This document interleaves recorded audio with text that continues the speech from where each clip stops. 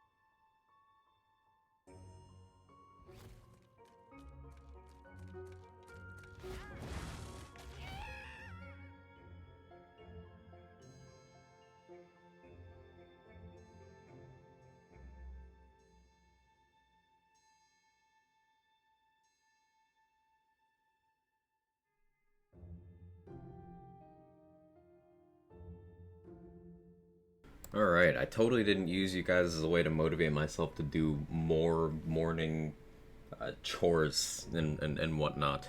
So, apologies for being slightly late. But how y'all doing? Good to see all you. Coralath, thank you so much for the 4 months and the Prime. I appreciate it. Thank you, thank you, thank you.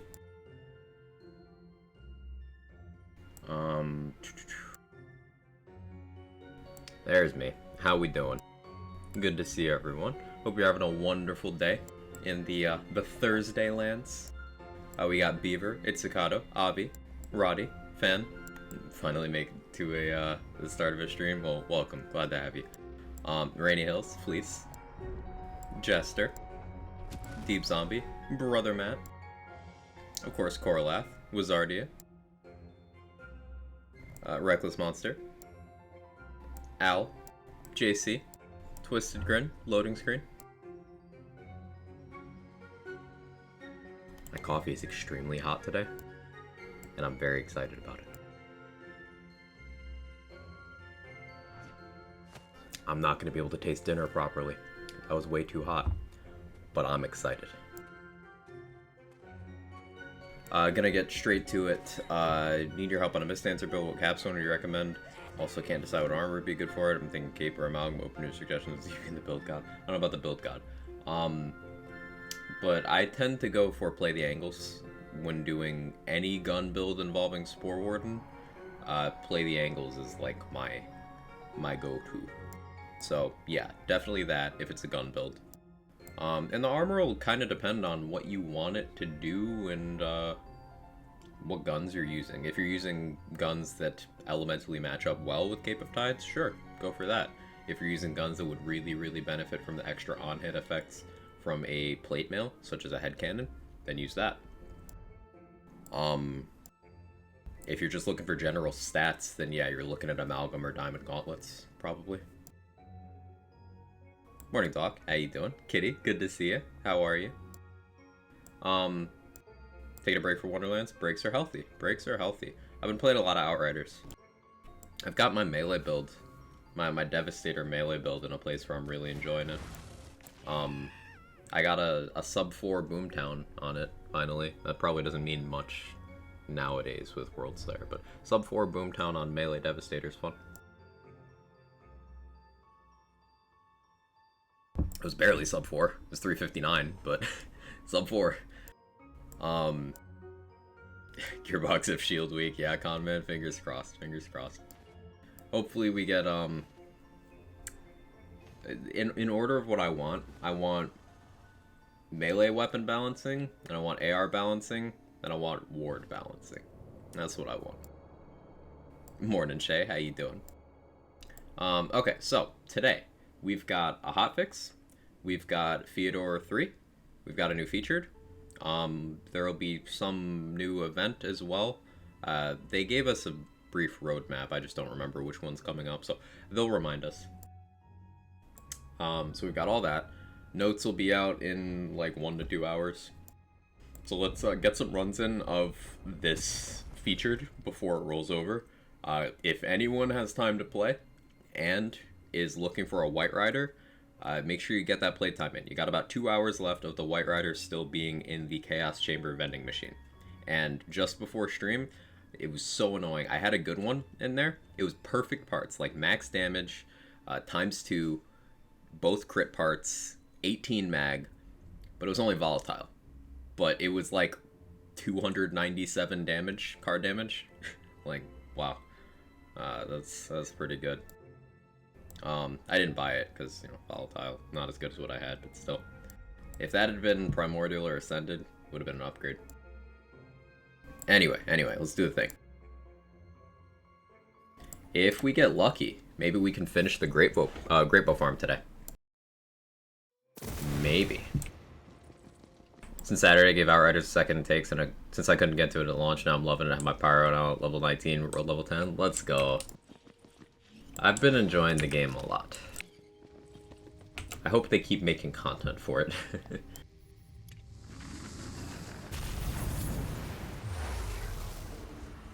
×2 Primordial, around 350 damage. Best one I got so far. I bought it. Yeah, that's pretty good. How's the crit parts on it, Reckless? Did it get any?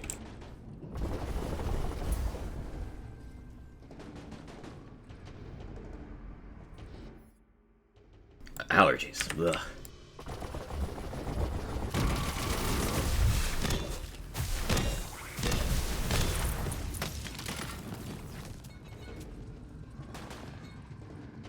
Saw Primordial White Rider in the machine yesterday. It was 441 with 18 mag and crit powers only ×1. Yeah, getting all the pieces together for a perfect White Rider is so ridiculously specific. It's crazy. But the gun is so good that even just a decent roll is still good. Basically, as long as you hit one of the important points, like is ×2, or has both crit parts, or has a good mag, then like it's good enough, you know?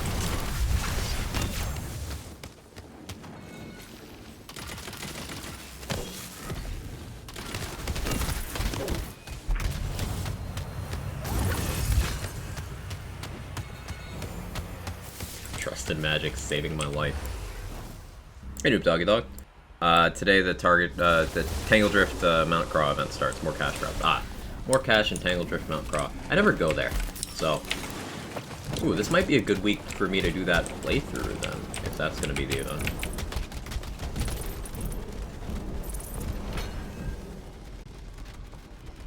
Ooh.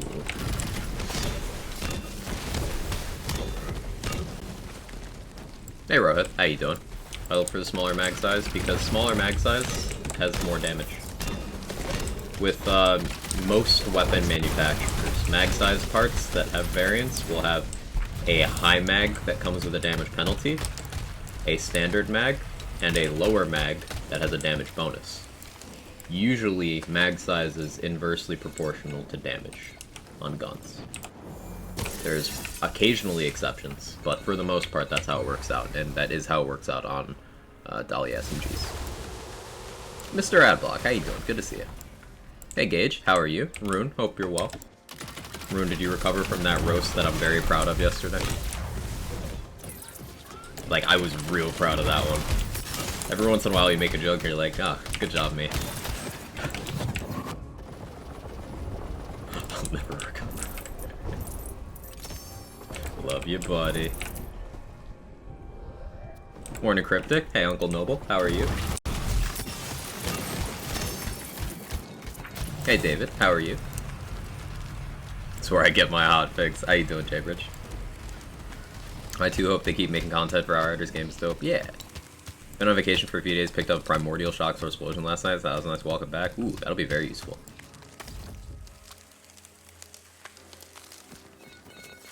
The Curse of the Mage Staff, already in full swing. At least it wasn't ascended this time.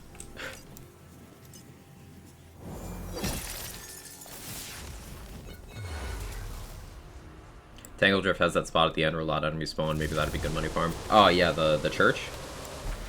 Yeah, maybe. If it applies to the ads during the Parasite fight, that might also be a decent one to hit.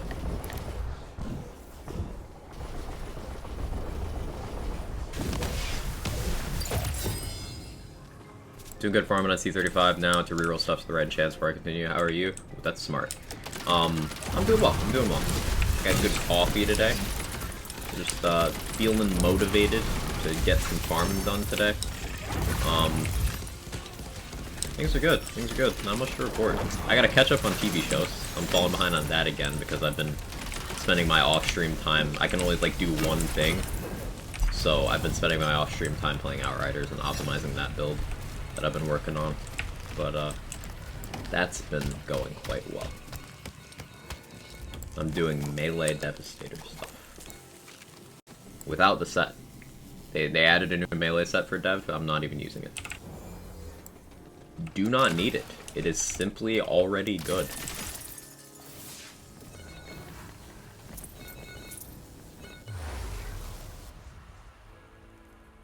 But good shout on farming on C35.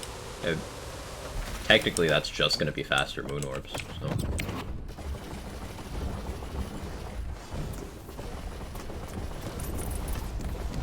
For most builds, anyway, if you've not already geared up. It sounds like you're in the gearing process, so wise choice.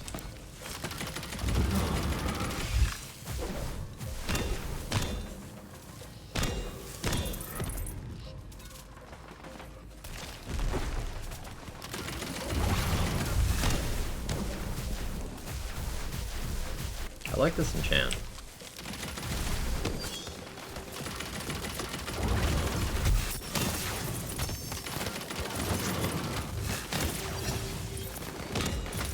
Hang on, that enchant would make a case for Feral Surge in this build. I feel weird about that.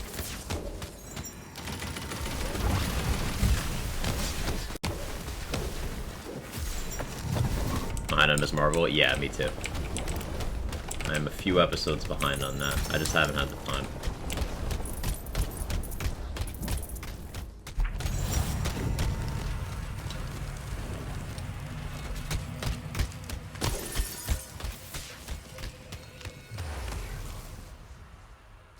Got to C35 with my chance being a mess. Really felt that in the Laster fight, so take the time now and reroll them. Definitely the right approach, in my opinion. Well done.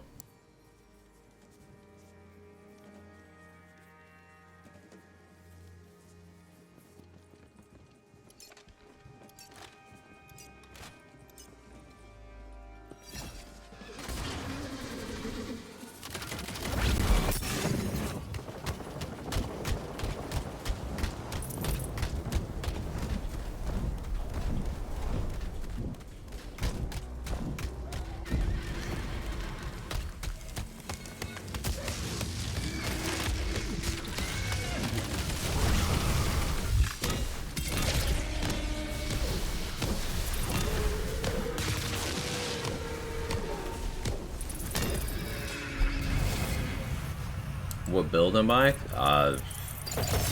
I'm playing a melee Frost Shiver. Just Berserker Stabbo. I swing Greatsword. Thing die. I'm doing a few other things to expedite that process, but it's a melee build. Honestly, Miss Marvel pleasantly surprised me. I had no big expectations for it. Didn't know anything about her, but I love the show. Yeah, I'm only like 2 or 3 episodes in. I think there's 5 out now, but I've quite enjoyed it. It's very stylistic, and the storytelling is like natural. That's the only way I could really describe it. Like, it just kind of feels like it's someone's life and things are happening.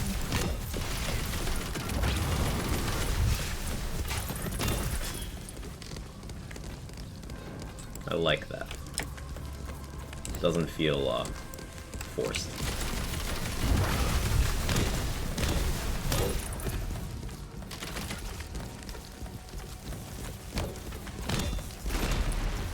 Ah, yes, the build.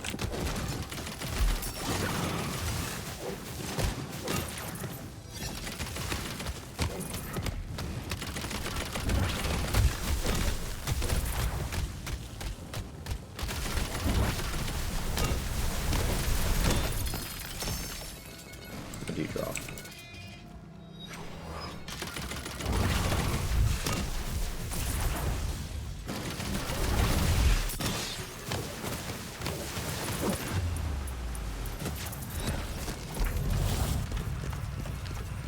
Oh, the vibe and energy of the main actress. Oh yeah, she's super talented. You have an ability crit chance on an armor. Does it mean play the angles and crit gets an increased chance? Everything in the game can crit fleece except for Blast Gas, Blast Chill, and Spore Fuse. Play the angles is ability damage, so it goes off of your ability crit chance, which with no investment is the base of 5%. But Stabbo Class Feed adds into that, and yes, ability crit chance on armor also increases that. If doing Mistdancer, you're going to spend a lot of time in From the Shadows anyway, so like play the angles will almost always be critting. It'll only ever be chance-based when you're not in your action skill, which is not going to be a majority of the time.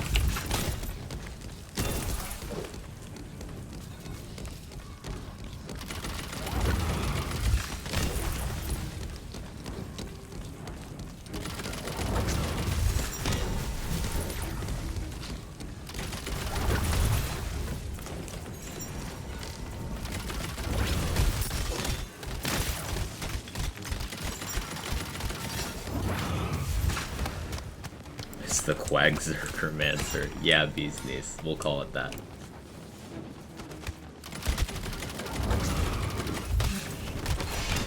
I mean, we've been calling this build Barbaro, but that's a bit harder to explain.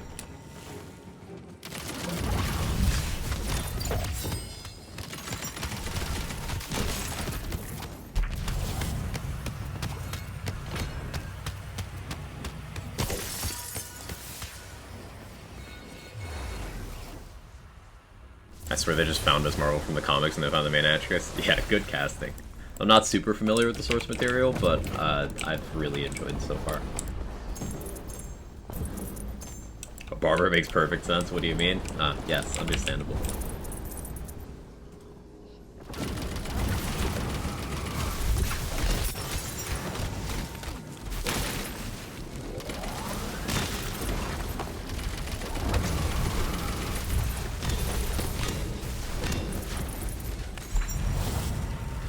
Someone's bumping the music. Since you're dev expert, I wouldn't say that, but what should I do to enter expeditions? Been a bit apprehensive in going with any of my characters. So the biggest thing with expeditions is survivability. It used to be a DPS check because there was a timer that limited your rewards and made it inefficient to do expeditions with builds that didn't have high DPS. But they changed that back in November, so now it's pretty much just a question of surviving. That's it. Now, it can still be comparatively inefficient to do an expedition on a character that doesn't have the damage, but all that matters is getting through. You're not on an enforced time limit. So, with Devastator, the most easy way of survival is to take the heal on Bleed in the bottom tree, in the skill tree, for while you're learning. Either that, or you get the Pax point for shields on damage dealt. Those are like the two best ways of learning how to live on death.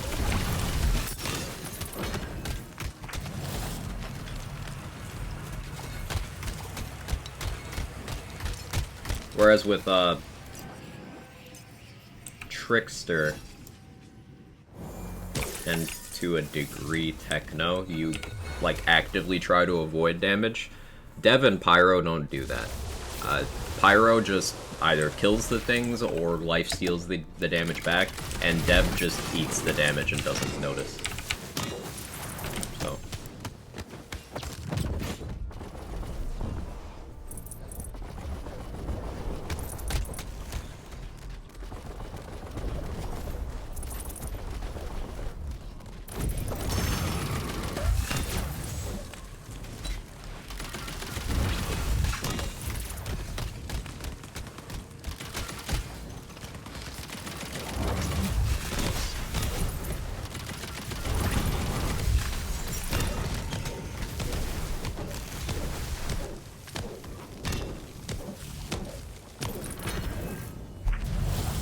Go to World Slayers, I don't get the Pax tree right. Right. So yeah, you just go for the bottom tree in your skill tree.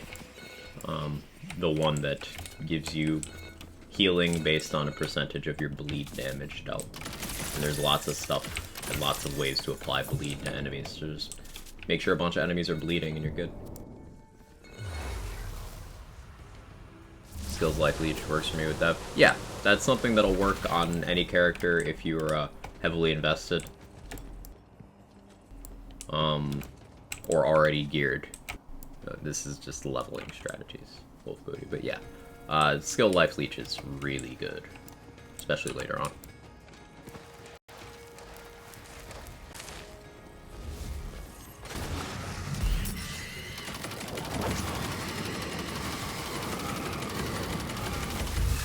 I don't know what hit me there, because I wasn't close to her. I kind of needed to not get hit yet.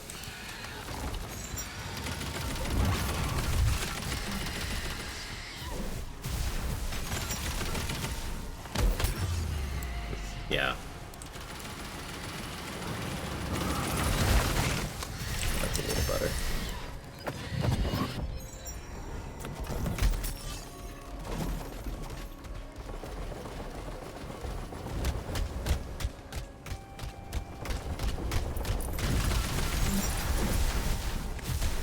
Hit me.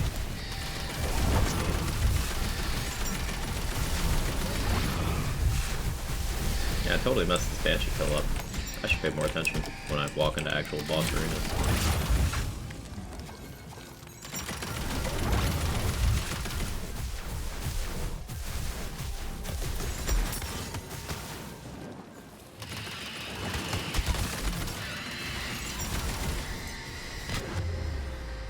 I wonder if I could just do this.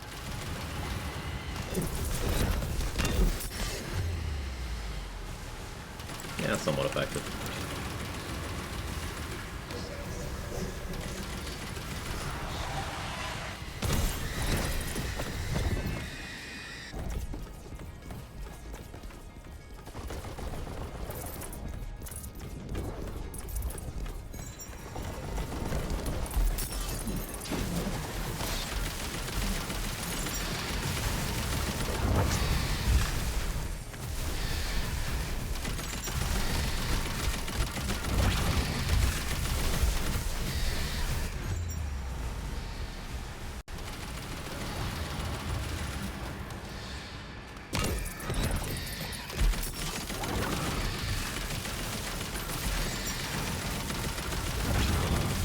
I'm trying to test the limits of how much I can afford to intentionally take damage for my armor, because it was scuffed already, so that's why you see me just getting hit by things that I logically shouldn't be.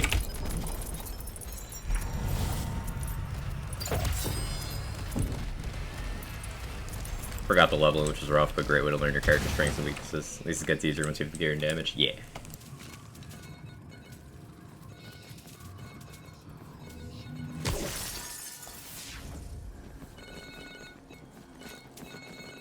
Scuffed. We'll call it the one. Got Amnesia to drop with point and blast, chill, and melee damage. How can I maximize that? Maybe Bad Egg for the move speed and melee damage it provides. Also, when melee weapon be good for Banshee or Goblin Pickaxe. Banshee and Goblin Pickaxe are both good melee weapons. Remember, good is not enough information. Depends on what you are doing and how you want to approach. I'm doing a melee build with an Amnesia right now, so it could be something like that. The point and blast chill is just like anything else. It's just damage, functionally.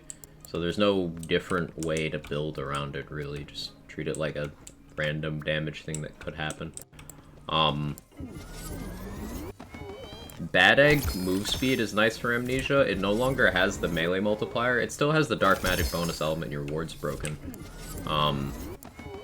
But at higher chaos levels, I think it just kind of loses to body rune for melee because of the amount of incoming damage.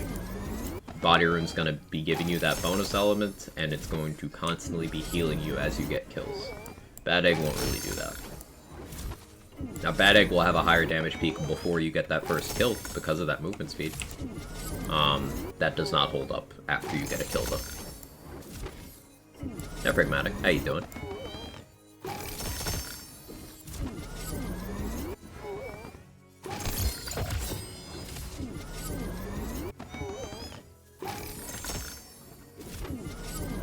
Pretty good yourself? Doing okay. Doing okay. Hoping we finish this great bow farm today. Also hoping for a good feature. Hopefully good hotfix, but, you know, I'm not expecting anything big.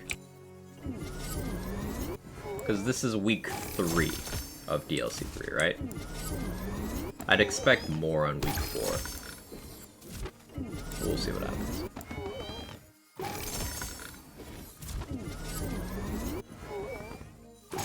So I used to dump in 2K into that thing, but I couldn't, I was confused. Oh, the community challenge? Yeah, Steve, we hit the goal a couple days ago. Well, some AR and Dark Magic love. Dark Magic bug fix would be nice, yeah. It'd be nice to effectively build around that healing for non-gun builds. Why do you collect Great Bows?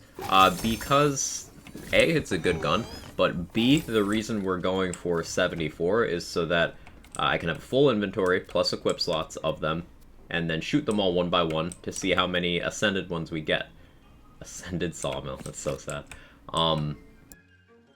Because when the Great Bow breaks after its first shot, the used Great Bow the game replaces it with is considered a different item by the game. And any item in the game can roll as a Chaos tier. So it checks Chaos tier again. So you have a chance to turn a non-chaotic Great Bow into an Ascended. And a used Great Bow is still one of the hardest hitting weapons per ammo consumed in the entire game. It's 2 ammo per shot for very high card damage with a very good crit formula. Rolls in every element. Has fast projectiles. It's just a good gun. So, I'm trying to get a full inventory to maximize my chances for getting a good one for use on gun builds. Give LeChance featured. Want to get a Swords Explosion? We had LeChance featured, I think, 2 weeks ago? 3 weeks ago? It was pretty recent. I think it might be a while before we get him again. Although, because this week was a featured with 2 bosses, that accelerates the timetable before we go back through again, right?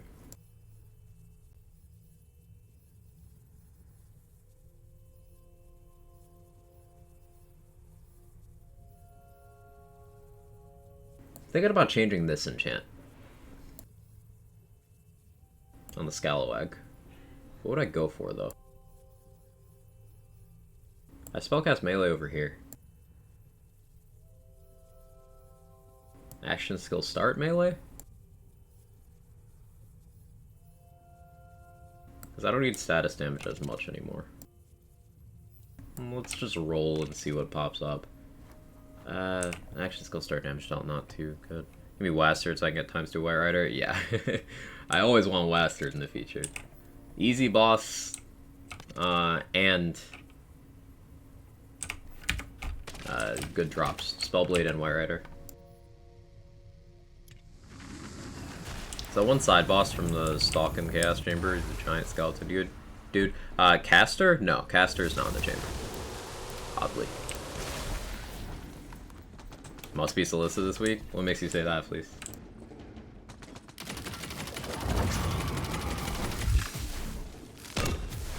Have we rotated through all the other ones recently?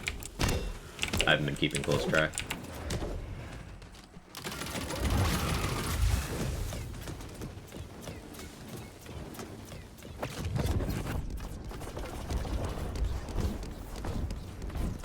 Haven't had her in ages? Yeah, that's fair.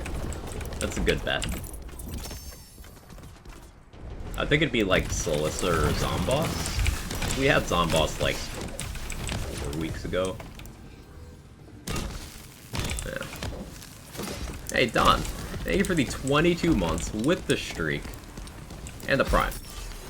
Thank you, thank you, thank you. It has been almost 2 years. Time's crazy. Thank you so much for the support. It means... Aw, sorry, Firefriend. It means the world. Parasite, maybe? We had Parasite with SMG week. Which, how long ago was SMG week?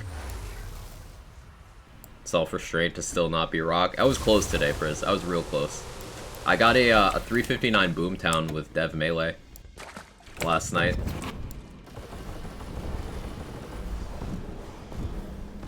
Hey, loves the smooch.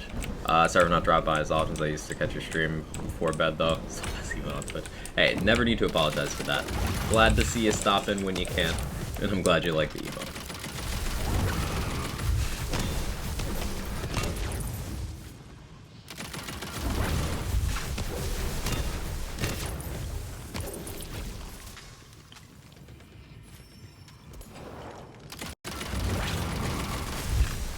Hey Pointy Toes, happy Hotfix day to you as well. How you doing? Forgot about Vorkanar. Oh, I forgot about Vorkanar too. It's been a minute since we have featured Vorkanar, right? Or did I just not pay attention when Vorkanar was in the featured? When's the last time we had that? Huh.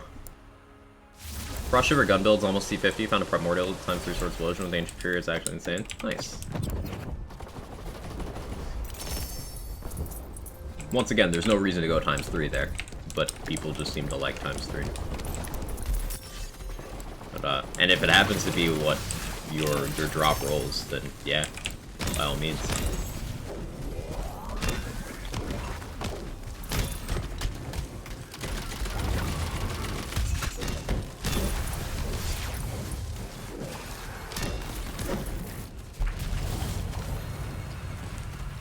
I don't really want him as featured though, works or not for me. He's easy. Yeah, that's a big thing. Vorkanar is a boss that's accessible to a lot of builds. You have full uptime against Vorkanar. He also drops an armor piece that people care about. Which one is it? Is it Paradigm? Does Vorkanar drop that? I always forget. I never dedicated farm because I'm sick of that gameplay loop. Never liked it. But, yeah, Vorkanar has, like, decent drops and is accessible. In my power roll, it took a while to settle on stuff that works. Nice. I want to level Techno, but I don't know if I can devote the time to multiple characters and Outriders right now. Because I'm just under Apocalypse 30 on my death, and that's the one I've been going hard on. Like, it's still going to take a long time to get to 40. And I just don't know if I want to do that grind again on another character so soon.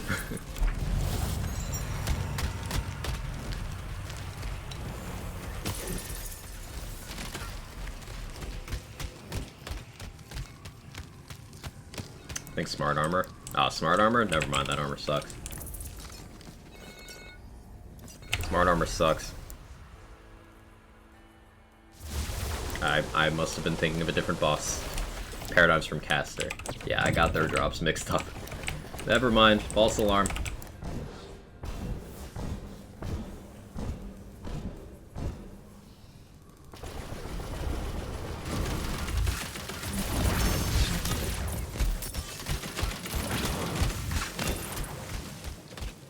Manual transmission, transistor, smart armor, blue lemon, very meh. I want a manual transmission, so I suppose I'm not being very objective there. But I do want one for testing purposes. And transistor is a meme thing that I want. I want it for a meme.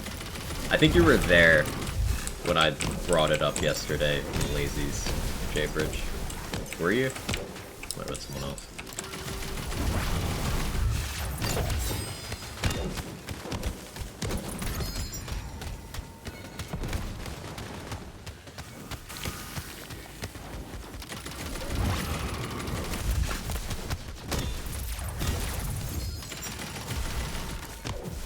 I left by then? Ah, yeah. Yeah, I want it for a meme.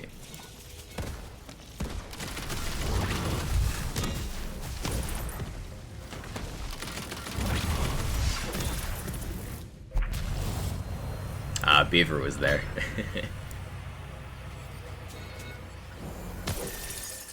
Difficulty 3 today. Yeah, difficulty 3 today.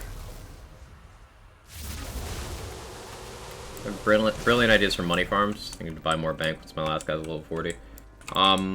Something to consider is supposedly the event we're getting today, based on the roadmap they gave us for mini events, is an increased money farm in Tangle Drift and Mount Croft.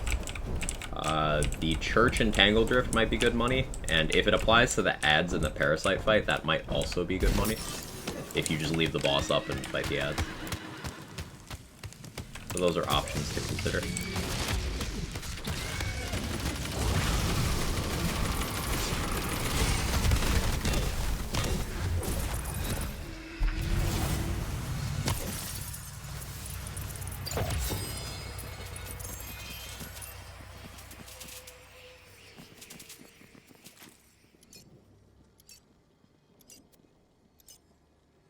.94 Consec Warrior Ancient. This is so good.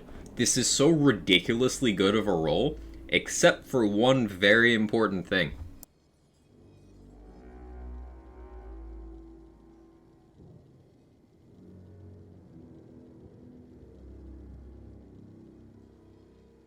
Sad. That is a literally perfect twin soul, but no chaos tier. Awkward.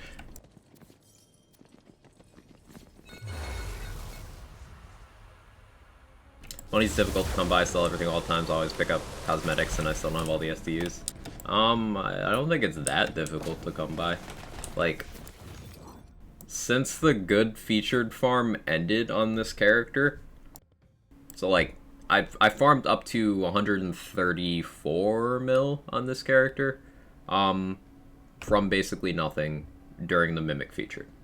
But since that's ended, just playing on this character casually without picking things up to sell, because I don't bother to do that since I never have inventory spaces, I've still made, you know, 27 mil.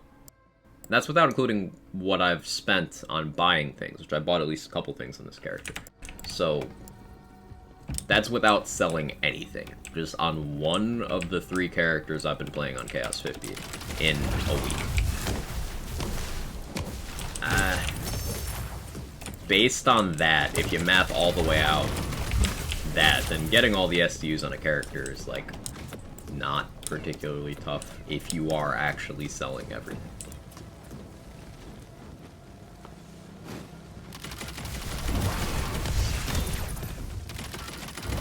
But, as I mentioned, we're getting a mini event today, based on that roadmap.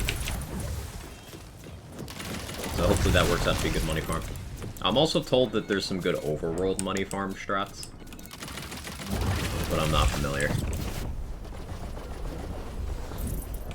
The Ancient work like Theurge? You're gonna have to expand on that. I have no idea what you mean by that.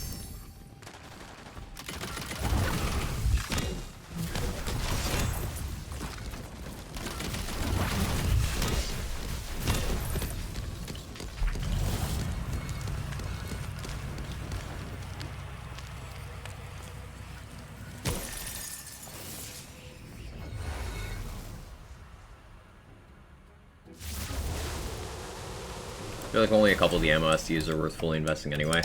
Yeah, most of my builds I don't bother with half of them. Like,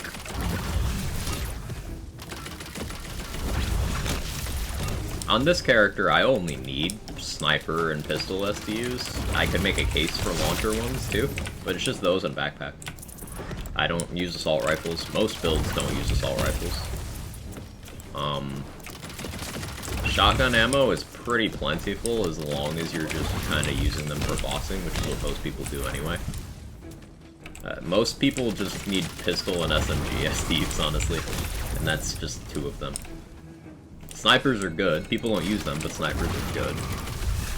But however, since people don't use them, they also don't need the SDUs, unless they decide to use them.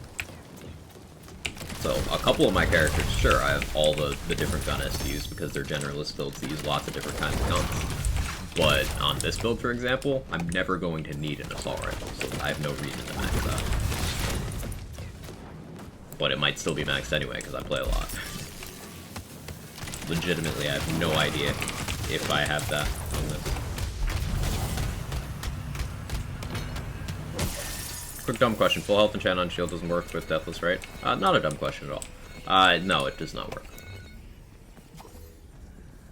It's a fair question because those reservation mechanics are sometimes inconsistent. Like, unarmored defense reserves, but it changes your max. But not for the purposes of mage armor and harbinger. Those still look at your original. Not a dumb question at all.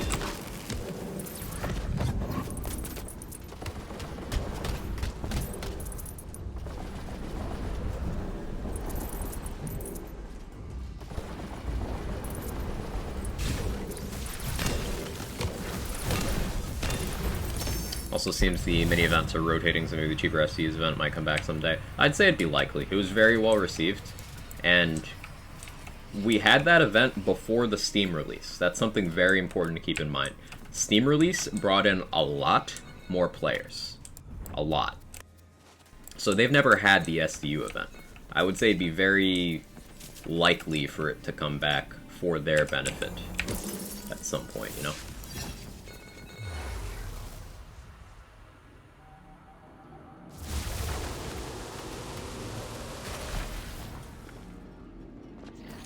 Seems to be doing quite well on Steam. Yeah, it was heavily wishlisted on Steam. And it's been selling pretty well. Which you love to see. You love to see. If there's still any holdouts here in the chat who have been thinking about getting the game, who might have been waiting for Steam, my affiliate link does also work with Steam. You can choose your platform, Steam or Epic, using the exclamation point Wonderlands. Hotfix say hi. Hey Pinky, how you doing? Hype indeed. I'm hoping for a good feature. That's always my biggest priority on Hotfix Day. Like, I've got a few things I'd like balance-wise, but for the most part, I'm just like, give me a good feature. Tired, got home from work. Ooh, hope it was a productive but not stressful day. Or completely unproductive. I don't know. Depends on your vibe.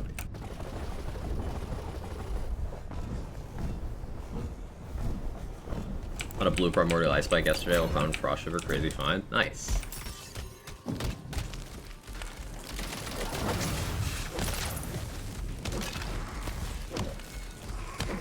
Forgot to do the late Dragon Lord statue kill. Just a pro tip if you're maximizing crystal gain on a run, don't kill the Dragon Lord statue first. Kill it last, or close to last, because it gives enough room completion that it'll deny you kills of a bunch of enemies. So if you're like killing the enemies for their crystals and then finish with the Dragon Lord statue, that's more crystals by a pretty wide margin.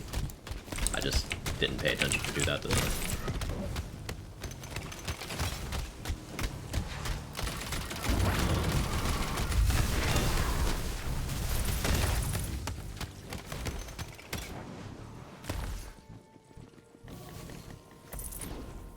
Hey son, how you doing?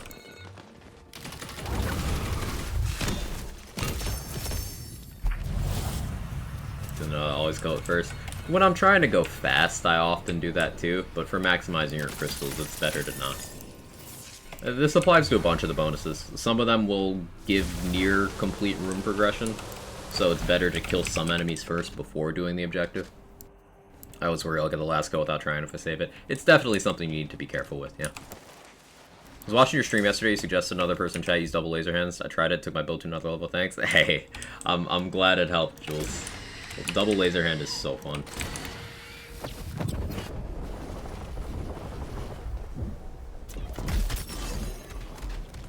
Whew. Sorry, Banshee? I'm so sorry. Yikes. That was a bit aggressive.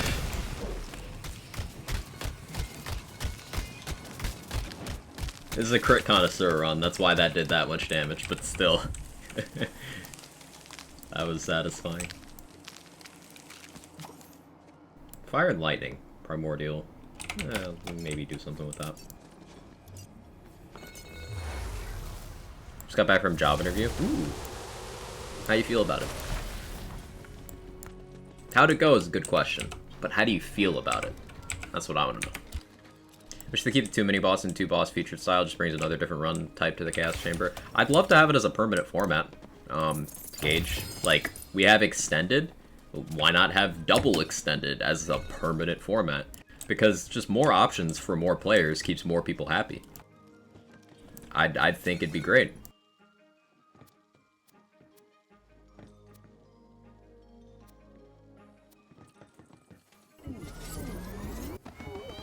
Chaos Chamber formats I'd like to see.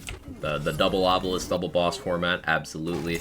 I'd like to see an obelisk only format. I'd like to see a no boss format where it's just mobbing rooms. You can make that one, I don't know, like super long.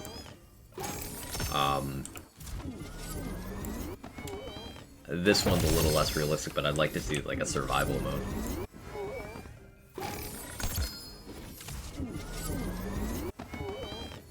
Less complaining when the Wonderland's Discord trolls feature runs. That shit still impresses me. Like, there were legit people coming in, complaining about the featured, and then when told that it was community vote based, they still got mad as if people hadn't voted for that. Like there was one person who I was like, okay, well, you vote in the next one, and you can stop it from happening. And they're like, no, I just don't want them to do it again. They shouldn't do voting at all. Like, alright, you shouldn't speak at all. And that puts us at an impasse. I voted Mimics. I didn't vote for any of the enemies. I probably should have, but I just voted for Drill. That's all I voted for. And it won. Because the weighting is activity-based. So LeChance had the most people voting for it, but the most active people voted Drill. So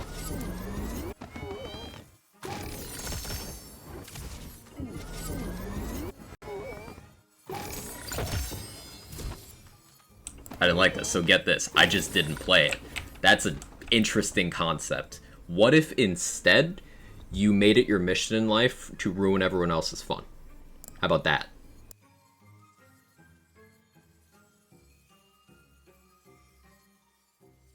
Hey, Mr. I'm So Smart.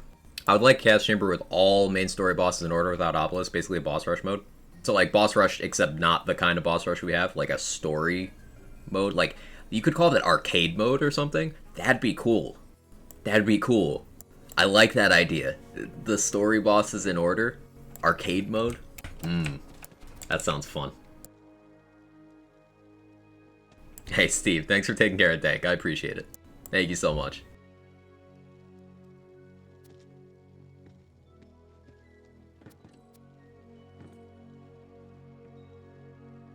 Primordial Skeep. It's the mid-roll. Not max crit, not max damage. Still good. But I already have Primordial Skeep. She's on fire. There you go, Quack. Crabs, screw crabs. See, that's the reason I voted for Drill. If you just avoid a troublesome enemy without learning how to fight it, it will never become any easier for you. Exposure to the boss helps you overcome that.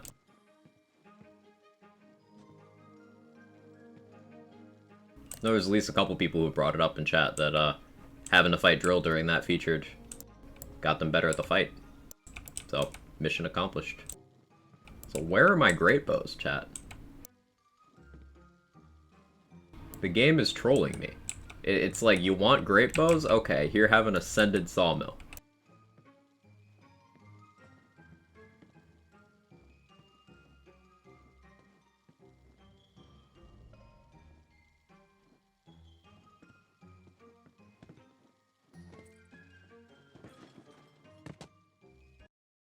I don't catch a lot of crap for this, hear me out. Next time have the floating enemies because they die and have all those little ones pop out and you get crystals from them all.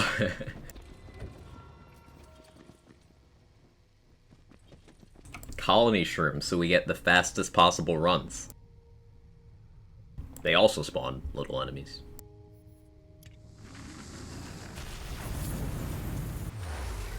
Would be nice to have an in-game link to the vote, no idea is even happening. In-game reference to ongoing events is something that I think would be really good.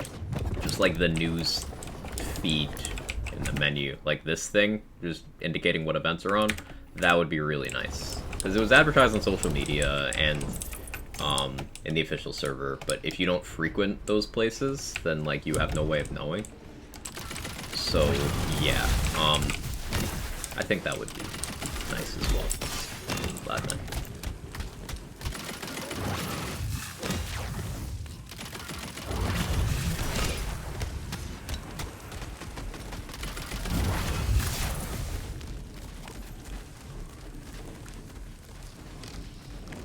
Okay, so here's an idea. Do your own run, select enemy types in your run, 2 checkboxes next to each enemy type. You can... I love the concept, Stump, but remember, Wonderland's UI, so no. But conceptually, I'm on board. Honestly, Drill's my favorite Wonderlands boss. When I first fought him, it was like, phew, that was tough. Next thing he came again, I was like, fuck yeah, that's awesome. Drill's cool, yeah.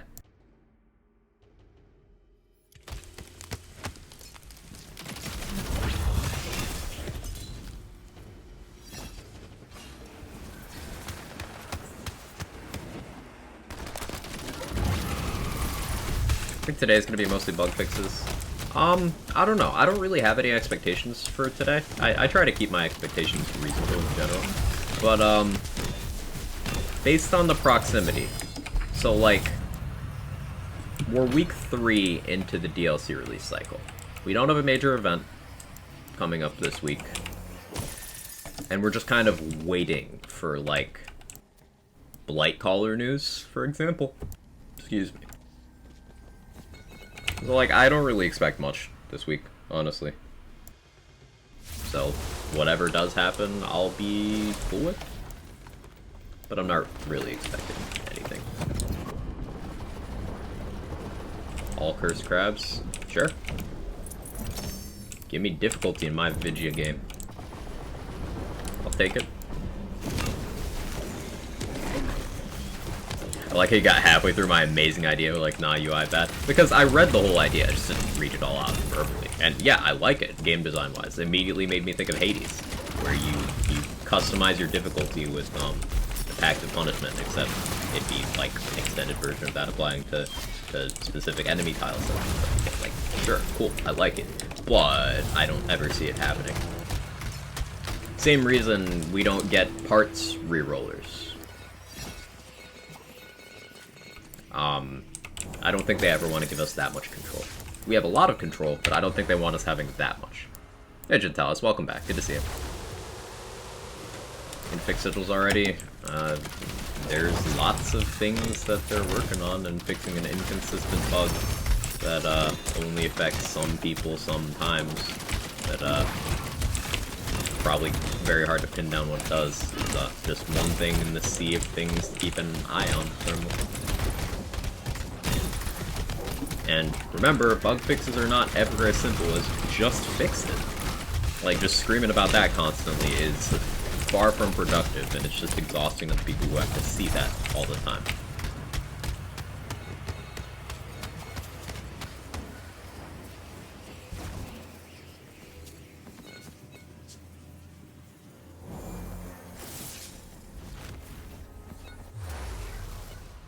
All Evil Eye Crab Bullet Hell Run, let's go. Yeah. Type fix bug.exe, easy. So everything in the game boosts status damage, you know, Caustic, Potent Poison, Wisdom, Amulet status damage, and 2 status enchants. Not sure if I missed something that's for Formula Doc. Miasmic Mail.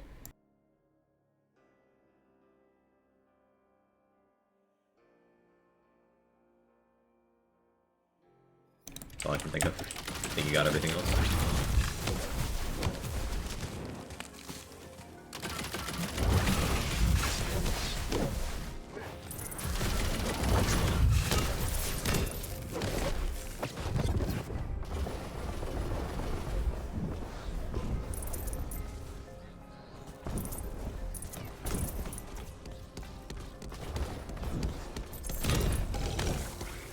Playing Outriders, just hit H to try to pick up drops. Yup. I've been doing that too. I feel you there, Jester. Think we'll get anything about the Chaos Tiers, like a way to bump it up on an item? Nah, I don't think that'll ever happen. Same reason we've never gotten ways of, at least not direct ways of bumping up item levels. There's one exception to this. The Great Bow. Yes, Kevin, hi. He's been meowing at my door, like, incessantly for the last day. He doesn't want anything either. Like, I'll go follow him around, like, open the door and stuff. He doesn't want anything, he's just meowing. Just vocal. Pet me? He's not in petting range. Evan. Come here.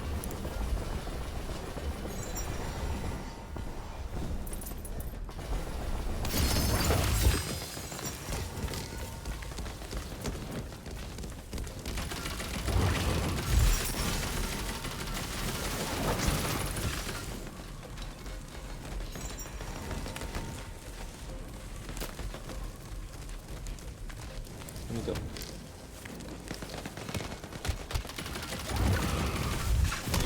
Gotta go. No. I don't think he likes that sound, actually. And cats know their names.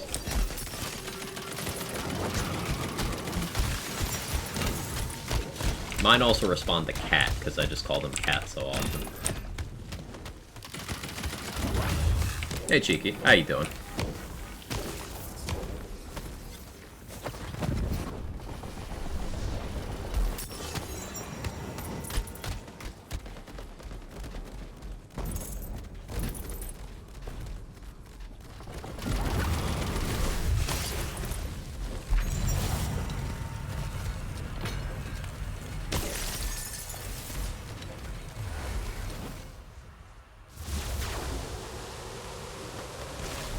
Conducting experiments, that's fair.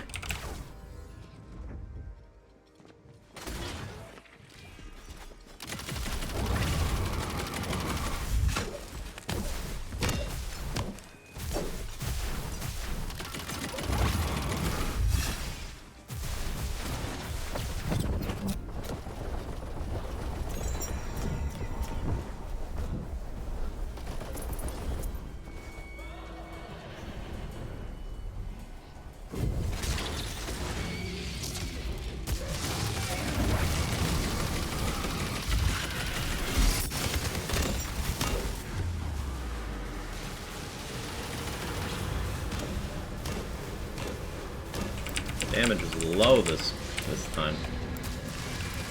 So awkward. A good day off work, just woke up from a 10-hour sleep, glorious. Nice. 10-hour sleep definitely hits different. Do I remember how to parkour this? Kind of. So fun fact, you can get up here during the fight, where I am, and most of the attacks can't hit you anymore, but there's a couple that still can.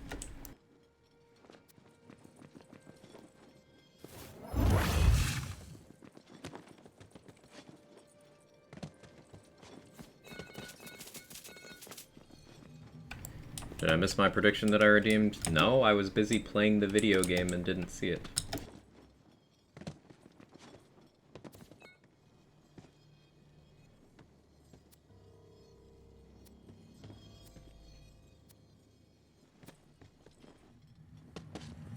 Also, I'm doing featured runs. I don't know what you want me to predict.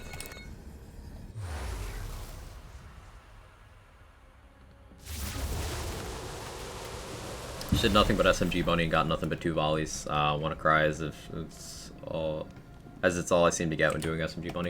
Volley's not a bad gun. It's not super like attractive compared to other options, but it's definitely not bad. It's got like good ingredients.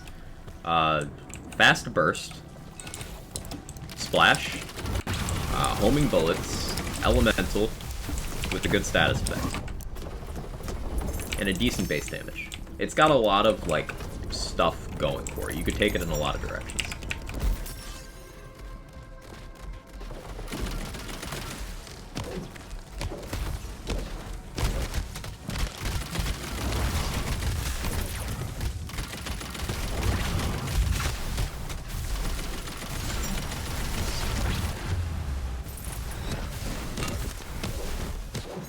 Not that it's a bad gun, sorry, I have plenty of them, like some other SMGs instead.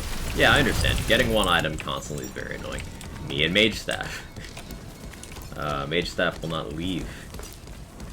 Like, is the Obelisk boss, Dreadlord, just supposed to be a meme? In his quest, you go through stuff, finally summon him, he just kind of falls over one shot, and he's equally weak as the Obelisk. Mini-bosses are often like that, which is what amuses me when people start calling certain ones mini-bosses. Like, that's just a badass with a name. It's, like, not different. It's just a badass, that's all.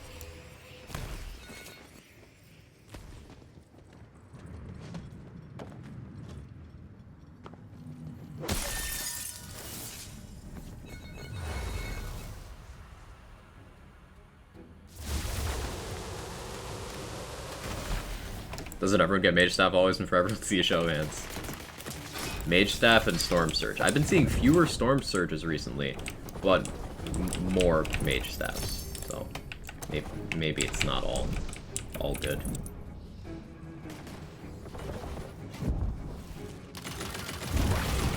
Do you have a link to this build in your equipment? No, but I can go over the spec for you in the loot room after this run if you remind me when I'm in there. You can make a highlight as needed, make a clip as needed, rather.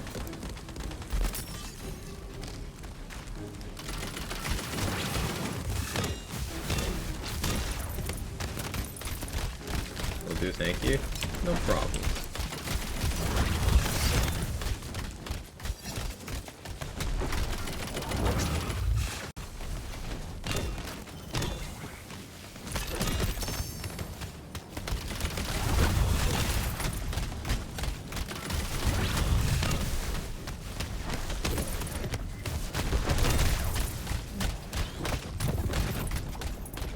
I didn't mean to pop from the shadows there, but like, okay.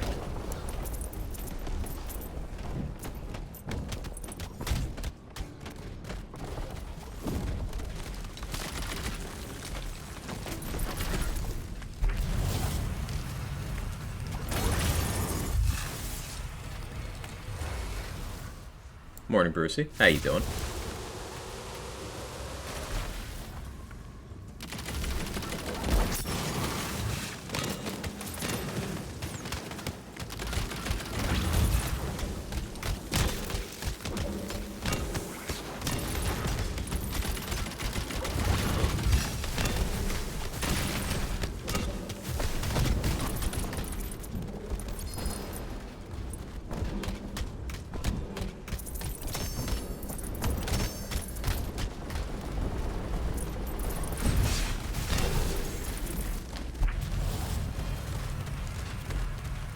Primordial Diamond Gauntlets.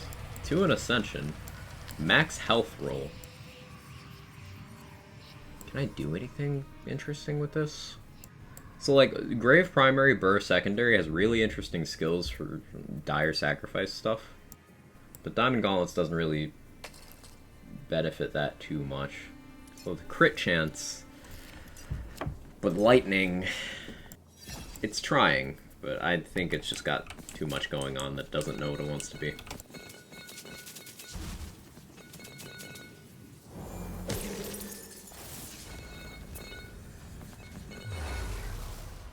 How does the urge work with repeating or channel cast spells? Just works on the start. So you would have to stop and start to get the urge triggered. Dire Sacrifice count as standing still because you kind of do a little jump. Yeah, you're standing still. Just like you're standing still with Dreadwind.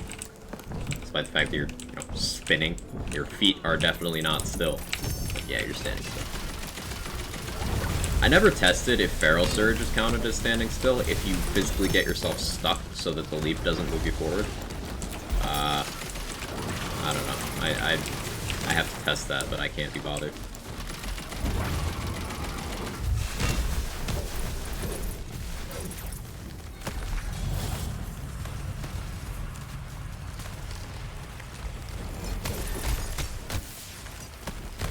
What rooms did I take last run to get Crit Connoisseur?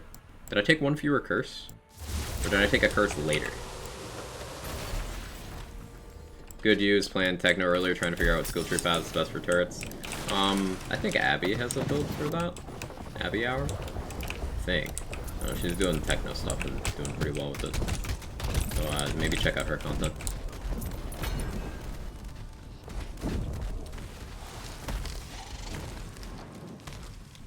Feral Surge counts as standing still for Magma Breach, never tests for Diamond Gauntlets. I would assume if it works for one, it works for the other, but again, assumption in a lands game would be like...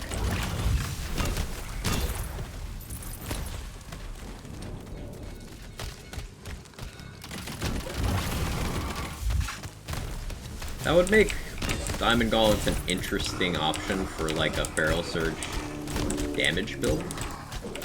Feral Surge, Storm Smite, Protagonizer, Diamond Gauntlets. Could maybe be decent.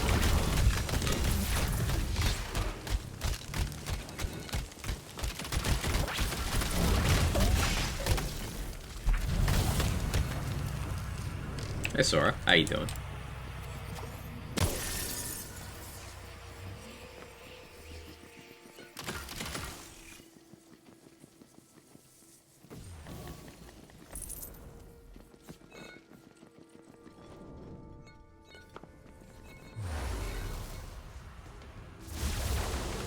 Kinda glad Eros Wyvern isn't in Chamber. Hardest mini boss fought in my playthroughs.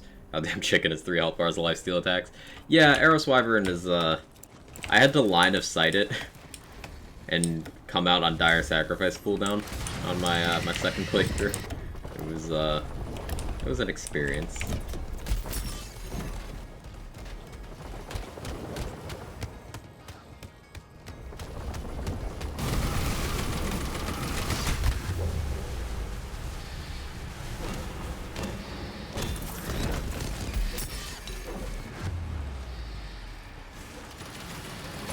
Quite go as intended.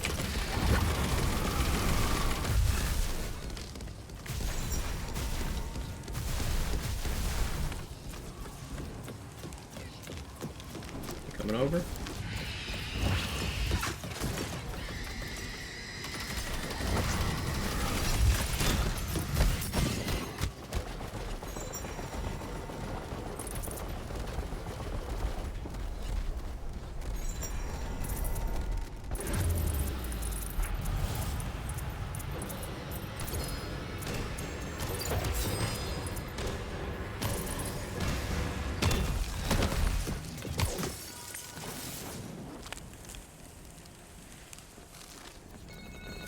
Primordial Banshee with Ancient. That's a good roll. 2295 for a Primordial. That's really good. I'll take it. I'll take it.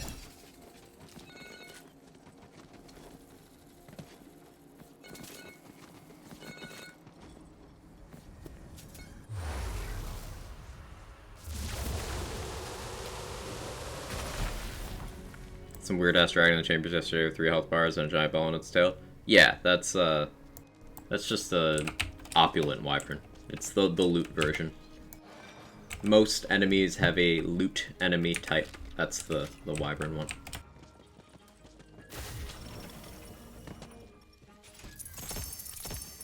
You do a few more runs before Banshee goes away? Yeah, that's what I'm trying to squeeze in today. Ascended Rebuking Sigil. Cute.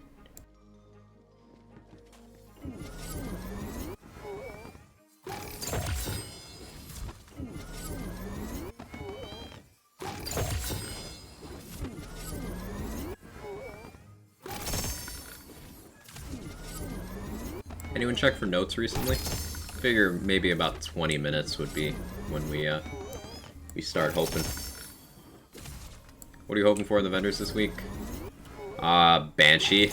Ooh, imagine if Banshee was in the vendor. Ooh. That would be saucy.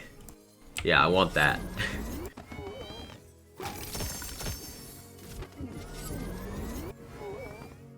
Yeah, I would want that. I'd start doing speed runs of boss runs just to get to the loot room as fast as possible for more attempts at it. Stabmatics been great dealing with loot enemies? Yeah. I've been playing a lot of melee builds, so they haven't been particularly problematic for me either.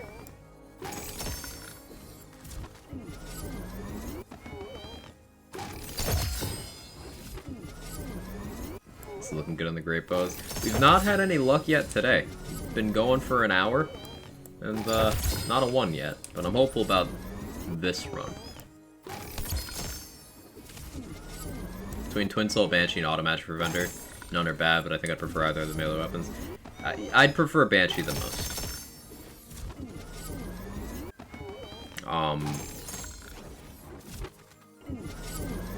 Yeah. But Automagic would be my least preferred of the 3 for the vendor. Hey Amber, how you doing? Any specific hopes for today's hotfix? None in particular. I don't really have high expectations, considering, we're in kind of a transitory period, I suppose. Like, major update was a few weeks ago, but not that long ago, and next week is Form 4 of the boss. I'd expect more to happen next week than this week. Would just be a guess.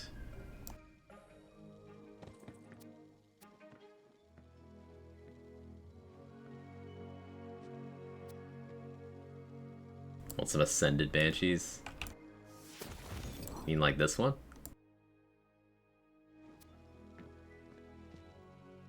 That was toxic. Great bow. Let's go. Oh, my inventory's full. Well, I guess I don't need that twister that bad anyway.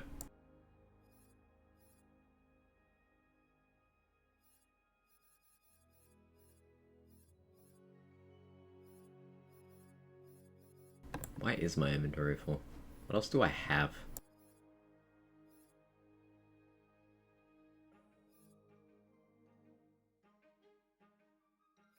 I don't really need that.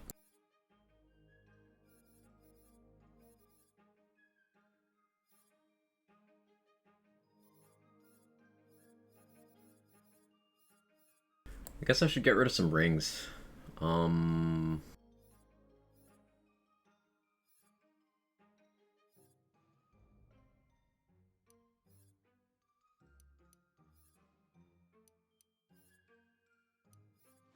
Those can go. I liked iced coffee. Iced coffee's good.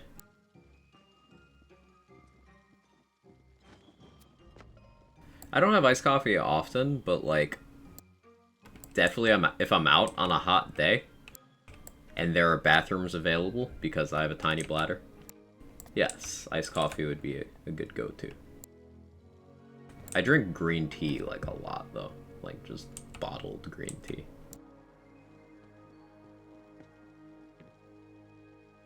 I swear I saw a great bow in here. Swear I saw one. I could smell it. Ah, there you are.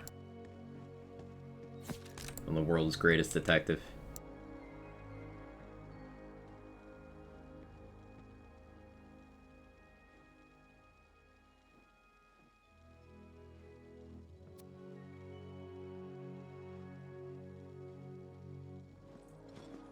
That's 2.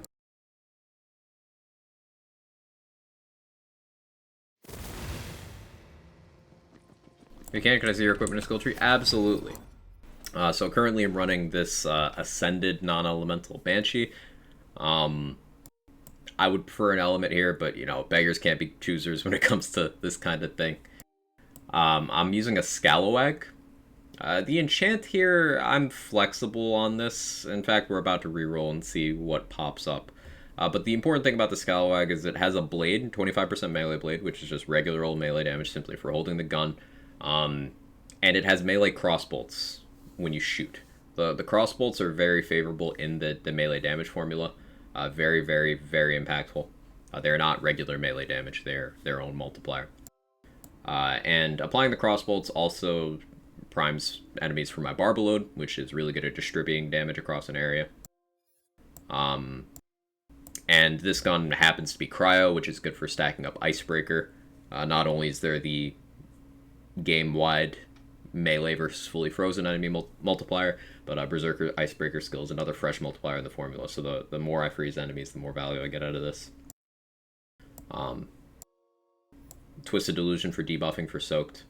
Occasionally I use a Con against more distant enemies while I'm in From the Shadows for Executioner's Blade purposes, because this applies good crossbolts. Hey CZ, how you doing? Sword Explosion that I use strictly for when I do Yellow Raid Boss. Melee Ring happens to have spell radius, which marginally helps inflammation. Another melee ring with action skill duration for From the Shadows. Body Rune, because damage and healing, and good tank with unarmored defense. Amnesia, because we're going to be in range taking a lot of damage from enemies, so this just gives us a lot of damage. Barbalode, as I mentioned. Inflammation is good because it triggers Executioner's Blade on the status effect ticks and on the base application as well. And 6 charges, 6-second cooldown per charge. I always have a spell available. Even if it's only 1 charge, I usually have 1 available, which means I get full uptime on spellcast and chance, of which I'm running 2. Skills-wise, From the Shadows, Stabbo down to Executioner's Blade. The tough thing with speccing Stabbo is you have to spend low value points at 2 different places. So you take the 8 points in Haste, Potent Poisons in Tier 1, because those are all good skills. Then you take Exploit Their Weakness in Tier 2, because that's also a good skill. That puts you 11 points deep to here. Then you can take Shadow Step, because it's good for melee. You can take Nimble Fingers, because we are shooting our gun enough that that's valuable. The fire rate helps us apply crossbolts faster. And that puts us to this tier where we take Contagion because it's good, we take Elusive because it's good, but then we need 1 more point to progress down to Alchemical Agent. That's where this follow-up point comes in. Follow-up only affects 1 swing every once in a while, so it's not very valuable, but it's better than the other 3 skills, which are very low value. And that puts us to this tier where we take Alchemical Agent. It's one of the best skills in the game. And to get down to Executioner's Blade, you have to spend more low-value points. Out of the things remaining, which would be either further investment in follow-up, investment in arsenal, investment in swift death, investment in sneak attack, 1,000 cuts is the least bad. It's not particularly good, it's just the least bad.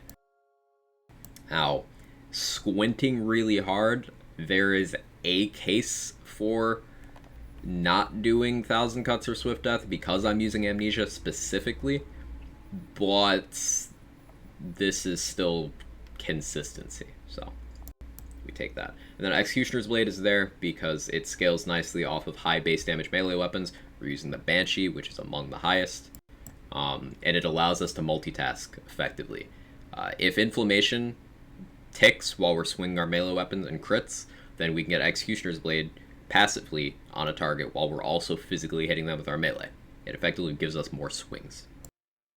Then Berserker Tree, Savagery for damage and enrage duration, Unyielding for tank, Icebreaker for damage, Old Ways for damage and tank, Cold Snap for frost efficiency, giving us better Icebreaker, movement speed being movement speed, and movement speed also gives us damage from Amnesia, Unarmored Defense for large effective tank, Blood Frenzy for minor heal and extra enrage duration, and Relentless Rage for quality of life.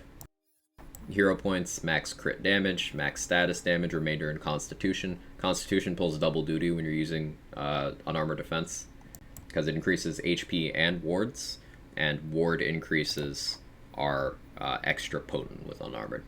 So you get a lot of health for Constitution. Hey, McBabe, thank you so much for the 8 months. I appreciate it. Thank you, thank you, thank you.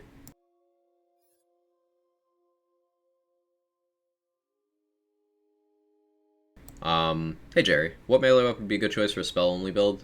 Also, should I go for 2 damage spells or 1 damage and 1 defensive? Largely preferential on both of those. Like, Spellblade is popular on spell-only builds because hitting an enemy with it gives you spell crit chance. So that's nice. Mage Staff can be made to work with heavy investment for a spell-only build. Greed Warden would give you some movement speed while your ward is full, so that could be nice. Goblin Pickaxe gives you movement speed and spell cooldown after stacking up the bonus a couple times. Also swings very fast. Twin Soul can give you the benefits of 2 hilt modifiers.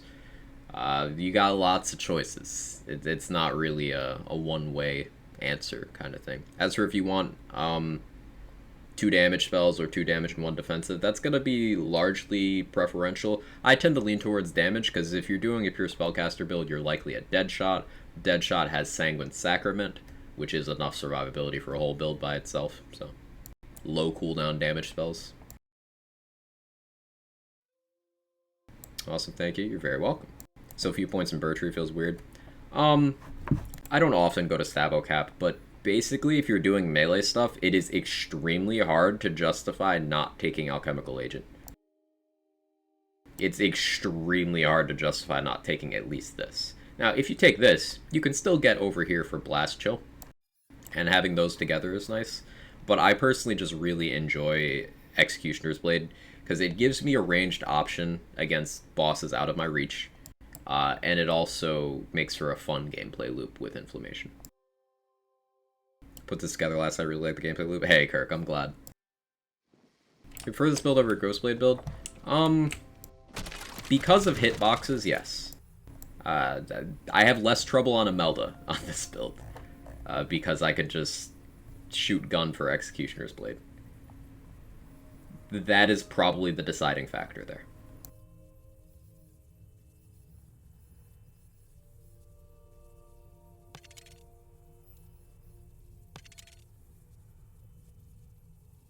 So, on paper, this enchant sounds good here, but I'm running an Amnesia, so I already have a lot in this damage category, so I'll pass on that.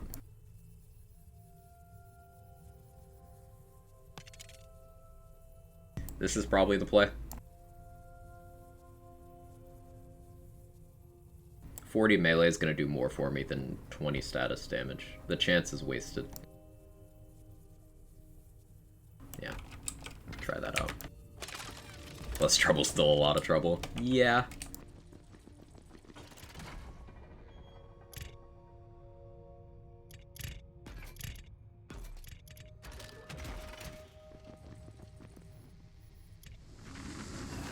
Now that some time has passed, what do you think about the Contagion nerf? Do you prefer to keep it the way it is, change it a different way? It's fine.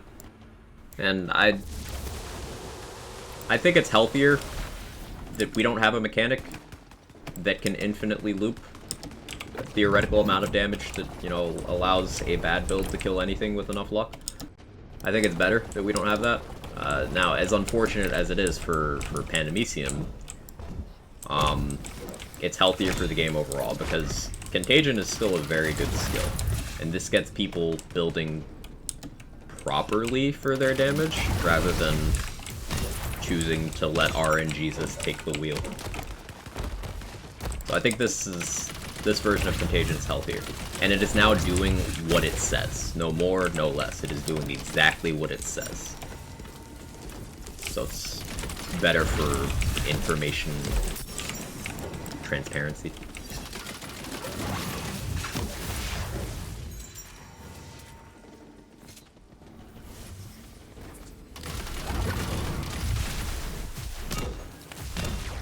Just don't get Imelda. Easy.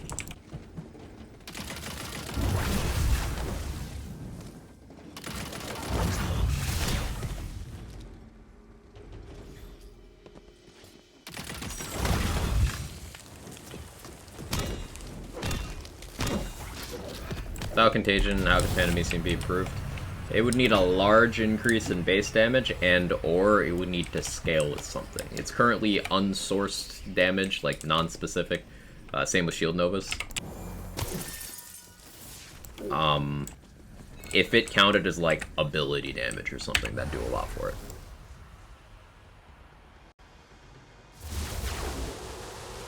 Notes are out. Got a confirmation for a second interview for New Better Drop. Let's go, Doc. Let's fucking go. Proud of you. Good stuff.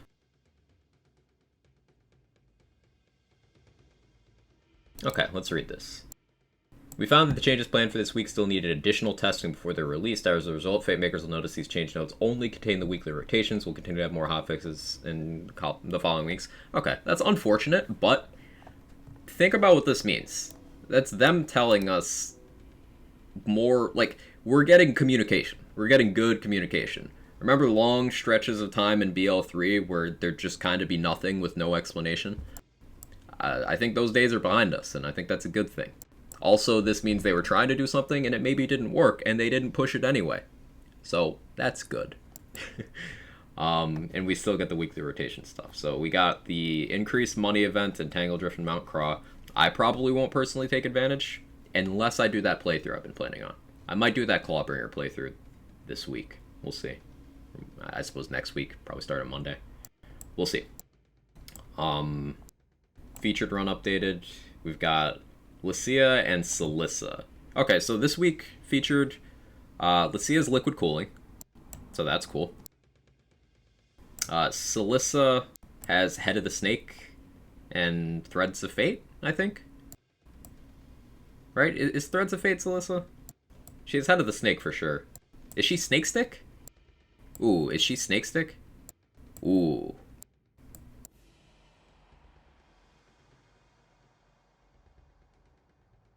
Hey Zank, thanks for sharing. Hey, thanks for watching.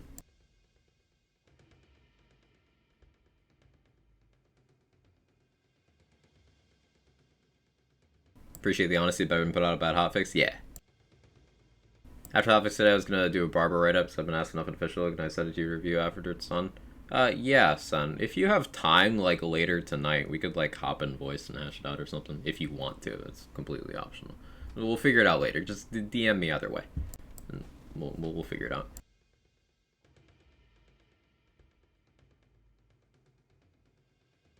Lycia's Liquid Cooling is out. Now that's Lycia. Lycia is Liquid Cooling, but it's in the run. The Obelisk boss will have Liquid Cooling, and Celissa will have the other stuff. Snake 6 only world drop. Well, still, Head of the Snake. It's not a super attractive armor, but it is an armor on a featured boss. So if you're looking for just raw stats on an armor, this is not a bad one to have. Lycia is the one with Threads of Fate. Okay. Okay. I do want to do some Threads of Fate stuff. I was testing it out, and Threads of Fate against a boss, if you just let it sit there and you have like full spellcaster build investment, it does a lot. Like, I tried it out on Drill. I popped 2 Threads of Fate on the ground, stepped into the bathwater to turn on my Selective Amnesia, and then just waited for, like, blast gasps and double knots to happen, and it melted. It's really fun. So I want to build around Threads of Fate more. So, looks like a good feature to farm. Does Lycia still drop the Ruby's Wrath? Ruby's Wrath is a rocket launcher from Borderlands 3, and she never sourced that item. If you mean Ruby's Spite, she never sourced that item either.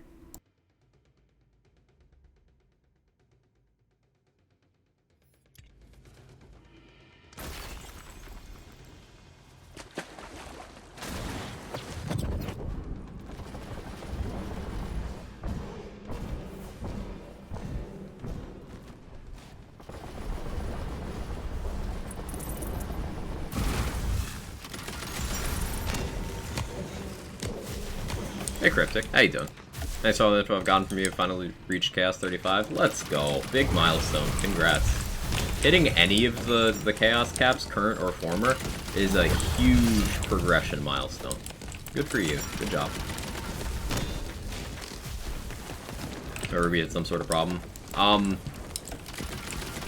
It's not really a problem in so far as that it's just weird. Like, Ruby's Spite, after a 30% nerf, is still one of the strongest guns in the game because the alt-fire mode gets a 2.8 or 2.9 times damage increase. And that might not seem crazy, but once you get that first kill, it also gets a fire rate increase and starts auto-aiming the whole map for you. Yeah, Ruby's doesn't have a problem other than that Ruby's is the problem.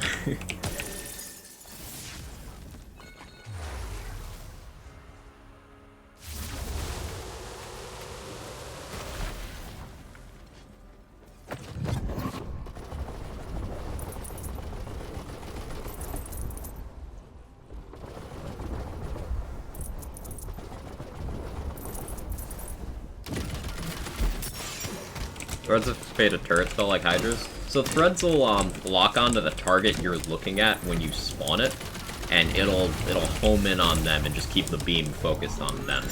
After that target dies, it just kind of stays looking in the direction that it was. It won't snap to another target, which is a little unfortunate, but it's pretty good. Very part dependent though, I've noticed. I happen to have an ascended one, but it has bad parts. I'd like a better one. You can get an extra projectile on it to have it have 4 tendrils instead of 3, which is a lot of extra hits. You can also get extra charges as per usual. I'm thinking running extra charges and sever the thread is the way with that. Like Ambi-Hex, sever the thread. Hey, thanks for the Prime as well, Cryptic. I appreciate it. Thank you so much.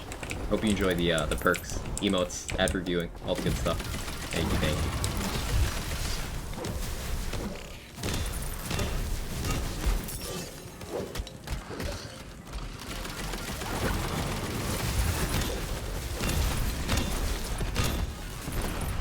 you. Using rubies to farm that Bloodroom and DLC period easy mode. The only reason I haven't done that is because I don't have, like, an auto-clicker set up. My trigger finger would die trying to do that. It would be awful.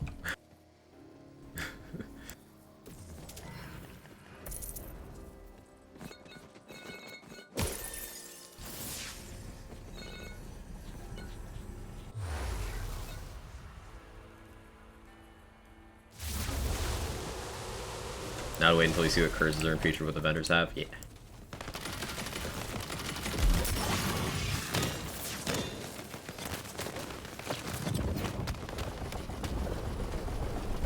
Tougher on PS5 with the haptic trigger things. Oh yeah, I forgot about those. Good shout. Didn't set one up, my figure was dead. Yeah. Because you still have to treat rubies as a semi-automatic, even when the effect is on. So you're just pulling the trigger a lot.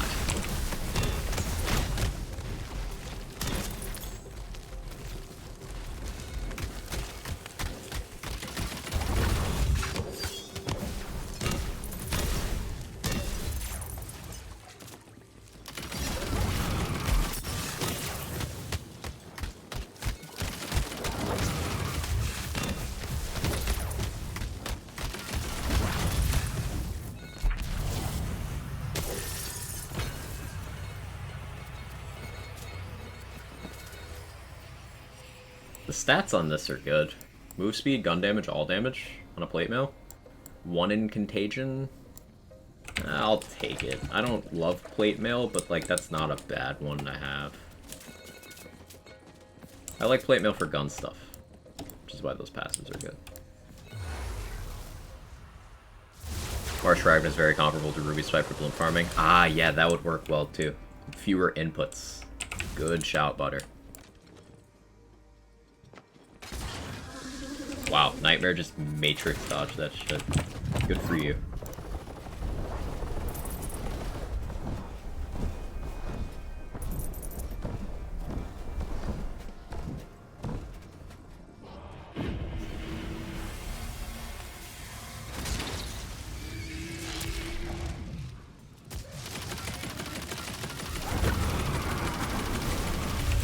hit.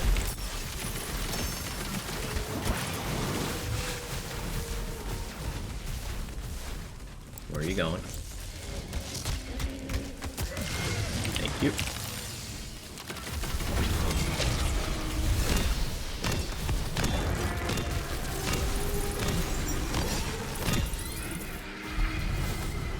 Ruby says no scope, hard to know which mode I'm in. Yeah, it'll be the second one when you first load it. When you, like, save quit and go into the game, it'll be on the primary mode.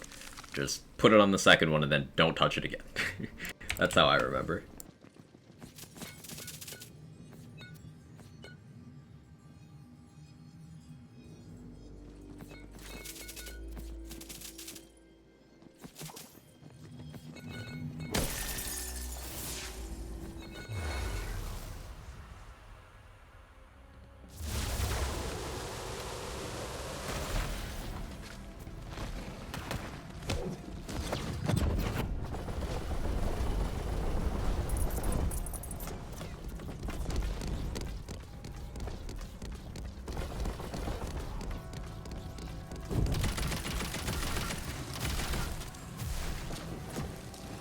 Morning party people, how you doing, Dex?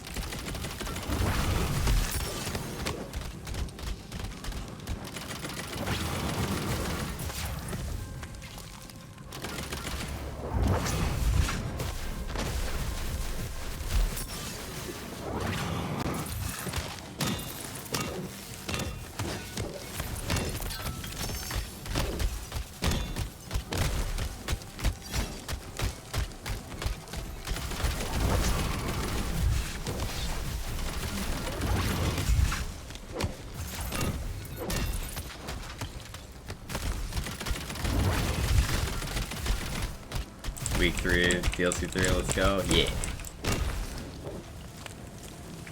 But how am I? Getting down by chart. Other than that, good. Doing good, doing good. Hopeful about the featured and stuff coming in. Lucia Salissa is a good pairing for farming a few things I'm after. I'm hopeful that we get Banshee and the Vendor, based on it being one of the drops this week. Solid chance we get Auto Magic or Twin Soul instead, but if it's Banshee, oof. Morning Tenor, how are you? My very first featured run, Nightmare dropped me a triple duration roll. Dark Magic Buffmeister also happened to be the very first Buffmeister I got. Cursed. Cursed. My first ever Buffmeister was in Mount Craw. Before the game came out, so I knew what was coming.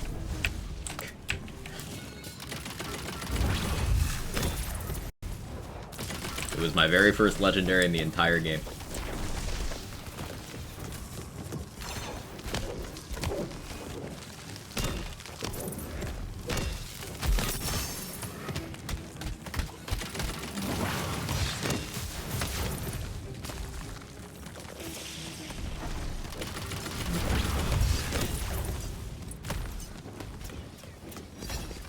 Buffmeister really came in with a Virgil theme song.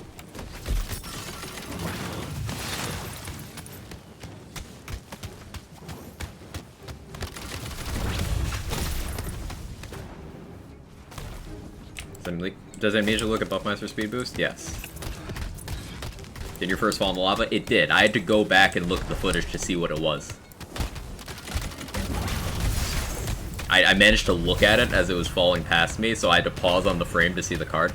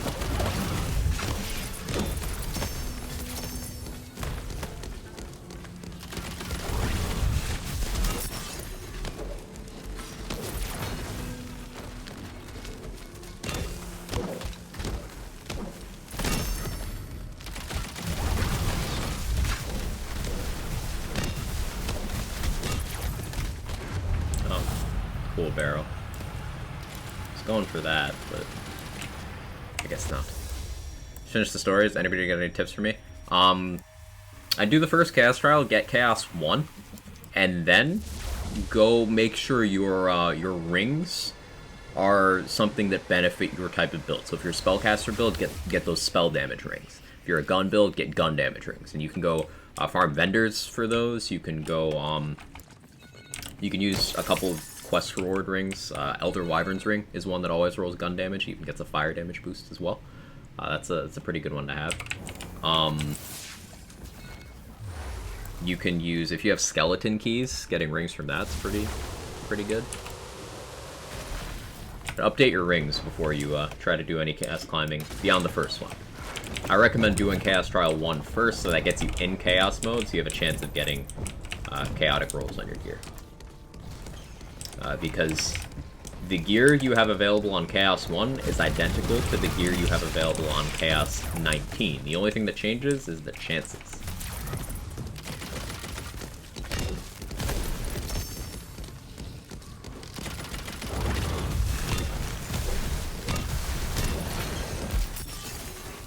And also, yeah, getting to level 40 will help you out a lot. If you haven't gotten all of your collectibles, like the shrines and the dice, the poetry pages, marbles, obelisks, all those things, completing each set of those collectibles gives you a stat bonus for that character, for combat stats. And you get a decent amount of XP going through all those things as well. So that can be beneficial.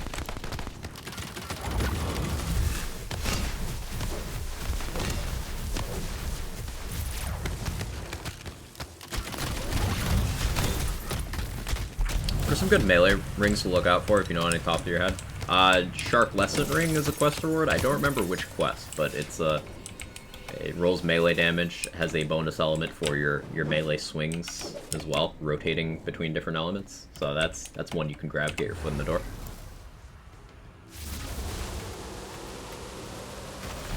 I think Rain of Arrow is a good idea in an archer theme build, using crossbolts and barbload for sure. Yeah, that could work well. Rain of Arrow is a good gun.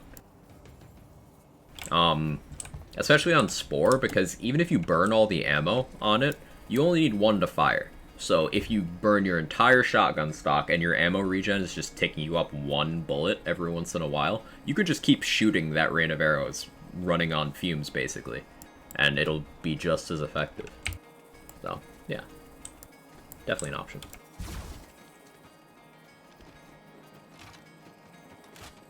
Speaking of Bury the Light, I've been listening to nothing except Metal Gear Rising and Devil May Cry 5 soundtracks for the last few weeks. Yo, me too, Butter. Me too. I have a playlist of Bury the Light remixes and mashups, and I'm okay with this.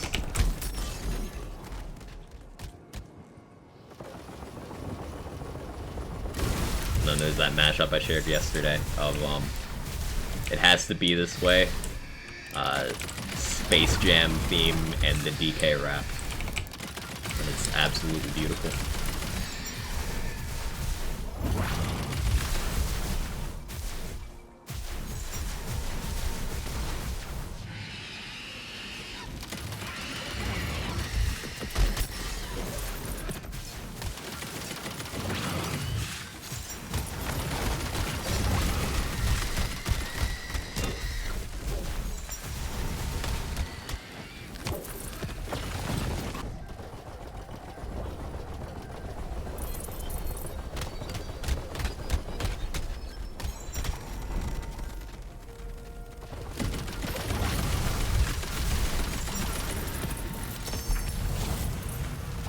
Does that ring gives you bonus stats to lower your ammo? That Rain of Arrows sounds nutty. Yeah. Shell casing. It actually did just recently get buffed a week or two ago. I think it was 2. Yeah, shell casing would be a good pair with that. But keep in mind with rings, you're still gonna just prioritize stats for any non-quest reward rings. Stats are just the most important thing.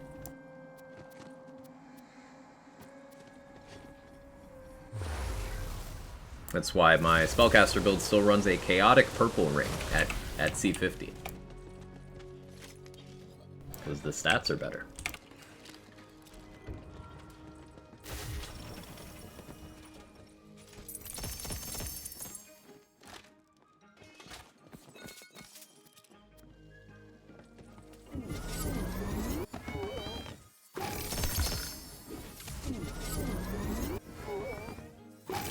Oh, side note, because I'm indecisive as fuck. So this Saturday, variety stream. You guys want Outriders or Devil May Cry 5? I haven't decided. Hey, Snow Swan, how you doing?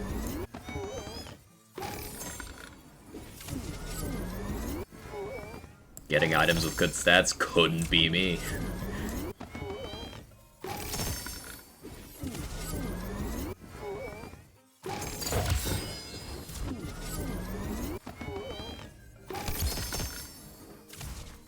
Yes.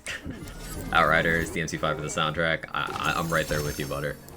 Outriders. I'm slightly leaning Outriders because I've been having so much fun with my dev build, and I do want to showcase that.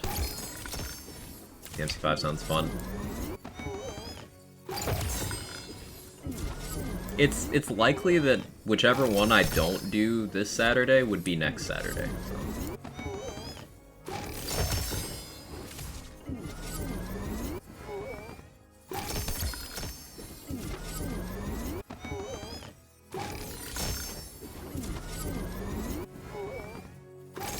No promises, but that's likely won't happen. Alright, to show the melee stuff? Yeah, I should do that. Devastator Melee is live. It's so good.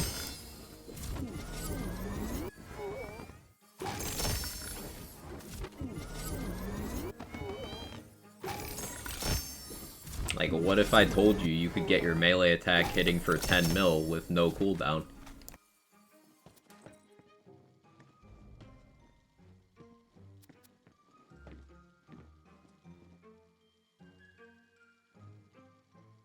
Great bow.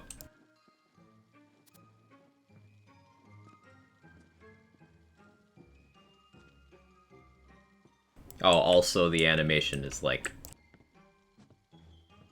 not existent. Another great bow.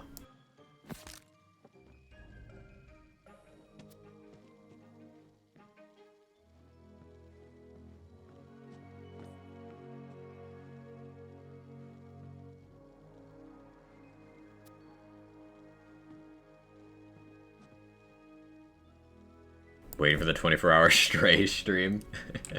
What? Stray is out in like 2 weeks, right? Oh, that's gonna be sick.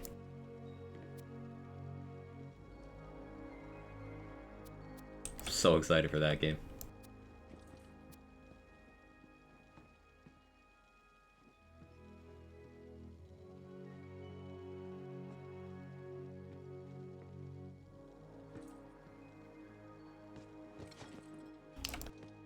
Hey, Raised Dev, how you doing? What is Stray? Stray. You play as a cat, just wandering around in a futuristic dystopian society. You play as a cat. You just do cat things. Like, yes, I want it. How's the Quag been? The Quag's been okay. Quag's been pretty okay. Enjoying great bow farming. Hoping that the incoming featured has some other stuff that we can farm for as we go for great bows.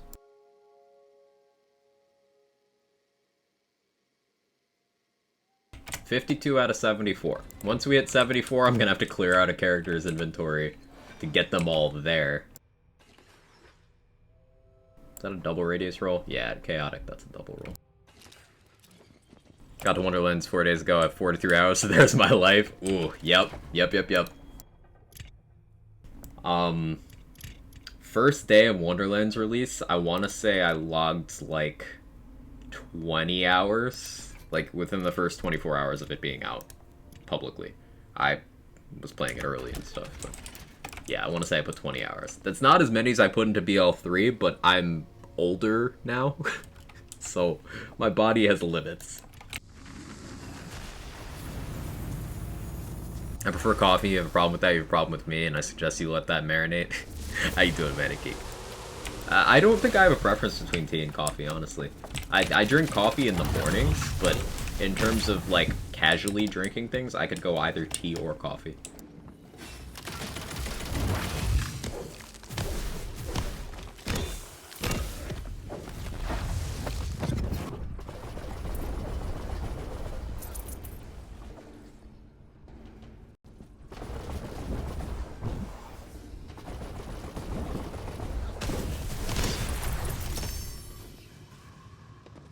I should just grown chamomile, so I may become a tea person in the evenings. And yes, I just had to correct myself to not mispronounce chamomile in a meme way that I've done for years. That's... yeah, I just had to stop and pronounce that word correctly. Because I've programmed myself to not do so.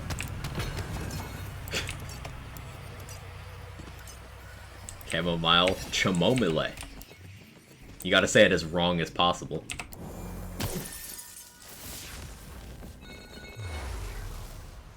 Yours is so much better. Expecting the dislike it after BL3, being a huge BL1 fan, Wonderlands might be my fave. Hey, I'm glad you're liking it. It's interesting to me that Wonderlands is, like, enough like BL3 that a lot of the people who really loved BL3 really love Wonderlands, but it does enough different things that some people turned off by BL3 also really love Wonderlands. It's just very much its own thing. It takes a lot of the good of other games, but also does new stuff, so it feels fresh. I'm glad it's ticking the boxes for you, right, Steph?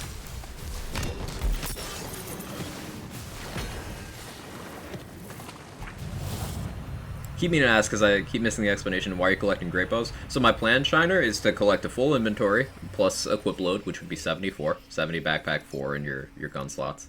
And then shoot them all. When you shoot a great bow, it breaks and becomes a used great bow, but it also recalculates chaos tier when that happens, because the game considers it a different gun.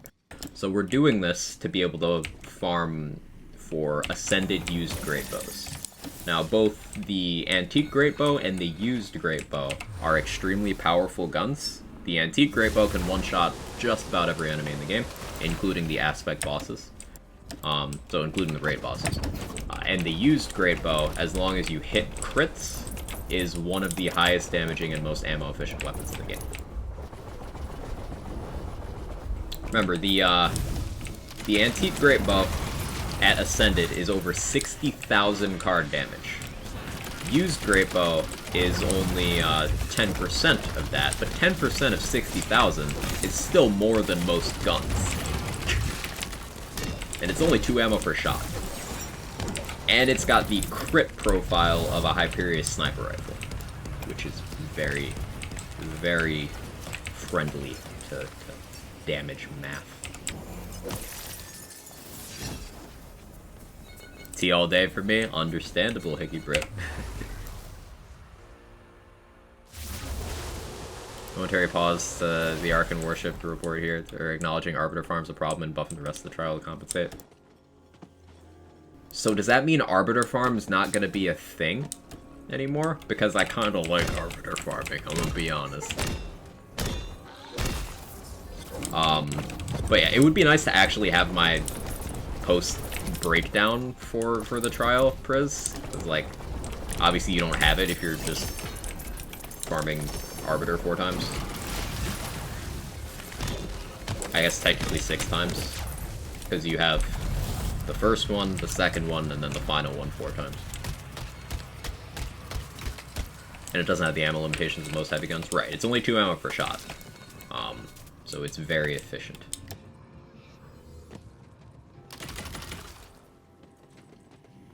Said fixing Arbiter Farms too much code work. They want to make the idea of doing the whole farm more appealing. I like that. More options. It is more options for more players.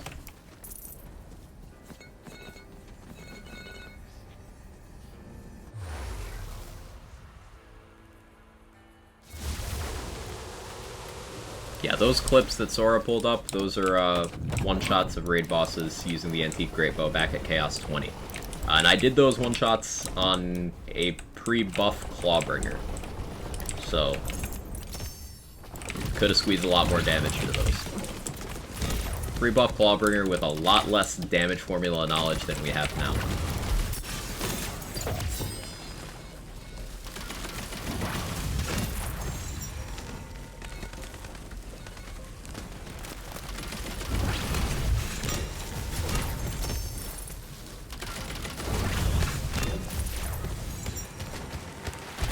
So an absolute buildcraft and not easier with BL3. I like to think so.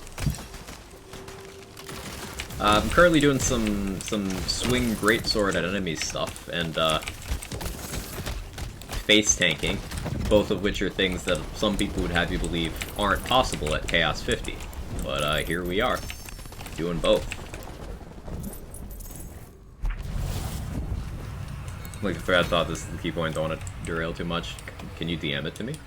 Or post it in the Outriders channel in Discord? Either. Or you can post it in the chat if people in chat want to follow along with that. I don't mind. Your preference. Up to 9 guaranteed APOC legendaries in the reworked loot balance. Is that, like, per room or total?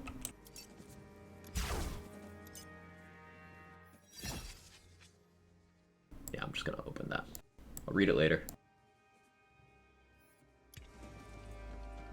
I swear you do everything about BL3. I put in a lot of time. Going into this game with the same energy though, raise that, yeah.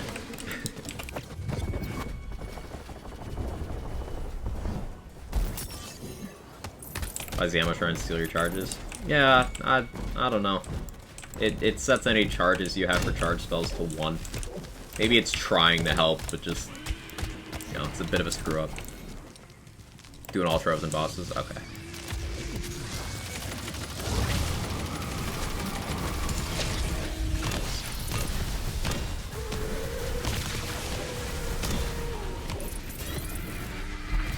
Good thing about Wonderlands is no one can make jokes about one's Borderlands 3.5 because there's no number, curse is over.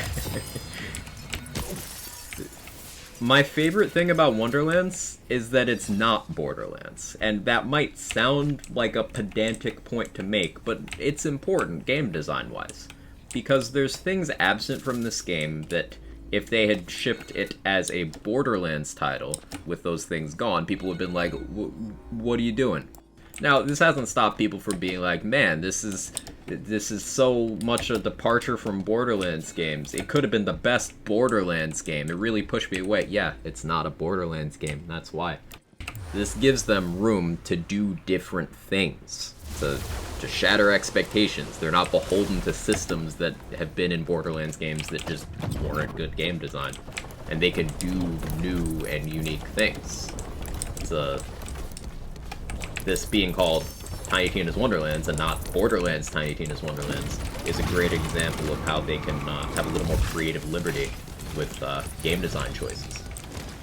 So I think it's something I do mention often. Sure, core gameplay is very similar to Borderlands, but this does give them enough wiggle room that they can be creative, and I like it.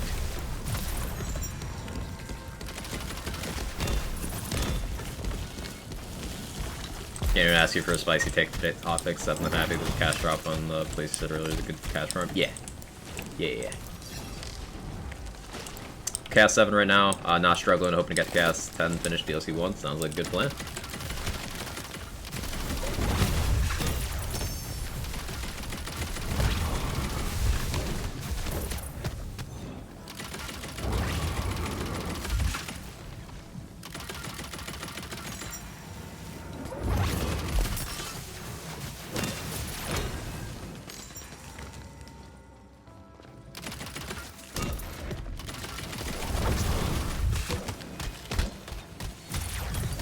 I timed that well. I'm getting to kill a few extra enemies because I didn't kill them all in the circle.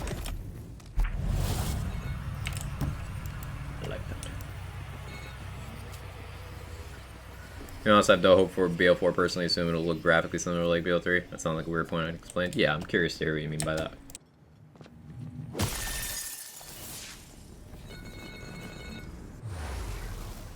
Plus, they don't have to worry about being canon in Wonderlands because it's all made up in Tita's head. Right, they have so, like, they just have a blank slate.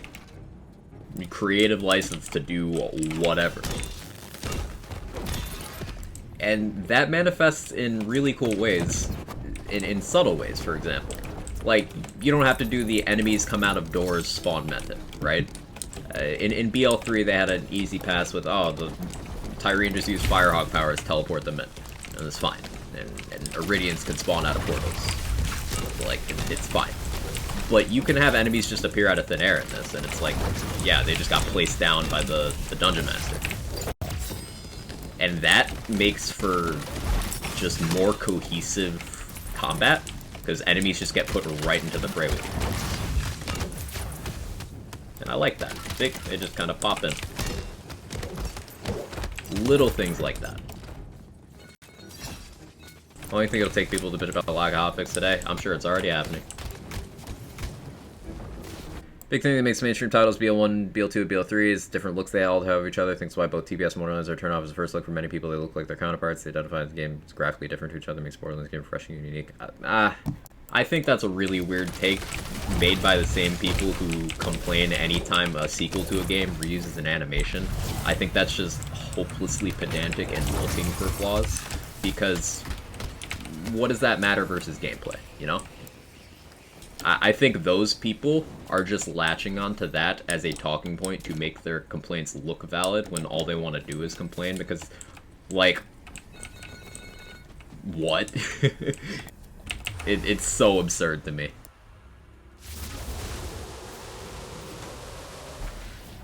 Like, graphics?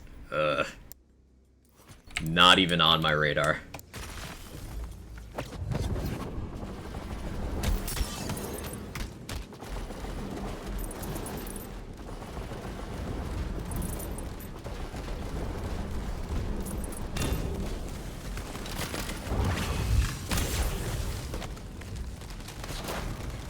Also, I don't need my Borderlands or Lands games in general to be photorealistic or anything. Like, could you even see through the particle effects? That's the thing. Could you even see? What's up the great bow count? I'm farming for 74 great bows, CZ, so full backpack plus equip load, so I can shoot them all at once on stream.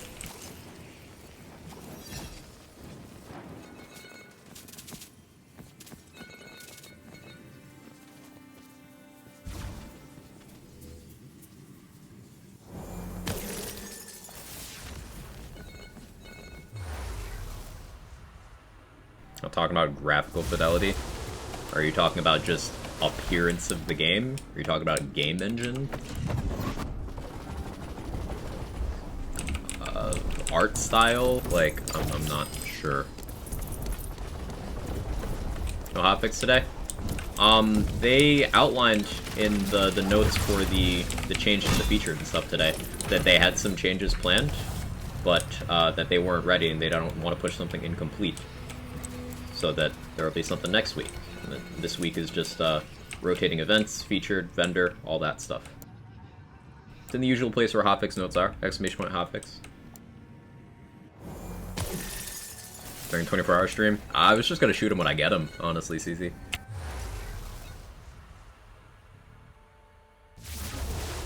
Love BL2-3, it's taken me a while to love Wonderlands. I'm a casual player, so I play when I can. Finally, it's not getting Wonderlands, Borderlands inspired, not a Borderlands title. I was able to start enjoying Wonderlands for Wonderlands, stop bitching about the differences.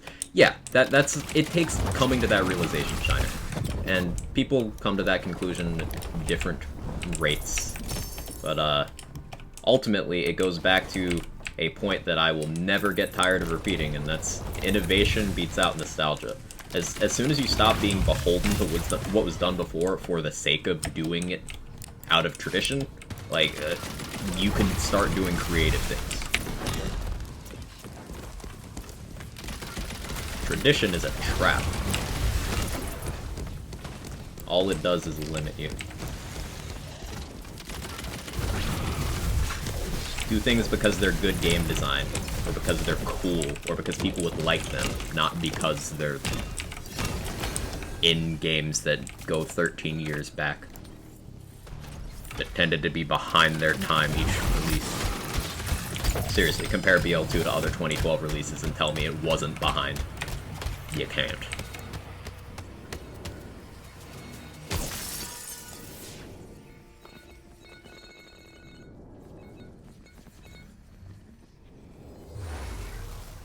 Not gonna lie, with Borderlands, I don't enjoy BL2 as much anymore. That's the thing. That the game didn't change. BL2 didn't change. You did. And that's something that people should acknowledge. Your tastes evolve over time. And those tastes can change based on new things you experience. New games that come out. And there's nothing wrong with that. That doesn't make your time with the game, your attachment to the game invalid. It just means that you've grown, you've changed, and you want to do other things. Simple as that. Example, there's still a lot of people who associate K6 with BL2 content, but, you know, he's enjoying BL3 a lot right now. He's always been one of those people right there with me saying, hey, BL3 is great, maybe stop trying to make it the previous stuff and just enjoy it for what it is. There's just another creator out there who feels that kind of way.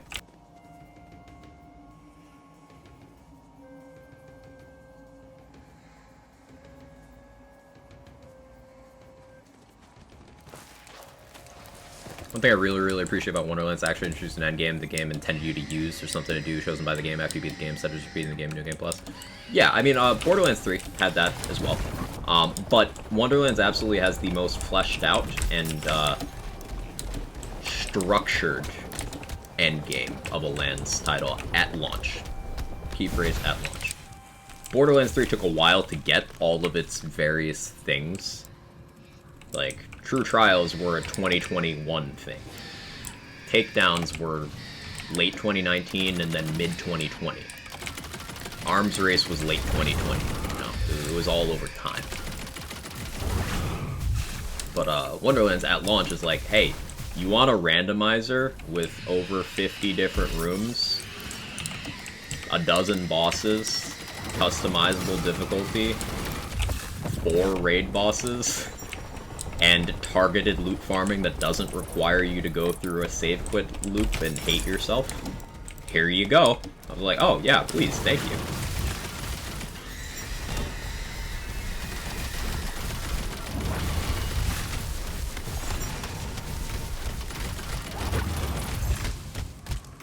BL3 Wonderlands bosses have actual mechanics I appreciate a lot. Yeah.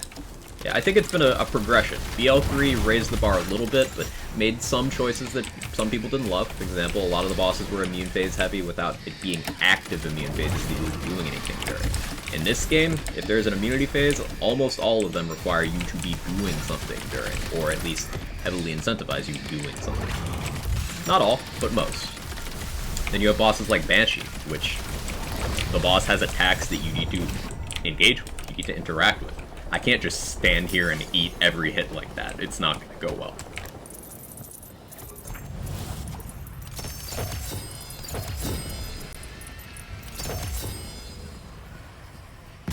Alright, our World Slayer post-launch dev update's good. They're like, this bug lets you go to the final boss and trials, too difficult to patch out, since it means too much trouble. Balanced trials just rewarding more fun. Yeah.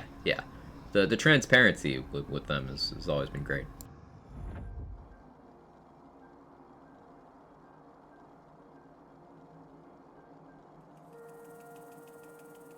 Might buy BL3 again, got an Epic on release, whole game including both paths is only 40. It's really good value. I got 6,000 hours out of that game. Primordial Shock Banshee, but no hilt mod. That's so sad. But you know, it's also wholesome. Because it chose this. It's cute. Hilt mod that provides no special effects. Please love it anyway, for there is honor in simply being. We need not be magic nor exceptional to be worthy of love. I don't love you, Banshee. You're too basic. I think New Game Plus would be a good thing for the game at this point, though. Doing side quests again for a chance at caster rewards make me very happy. And it'd be one of those things that it wouldn't take away anything from the game, because the game was already designed to stand on its own without it. It would be an additional thing to introduce. It wouldn't be the BL2 method of giving you New Game Plus instead of content. It'd be in addition to content, which is a very different way of designing things, and the order does matter.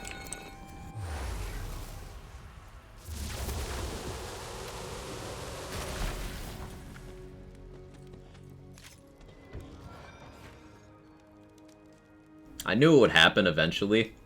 but I wasn't ready for how much it would hurt.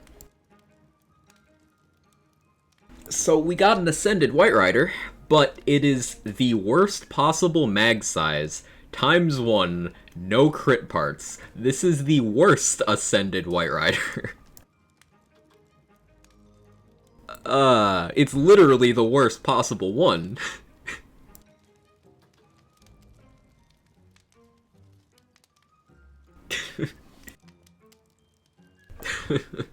Oh, that's so...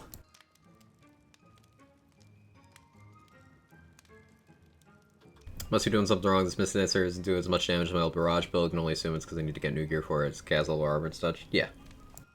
It's gear dependent. Alright, that Mirror Loot and Bunnies, do I have to do each phase? Just phase 4. Phase 4. I almost want to buy it just to show people what a bad White Rider looks like. That's 40 mil for that. Maybe no. Maybe I don't do that.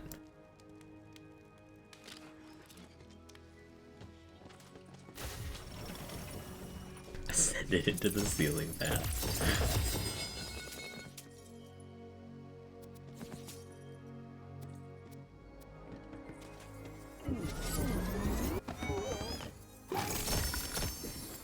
New Game Plus, the story retold, Draglord going deeper into the sentience he's acquired would be cool, and some different voice lines and characters as well.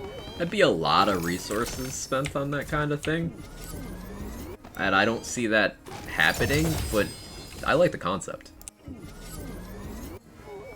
Hey Big Babe, how you doing? Adding new boss mechanics to New Game Plus would be cool.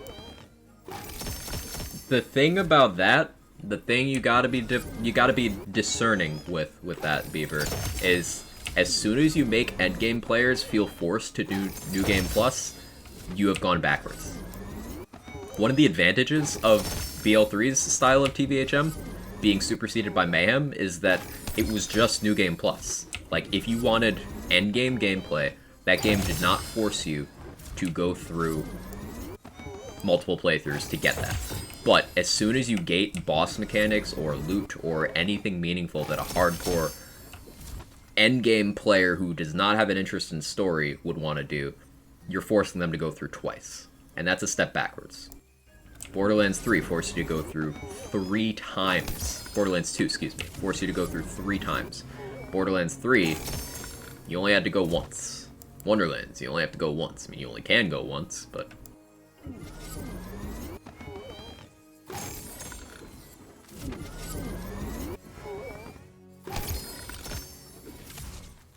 Maybe start Wonderlands today. I hope you enjoy it. If you bought that, you know damn well you just end up dropping it for space for a great bub. You're not incorrect, Roddy. Keep the money for whatever we get out of the rotation. Who knows how much that costs? That's true, Gage. Good point. Only complaint with BL3 right now is I wish the level cap was a little smaller. Oh, 100% agree. 100% agree. Level cap increases in lands games have never been good for any of them. Think about it. In BL1 and TPS, you could max all your trees. Made the entire system pointless because there was no choices. You just took everything. In BL2, by the time you got to level 80, most builds just looked the same. And power creep had marched on to a point, and enemy HP bloat and higher OP levels marched on to a point where build diversity suffered every time it went up. And it doesn't make for content. In BL3, we lost builds from the 65 cap to the 72 cap. And I know this very intimately because I maintain the community flak builds document. When we got the 72 cap increase, I sat there, updating each build, and then 3 separate builds ended up with the same gear and the same skill trees. And I was like, I can't have these as separate builds anymore. So I had to delete stuff. Builds collapsed into each other. It made for fewer builds. Level cap increases are not good for these games, and I totally agree with you that I wish BL3 hadn't done that many.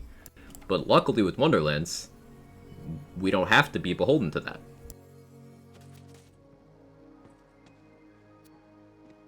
We can just not.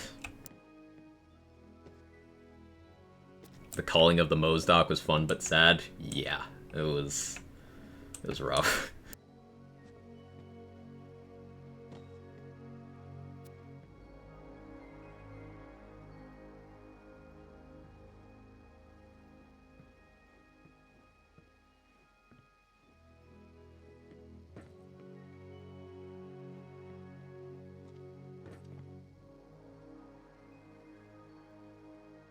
No crit parts. Don't want it.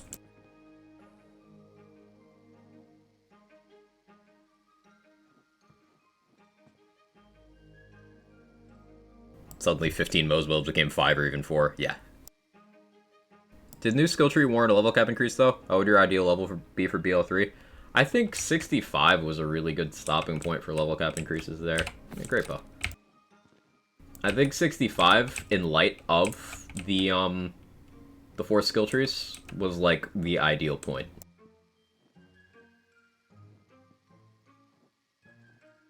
Without skill tree 4, I would say 60.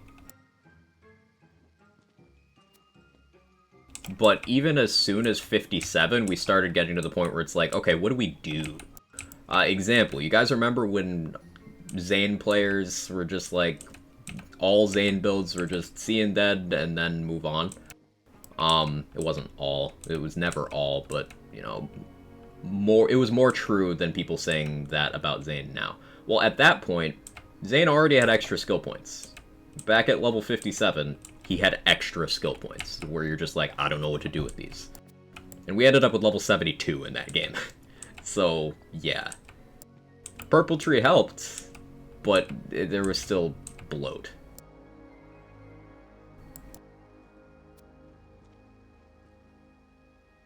Wonderlands is like 43 skill points, take it or take it. 44, yes. You recommend a good melee weapon for Spellgrave build similar to your spell build using with Barrel Maker and Laser Hand a few days ago? I like Spellblade for that. Because you can bonk an enemy to increase your spell crit chance. How many great bows did I pick up this run, chat? Just the one, right? I'm looking through the pile more out of hopium, but yeah, I think I just got one.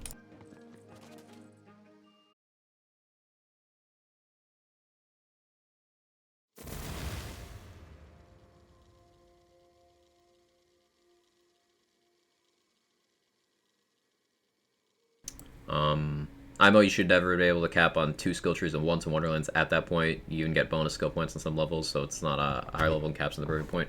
Yeah, it would take exactly 2 skill points to negatively affect balance in this game. You can get away with 1 more.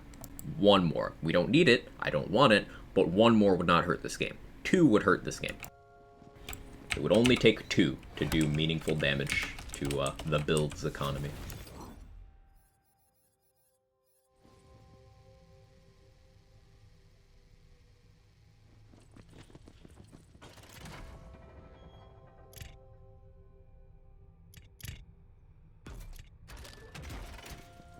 Like peg leg, extra movement, and amp health. Yeah, peg leg's a good shout.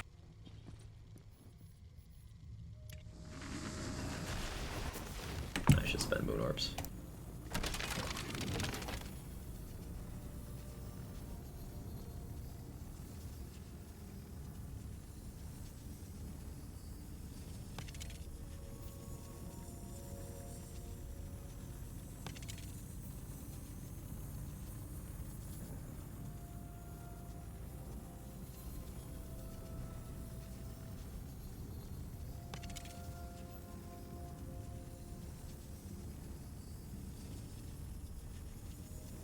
I could actually change out this inflammation to something else. Like that. I want to try that out for when I'm outside of, from the shadows. If I do that... 33% melee crit chance. Yeah. Helps my gun crit chance as well. Sword Spirit Rune good for melee? Not really. No, I wouldn't say it is. What if they let us take 3 classes? No.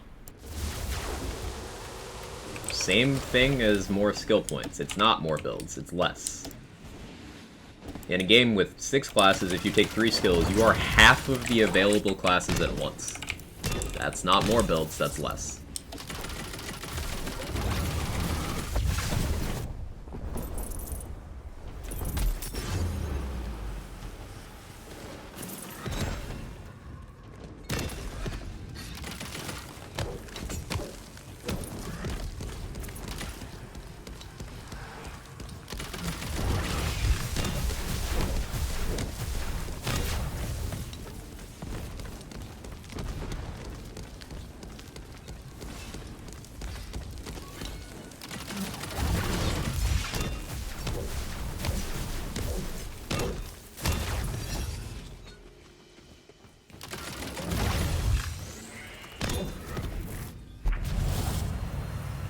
What about all skill points and all classes at once? Called the Omni build.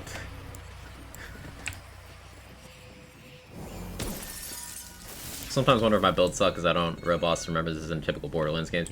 Killing boss is actually far more rewarding and difficult. It is. It takes a lot more time, effort, and specific gear and/or interactions to get to the point where you can trivialize bosses. Bossing is definitely a much higher threshold in this game. Now, there's of course exceptions to that, as there always are, but this game also has done a good job of highlighting why that's a bad thing. Because you'll see things like pixies. Pixies are very popular in this game because they're low effort, they literally play the game for you, and they don't require much thought or investment. You'll have some people assert that pixies are the only way to clear things in the game because they are so creatively bankrupt that they use one thing, it works, and it makes them... it feeds into their delusion that, hey, if I couldn't make things work, then it's bad. It's not me, it's the game. People want to be told that their failures in building in games is not their fault. But often, it's just you need to learn more about the game, you need to practice more, you need to farm more, you need to understand what you are doing. So things like pixies, like Buffmeister, those kind of are options for those people. And if that's how you want to play it, then sure, go ahead. All you. Just don't pretend that, like, that's the only thing you can do. It really bugs me that there's people who go out there and make content saying that only Pixie's viable. And it's like, no. That's literally just not how it works. This game, pound for pound, is more difficult than any Borderlands game. You have more build options than any Lands game other than BL3. And there's a lot of playstyle variety. Hey, great bow. Cool.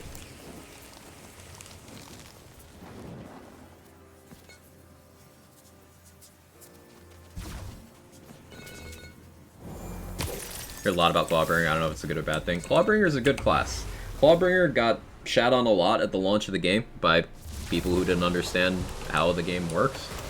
A lot of knee-jerking there. Clawbringer's a good class. It's also gotten buffed a lot since then, honestly more than it needed. There are no bad classes in this game. There are classes more suited to certain kinds of builds, but there are no bad classes in this game. All classes and all multi-classes in this game are viable. There are some that are harder to make work, some more gear dependent than others, but they're all viable. Still having trouble with Hammerzerker, really want to make it feel nice without Buffmeister, especially in co-op. You're doing the gun build, right, Lizard? You've got that White Rider. Do you have supporting gear for that White Rider? Example, do you have a poison amulet? An amulet with poison and like an all damage roll. That would go a long way. Do you have rings with gun damage and SMG crit damage? That would go a long way. Do you have armor with good supporting skills for your multi-class?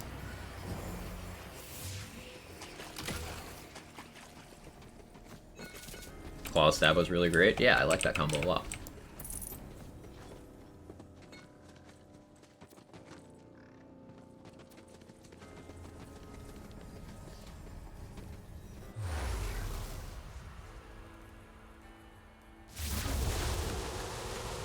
Good with general building, not good with little detailed stuff. Had to look up build for Sporebird to get that little extra damage I needed. And that can be discouraging, hi guy. I know it's my wheelhouse to enjoy that kind of thing, but that's not for everyone. Sometimes you want to be a little more casual, and that's fine. So it can be a little daunting to make certain things work. I think that's part of the intended design, in that gets you progressing. Like, that gets you trying things out, learning as you go over a longer period of time. A lot of the intended, retention of this game is the fact that you have to progress so much. Going up to Chaos Cap, for example. If you want to go up to Chaos Cap, it's the time investment, and then you need to gear as you go, and then maybe again once you get to the top. Unlocking all of the content within a particular DLC is also a progression. It's a multiple run thing. I think it's a retention mechanic, requiring you to understand a little bit more about what you're doing for most of the classes. Obviously, Spell Shot is the elephant in the room where you don't need to know what you're doing. For the most part, Spell Shot just kind of works. We're a new class to mess things up? No, I'm not. I was here to mention my huge failure of me taking 37 minutes to beat Barkenstein and Gloop. That I just shot at them until they died, not realizing damage phases are an actual thing. Yeah, Borderlands boss version would just be shoot boss until die. But Wonderlands, mechanics. Promotes you paying attention, learning things. I love it. It's strictly an upgrade in my opinion. It's a really good Sharks main, need an Amulet and class mod. Amnesia keeps killing me. Amulet will probably help you out quite a bit. Matching your Amulet to the element of your gun and getting some good damage passives. In particular, Hammerzerker doesn't have any access to the global damage stat, the ones that say all damage in skill tree. So getting that on your gear helps a lot.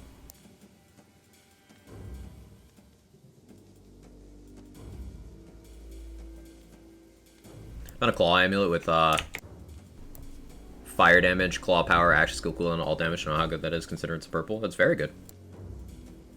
Action skill cooldown's not hugely useful if you're using Storm Dragon's Judgment, but if you're doing Cleansing Flames or some other action skill with a long cooldown, it's nice.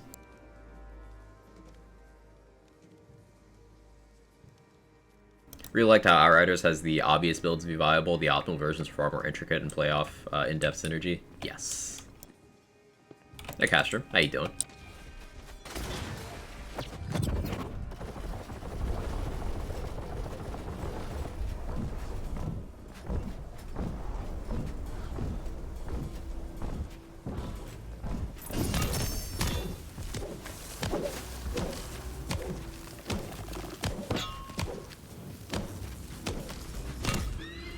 I feel the loss of that enchant on my my spell whenever I'm not taking damage.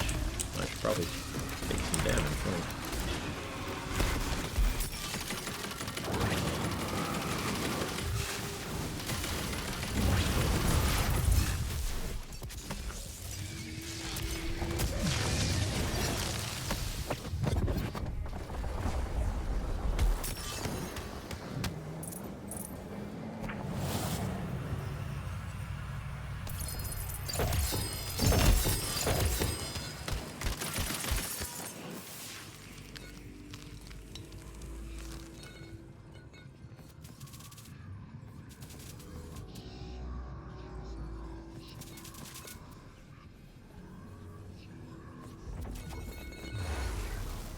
So really good Frost Amulets. Should have picked up Poison one time to farm, I guess. Yeah, just one possible match to the element of the gun you're using. It helps a lot.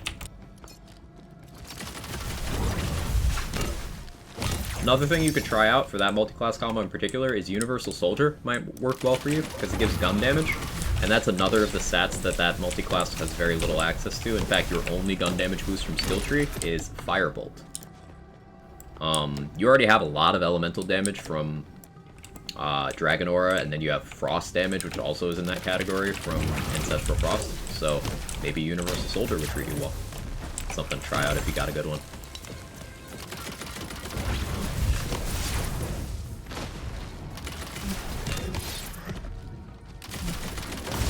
Have a lot of good Universal Soldiers. Yeah, maybe try it out, see how that goes.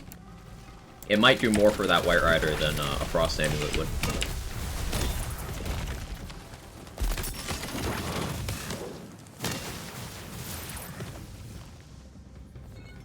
Can't give an example, just curious about what others think of the intro to the class. Generally, the community receives new classes well in Lands games. People really like Krieg, for example. Timothy in TPS, my favorite character in that game. I was a Gage player in BL2. I know Gage wasn't as universally liked, but I liked Gage.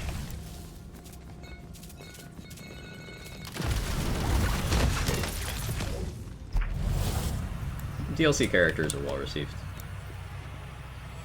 Now, my expectations of how it'll perform, I don't even want it to be good. That's the thing. I don't necessarily want Blightcaller to even be good. I just want it to be different. I want it to be unique and get me meaningfully changing how I play the game when I pick that class. That is what I want from it.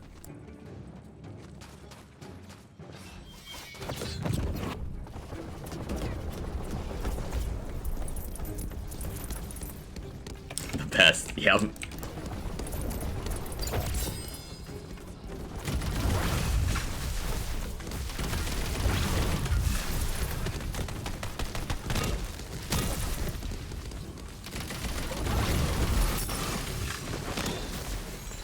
Okay, just fun my aim sucks. Mood.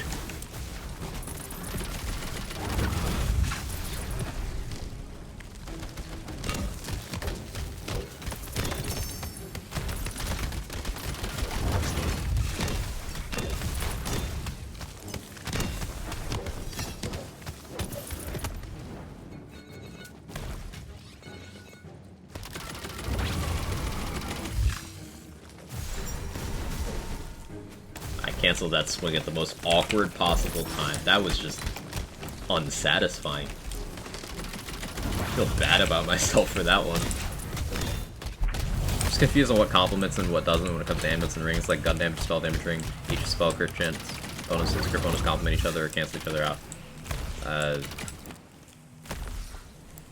So what do you mean with the spell crit bonus canceling each other out? I don't understand how that would work.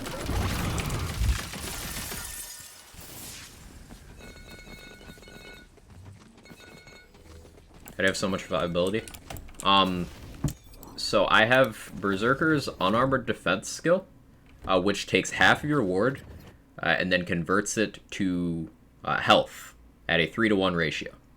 So stacking a lot of ward gives you a lot of health with that skill. I also have a lot of investment to Constitution. I have 36 points in Constitution, which is 65% more HP and 65% more wards. That 65% wards is also subject to the conversion for Unarmored Defense, so we get a lot more health because of that. I have healing from Unyielding, I have healing on kill from Blood Frenzy, I have healing on kill from Body Rune. Healing. So, big HP bar, and lots of healing. In terms of why it's so big right now in this run, I also took the Trust and Magic Curse, which makes your wards bigger, but your health smaller. But because Unarmored Defense blocks the health getting smaller part, you just get the ward's bigger part, which goes into Unarmored Defense and makes your health bigger.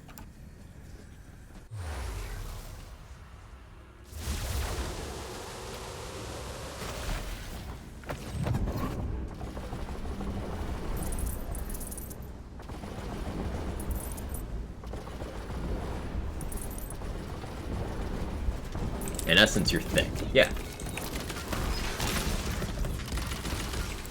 I am, as the kids say, dragging a wagon.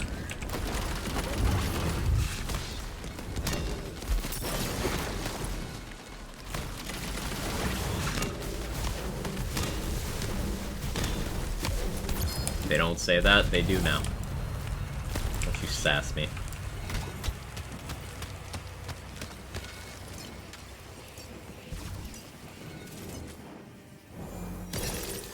What's that, Grandpa? Get off my lawn, fan. It's one of the kids out to assert that. Thank you, Walnut. Take a butterscotch on your way out. But not a tapioca cup. Those are mine.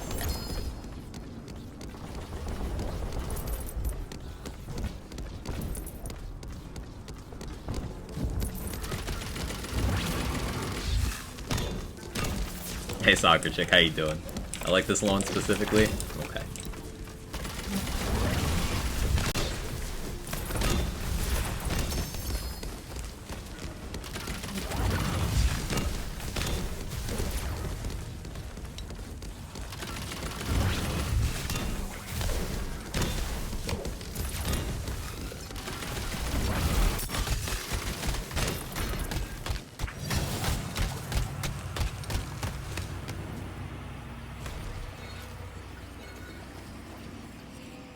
I'm thinking about that emote again, Soccer Chick. God damn it. Randomly. It just popped in my head. I can't stop smiling. Each ring, one is companion, one is gun damage, a spell crit damage, 25% of those stag rolls, and one of those count towards spell crit damage. Okay, let me ask you a couple questions about this. What would make you think that they don't stack? And the other question is, what's the companion damage doing for you? Because think about what you just described in a ring. You've got crit for one thing, damage for another, and damage for another. The chances of finding a thing, now there are things that would scale all three of those, but not very many. Not many things in the game would benefit from all of those. You're wasting stats by being that unfocused. Not very well versed in these things. Okay, you get the crit from both. As far as your rings are concerned, they don't exist to each other. They don't look at each other in any way, shape, or form. They just independently do what they tell you they do. There's no nullification between them. There's no, hey, you have this effect here, so you can't have it here. Your rings, as far as they're concerned, they don't talk. They're not on good terms. But you get all the bonuses, so. I just woke up. How far did you end up getting in Resident Evil? I think I fell asleep when you were in the tail end of your stream.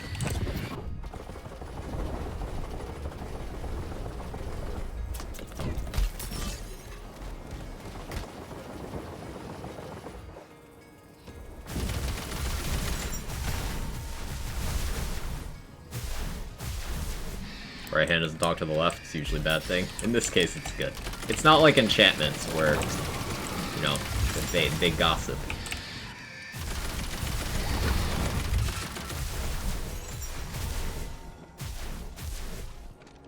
Saw 1 mil a few days ago. Let's go, dorks. Let's go.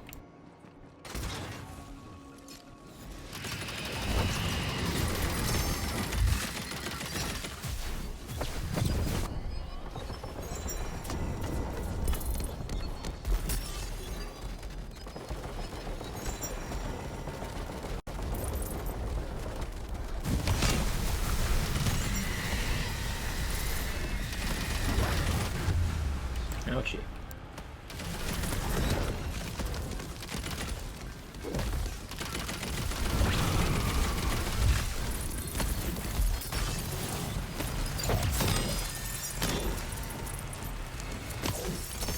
Hey Hawken, how are you?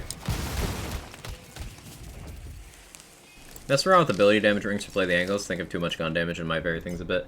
It's not really necessary because gun damage will also increase play the angles, because it'll increase the base, which play the angles looks at. And play the angles, even before the bug where it wasn't scaling with class power was fixed, was already just monstrously strong, with no investment, other than having that ability damage skill in tree to get down to it. So investing further in ability damage with that is just pointless. Still the waiting room? No, I'll have to update my title. It should be out now. So I'll restart my game and update title after this this loot room. How you doing, Wobbuffet? I'm pretty good. How you doing, Quag? Doing well. Doing well. Excited for this featured.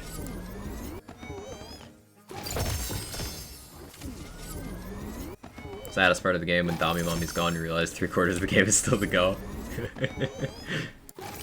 I still enjoyed it.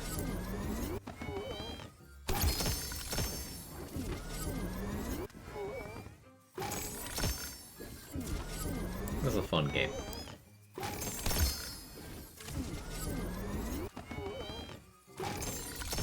I got something good out of these vendors this week. Only got normal, maybe chaotic stuff.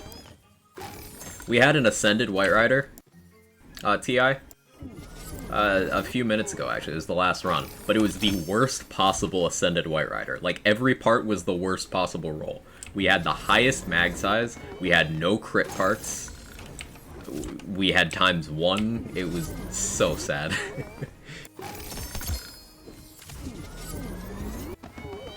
When are you gonna visit Theodore? Oh, I should do that too. Yeah, we'll do a featured and then Theodore. So after this room, we'll restart game.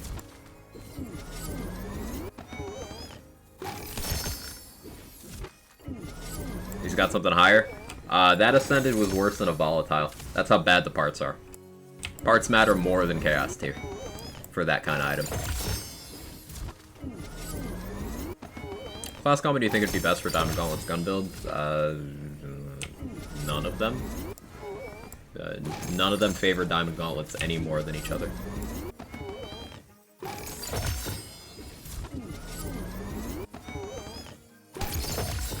Also, the bad White Rider costs about 40 mil. Yeah, wasn't worth buying. Snack Lady 1 and 2, missing number 3. Maybe one day. Great bow. Pog. It's a low damage envy.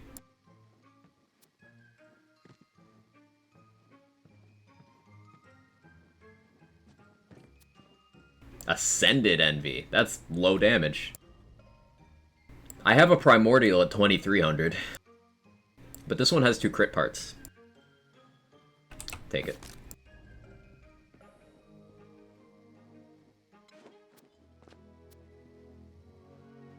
Trying to see what this one is.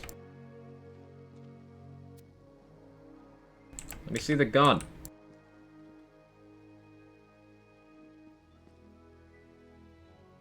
Ascended Drill's Fury. That's also low damage.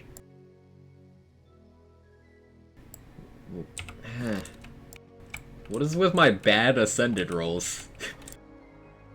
I'm getting Ascended stuff, but with parts, like, on par with Volatile gear. What is happening? Hey Karma, how you doing?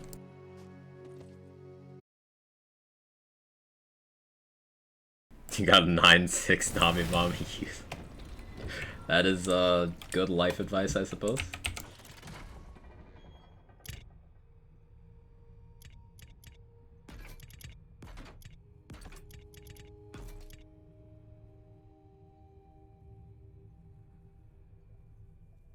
$56 great bows. Okay, let's restart game.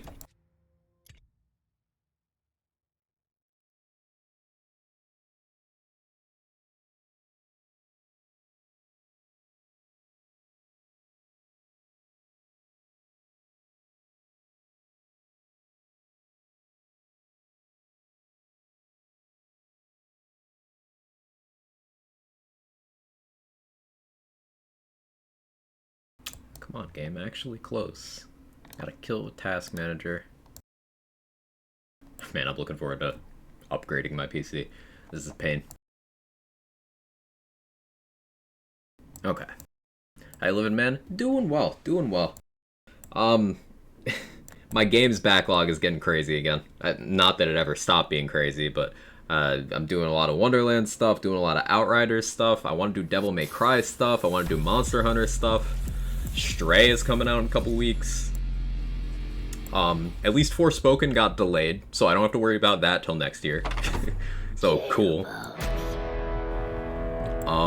Shit, what else is coming out? God of War Ragnarok got a release date.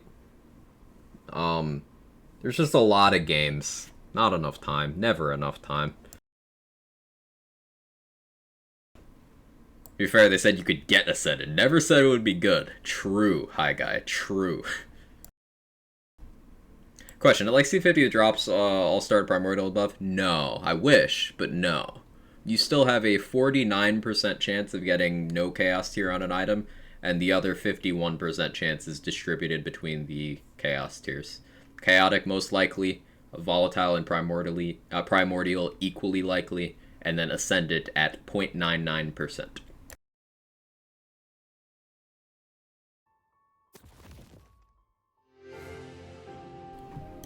Was surprised to see God of War Ragnarok got a PS4 release. Doesn't surprise me because it's probably very similar to God of War 2018, enough that the hardware will still work. I would expect 2023 releases to start being the ones where it's like, hey, yeah, fuck off PS4. Why so hard to get a spell shot necklace? Part variants be like, to go with the great bows, they break into what desired item? Used great bow, which is also a good gun. The goal is to shoot the 74 antique great bows and hopefully get some Ascended used great bows to use on gun builds. Because an antique great bow at Ascended is over 60,000 card damage.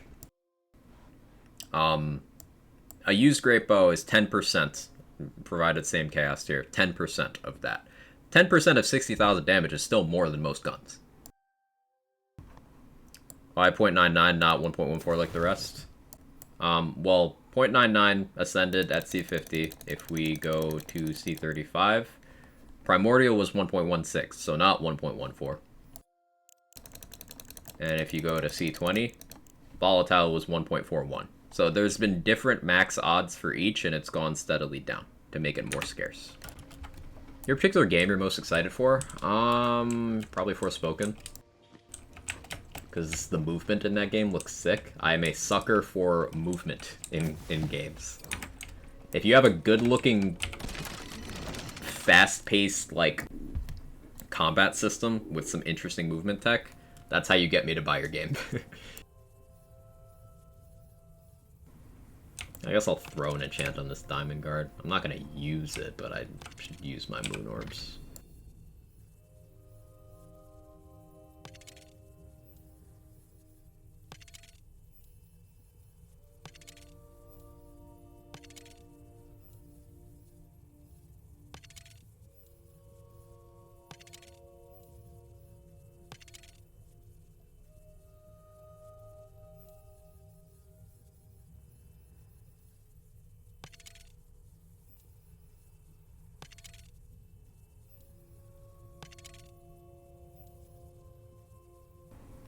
Huge Fortnite fan. I consider playing Fortnite when they remove building. When you say Zane would like your phone number, Zane isn't interesting, Irish. Zane is the opposite of interesting.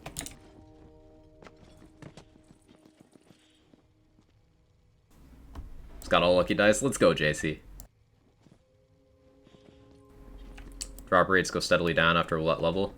So, drop rates peak for a Chaos tier one level before the next one is available. So, Primordial and Volatile are peak at C49, at 15% even for both of them. Chaotic's at around 20. So that's just satisfying round numbers at C49. You have collectively a 50% chance of Chaos tiered gear, and a 50% of non-Chaos tiered. And the 50% for Chaos tier is distributed between these three. These two equally, and then this one by itself. At C50, you have total more chance of getting a Chaos tiered item, but the chances of Chaotic, Volatile, and Primordial each went slightly down to make way for Ascended, meaning slightly more overall chance of Chaos tier, but less likely to get the best one. But, you know, technically speaking, Ascended is more likely at 50 to 49 because it doesn't exist on 49. You recommend Livewire or Scalawag for melee swings? I don't like Livewire or find it interesting, so I never use it. Technically, if you're swinging a melee weapon, Livewire always wins, but Scalawag allows me to apply melee crossbows for my other stuff that's happening, so that's cool.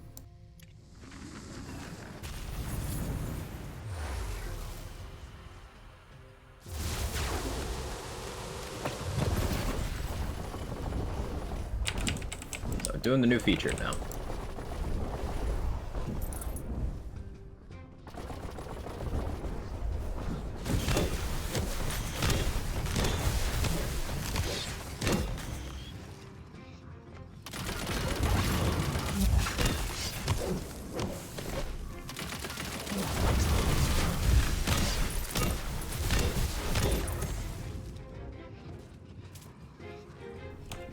Ooh, 3 quartz.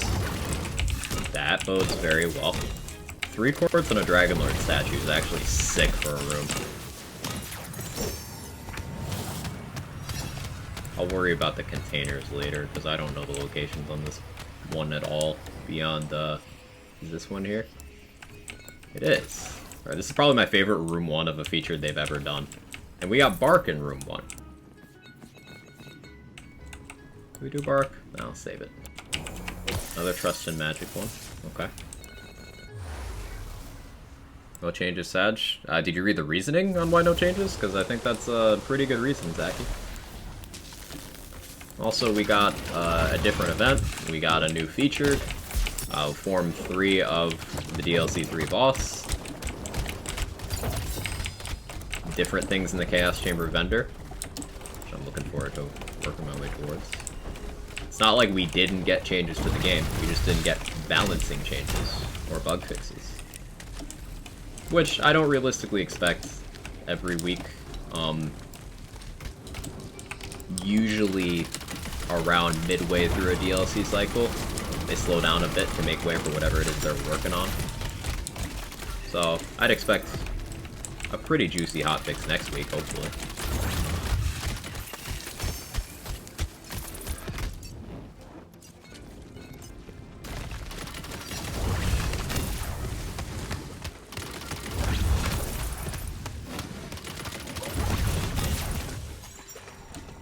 Oh, this is sacred ground. I should have been doing that. Oh well.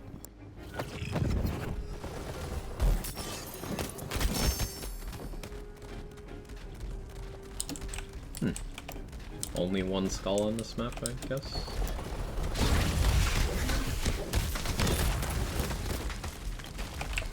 Yeah, just this one. Also holiday weekend. Also holiday weekend. That's true.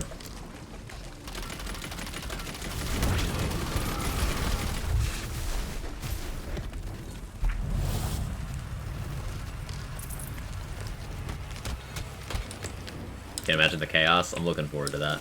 Bullet hell. Be a good time.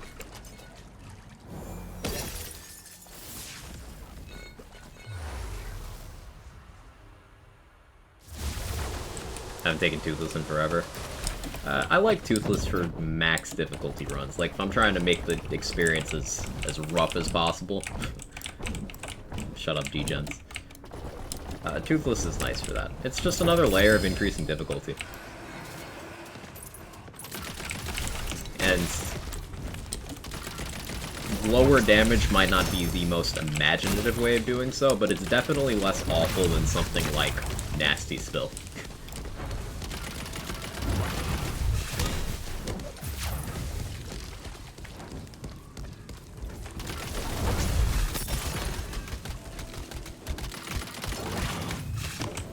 Hey, Raise that. Thank you so much for the tier 1. I appreciate it. Thanks for leading some good conversation. And thanks for the support. Hope you enjoyed the emotes, ad reviewing, all the good stuff.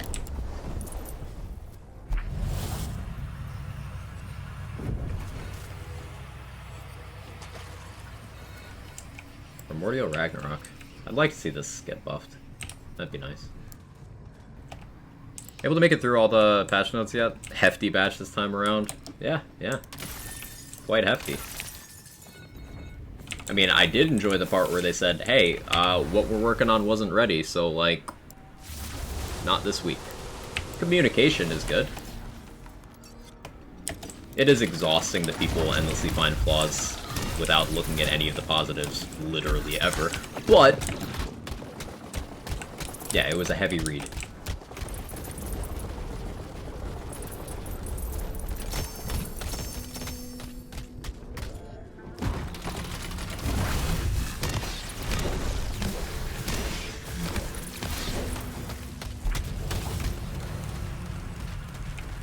I'll show my support for you being so friendly. I appreciate that. People would have complained either way. I'm happy they didn't release half-baked balance changes. Yeah, the same people complaining about nothing would have been the loudest ones screaming if something had broken. So, like, whatever.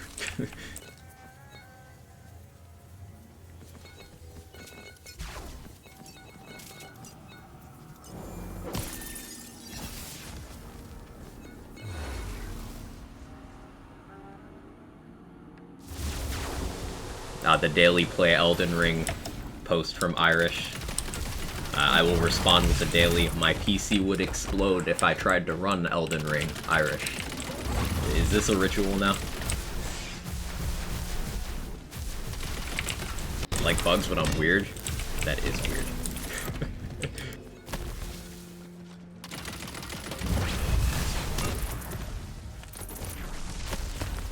Got Drill, third phase, not my friend with my laser hand build. Yeah, I have trouble with Drill on laser hand setup. Usually I'll use a throwable hole. to help fill in the damage gap there. Or carry around some ice spikes. Those are always good. Threads of Fate is something I want to try introducing to regular use on that build. Threads of Fate's pretty good for bossing in a pure caster build.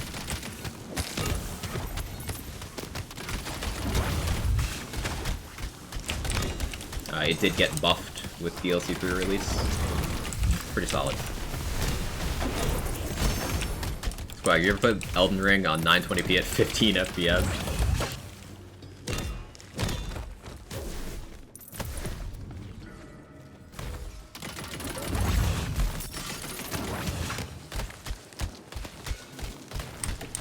Now there's something to complain about before you'd pay for a game and be stuck with bugs and glitches.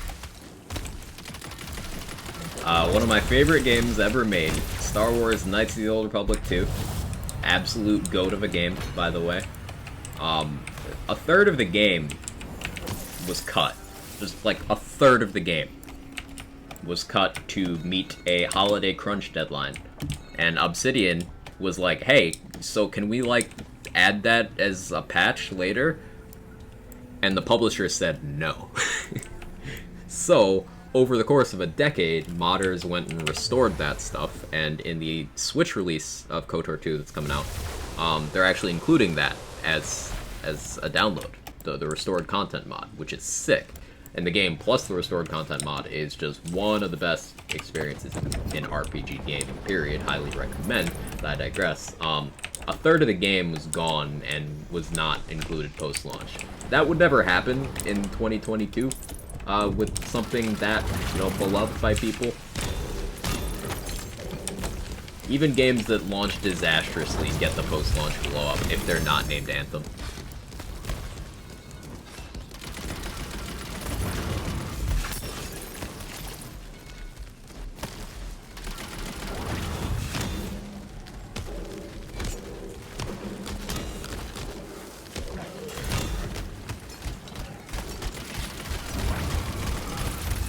I know EA is a thing. EA is an anomaly. EA literally forgot they have BioWare.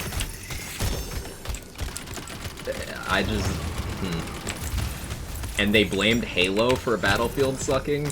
EA is on their villain arc even more so than usual.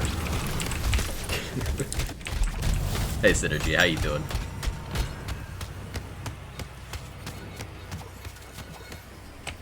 Battlefield is just a disaster. Yeah, and they went and blamed Halo on social media. Like, that's not a it's not hyperbole. Cat, why are you sneezing? It's not a hyperbolic statement. It's they did. Alright. Huh. Bit weird.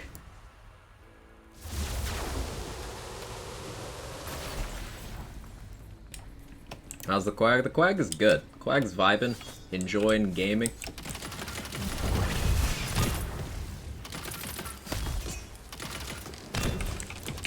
Figure out what this cat is doing. Cat, what is your deal?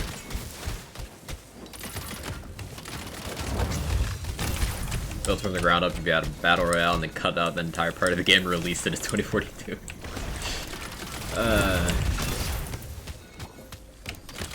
So can we get like a Bad Company 2 remake? Just like with the multiplayer exactly the same, just release that in 2022 and I will replace my entire personality with relearning how to be a toxic FPS gamer. I'll do it. I'll do it. Just do that. That's how you get my money.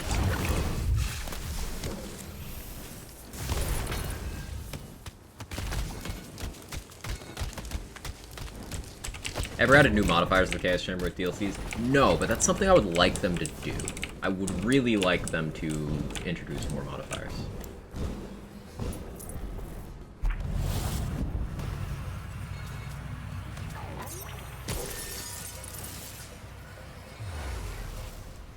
I hope it gets a second season. Me too.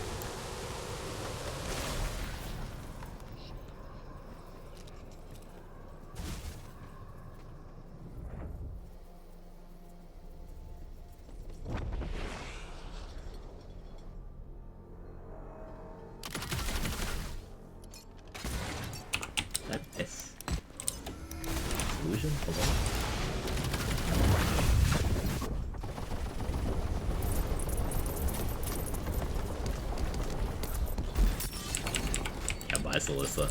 This build absolutely destroys Salissa, and I accidentally teleport to the ground floor every time.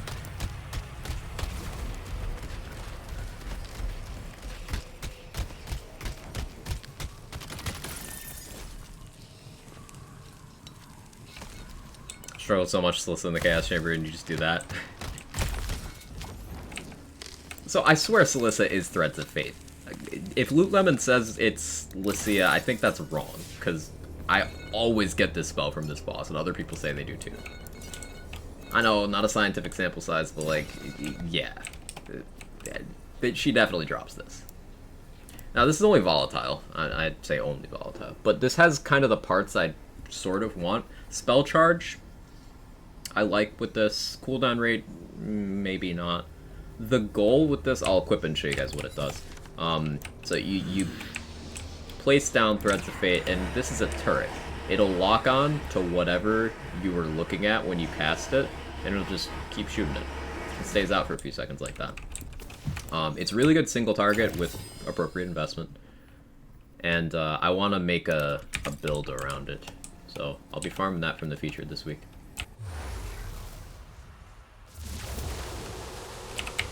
You gonna be data mined? Yeah. Yeah, it's just Loot Lemon's a community resource. They take community stuff to help maintain the database, and occasionally they'll get something submitted that's wrong. No, it's Twin Soul and not Banshee. Damn it. We were this close to greatness. Still, this is a good Twin Soul. Primordial Cryo, 1.94 Caustic Ancient. That is a purchase. Also, Diamond Gauntlets and Vending Machine. Yeah, that's sick. Arcane Bolt. Ooh, Arcane Bolt in this one. That's really good too. Good vendors. I wish it had been Banshee, but like Twin Soul and the vendor is good. Maybe both of them drop it? Maybe. That'd be weird. I'll have to keep an eye out, see how many I get from Lycia.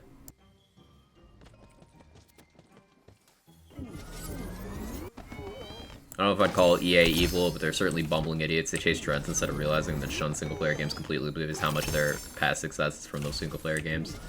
Yeah, that is exactly what they do. Alright, Fyodor, time to dance, yeah. Rain of arrows and chests, sick. Do we get one? Hey, one great bow. I don't see a rain of arrows.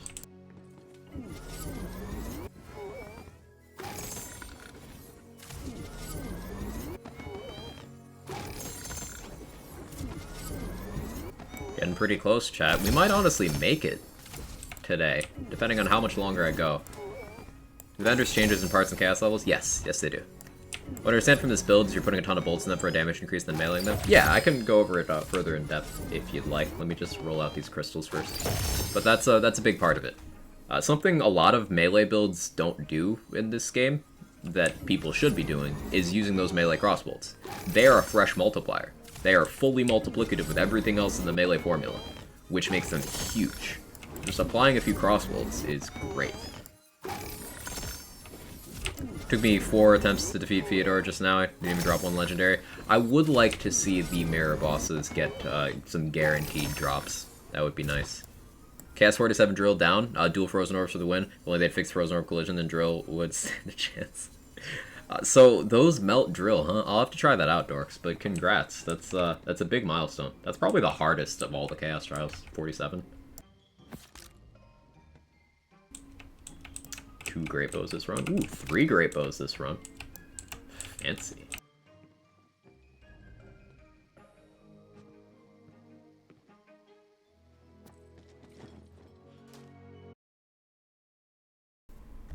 Oh yeah, I'm supposed to go over build. Let me put the great bows away. Because I'm gonna forget something. Let me just,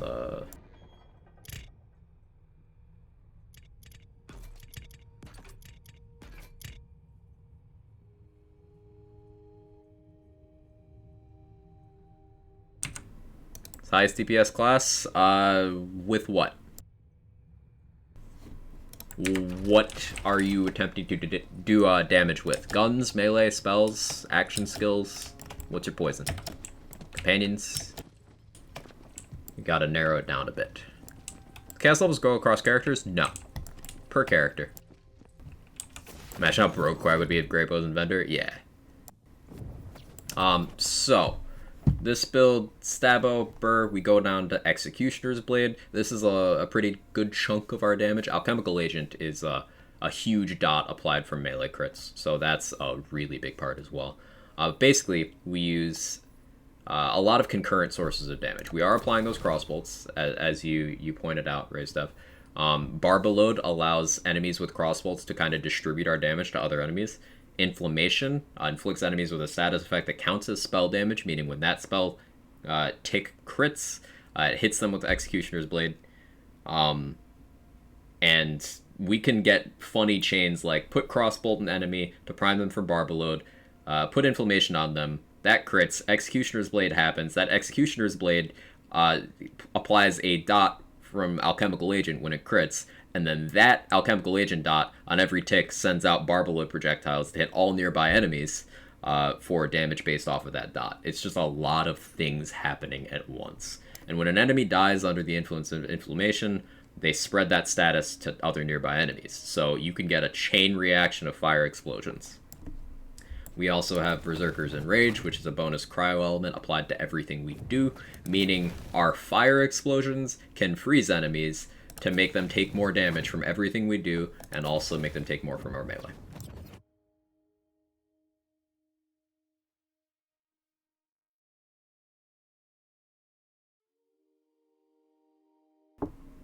Best class for melee, then? Generally speaking, Stabomancer offers the most to melee. Now, there are some situations where Spell Shot provides more due to shenanigans and trickery, outright foolishness, if you ask me. But I would say Stabomancer offers the most to melee.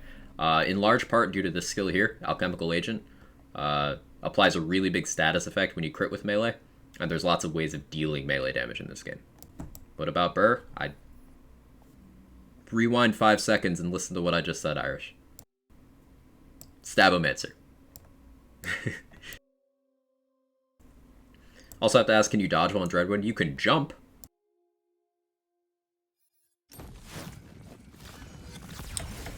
You can jump.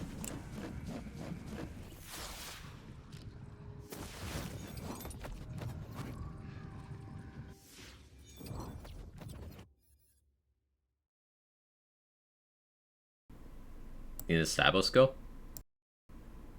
From the shadows? Yeah, you have full control over your movement from the shadows. And Ghostblade operates completely independently of you. So, that too. Oh, you mean the, elusive? This? Yeah, that's just a chance for an instance of damage to just not happen. Yeah. It can happen at any time. Figured out why my Reaper Bone's causing issues using the Xbox One version of the game instead of Xbox Series X. Is that what causes it? Huh. I mean, that's weird, but... yeah. Can it happen while Dreadwind? Yeah, it can happen at any time.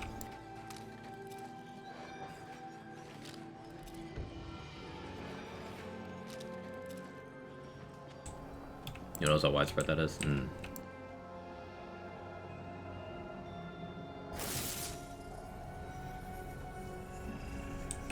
How you doing, Frilio? Other than that. Egos are a fragile thing. Especially when someone stronger keeps knocking it down. When your world is falling apart, the instinct is to hold on tighter, clutching what little remains of your power. Fyodor's getting desperate. Sorry. It's just that in times like this, I remember hope is a fragile thing, too. Are we the baddies?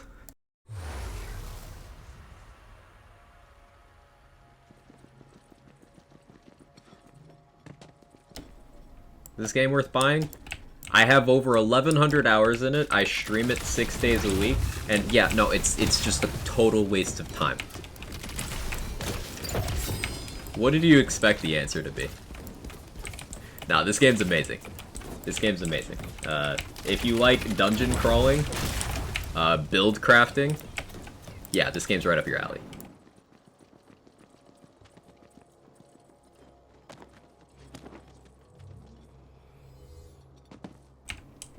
Can I get the face muncher from the bunny if DLC 3 is done? No. You cannot get any DLC items from the wheel until you complete until you complete Form 4 of that boss. We just got Form 3 today. So without trickery, you still can't get it from the bunnies for another week.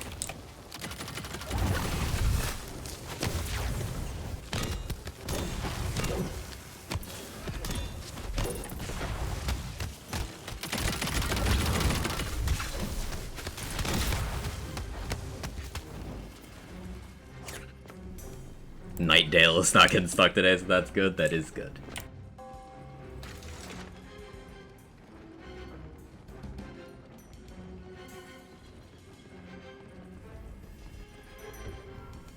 Trying to decide if I want to roll necklace or for a better spell shot neck or roll armor, try to get better armor.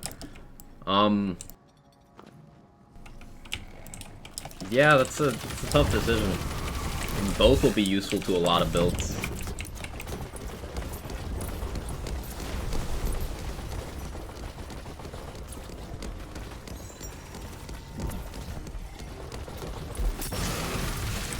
Soul farm here for just a little bit. Just a little bit. Just a wee bit.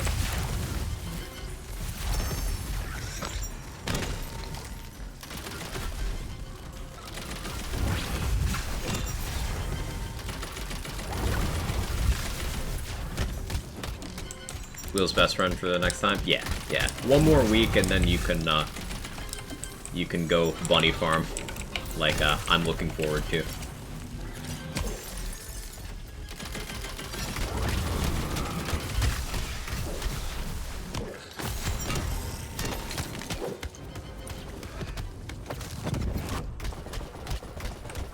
Armor farming now before 7th class comes out and blows the pool. Counterpoint to that, what if 7 class combo with one of your existing classes rolls a skill that you really wanted? It is not necessarily bloat. Also, we don't know what weight class that class is going to be.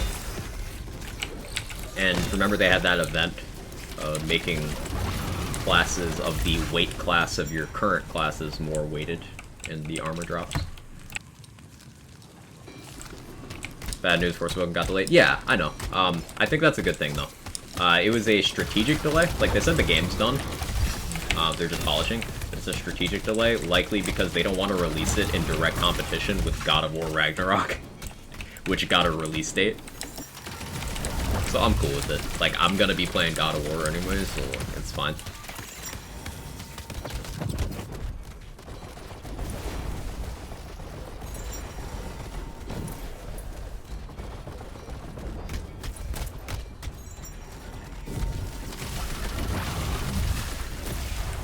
Counterpoint, you're cute? No, you.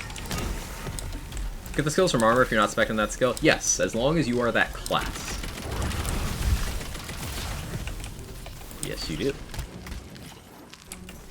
Example. My current armor gives me 2 in Iron Squall.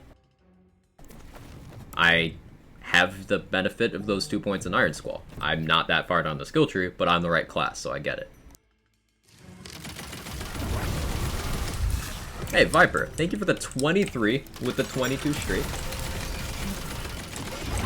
Thank you, thank you, thank you.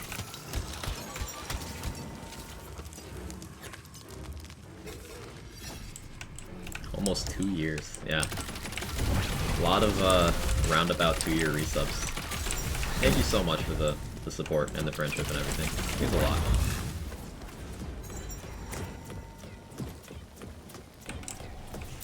Text-to-speech, you want to, like, do that one? I'd like to listen to it.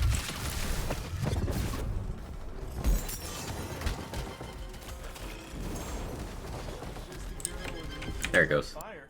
There you go, quick. 23 months. That's almost 2 years of Quathor Qua. I miss not buying around so much. But also I still get to keep an eye on you, Quag. Check how you doing, homie? How's the cats? How's the ghost blade? How's the Outriders lazy da sip keep quathering quagayaya? How did text-to-speech say that emote? Let's see, going in order. I'm doing okay. The cats are okay. Kevin's being very vocal lately, but he's chilling right now. How's the Ghostblade? I've not played any Ghostblade today, but it's going. It's going. I think I prefer this build right now because of Imelda, but it's going. In terms of how's Outriders, I got sub 4 Boomtown on my melee build, so that's fun.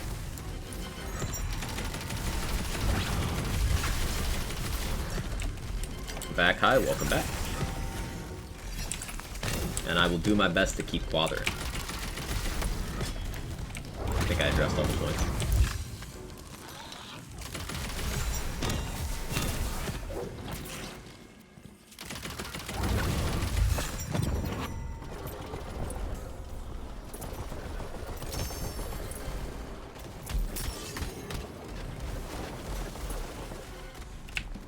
That should be enough souls for some hits. I just wanted enough to hit the wheel a few times. Just maybe get a chance at the new item. Should be enough for now. Okay, moving on.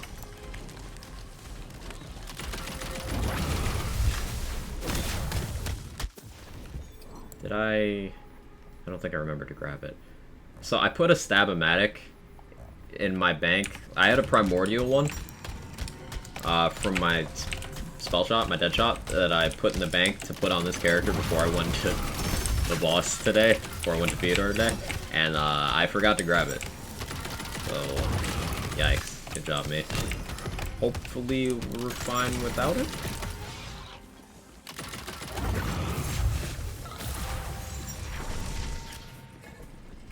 My ammo's not doing so fine right now, though.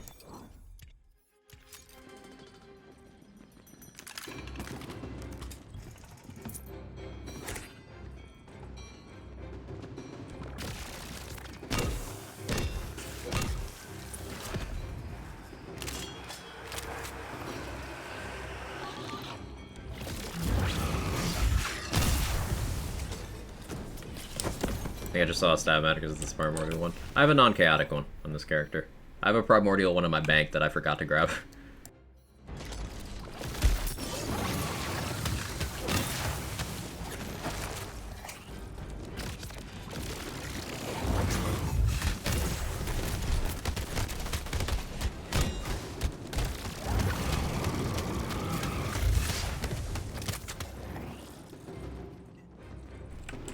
Bad news, figured out who the worst Valor play post-Exalted update is. That's who it is. It's changed from before. Let me think.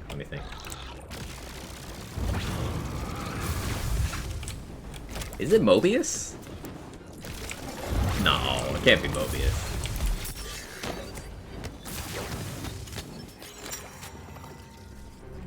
Is it?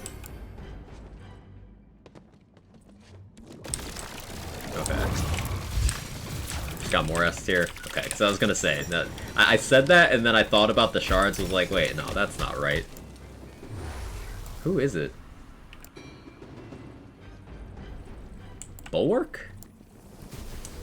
No, I'm probably just bad at surviving. That's a me issue, not a Bulwark issue.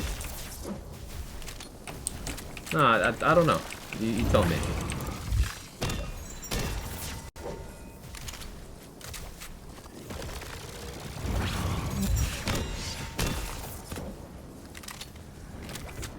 It's Vertigo?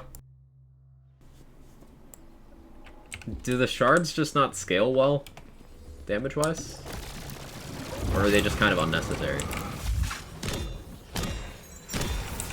Because they look interesting. Like, applying all those extra shock stacks certainly sounds good. The augment tree hurts a lot. Yeah, everyone else got a lot more flexibility, but Vertigo's just like, I can have double Black Seed. That's good, right? We're talking Godfall for anyone who doesn't understand what we're babbling about.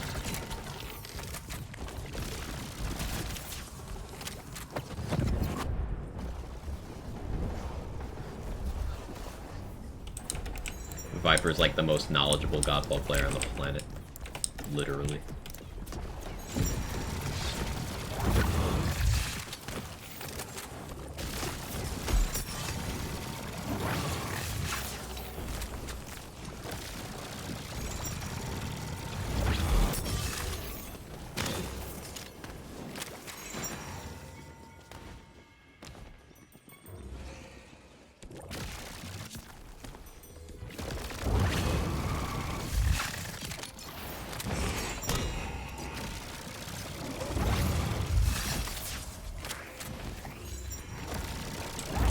I'm not.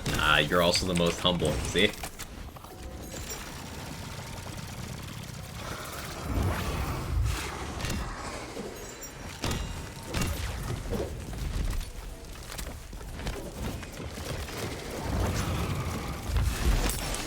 Talking to someone and saying, why can't we have a button to pick up stuff and select auto trash and pick it up? Because console players are already out of buttons. It's probably the reason. Ow.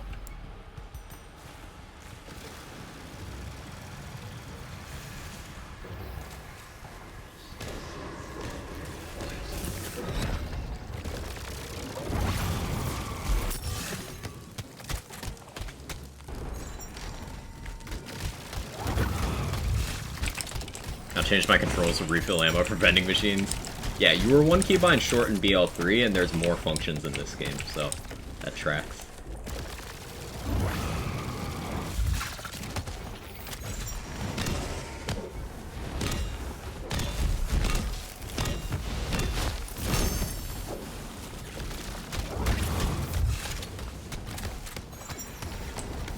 Don't hit me, don't hit me, don't hit me.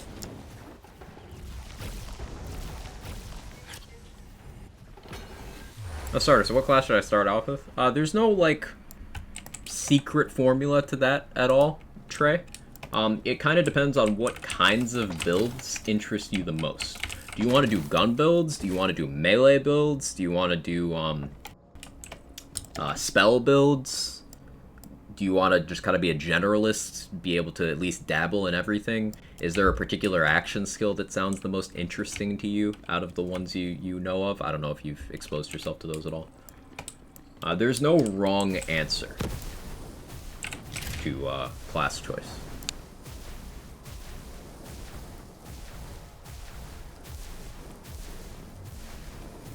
I like spell and gun. Spell shot would be up your alley then. Spellshot is the specialist for spellcasting, also has a lot of stuff for guns, and kind of combines well for lots of different playstyles. So it's a good base class to have because you still have a lot of diversity in what kind of builds you can choose to do with a Spellshot primary class.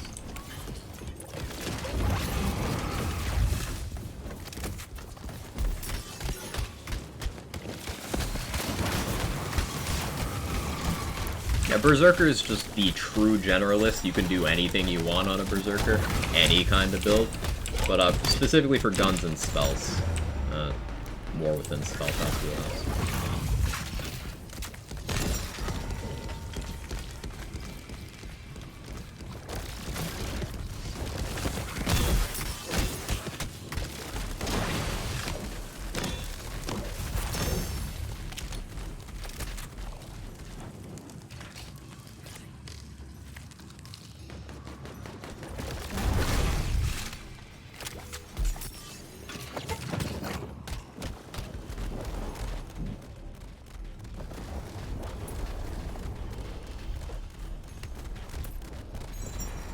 I'm using White Rider here specifically to save my ammo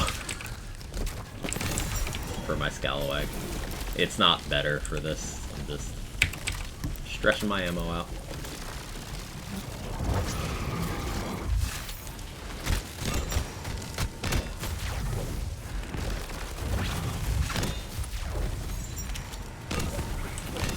Doing great damage. It's just a great gun.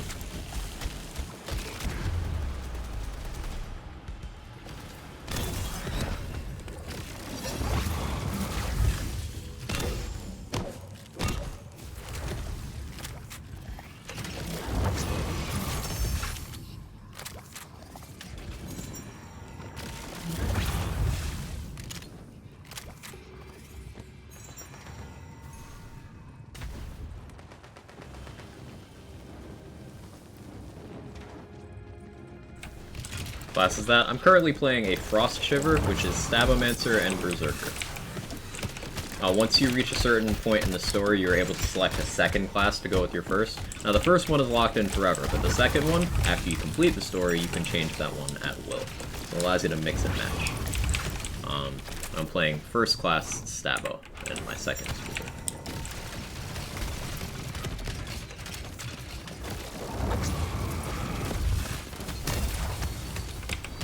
Using Wire Item is to get a good one for a vendor. No, this is just one I have. Middle of the road volatile. It got max crit parts ×2, but the 25 mag is neither the worst nor the best. It's just volatile. It's just one I have. Simply a good gun that I have on me.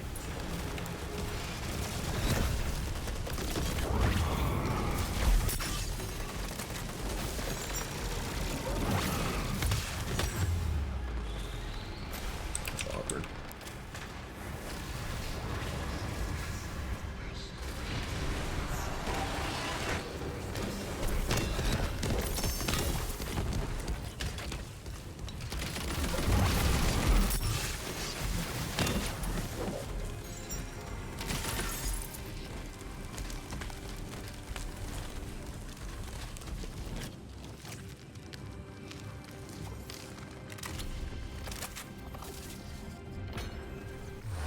Curtis Wires, Scalawag, just stretching out ammo.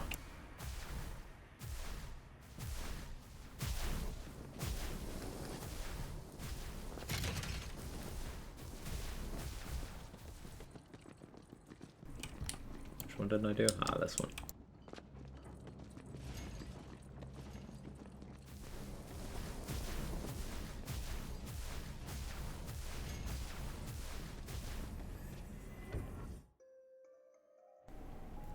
I'm gonna hop back to updated Godfall doc now the updates calmed down. I kind of know what's up. Add a beginner section. Yeah, I saw that. I gotta actually look at the doc, but good work on that.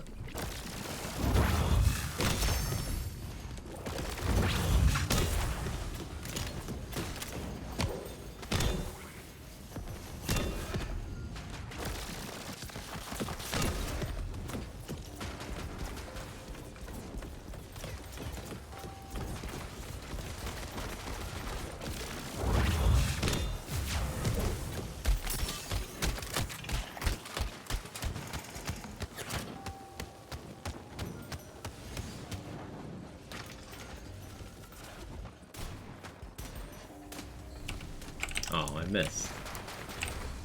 I'm stuck. Sometimes you gotta go slower to go faster. Too much of a rush.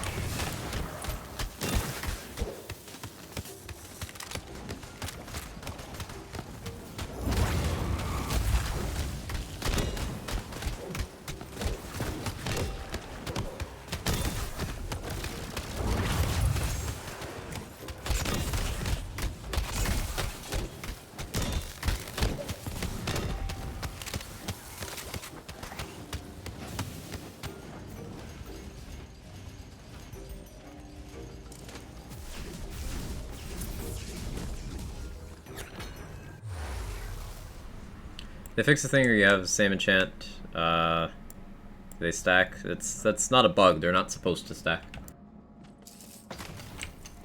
Enchantments do not stack if you have the same one. That's how anointments work in BL3, that's how enchantments work in this game. Not a bug.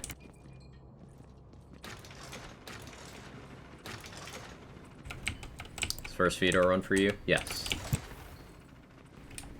When Quag kills a mountain troll in C50 faster and fight for your life than me in C43 normally. This is a build I've spent a lot of time tweaking. I spent a lot of time tweaking this at C35, and it's just kind of held up with minor tweaks at C50. Gary Gunn build a C50 this week? I've not done that yet. Is there a doc explaining sigils? Not to my knowledge.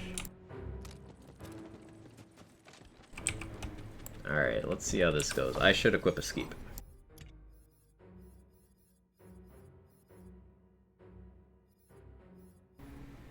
I forgot to get a skeep relevant to this build.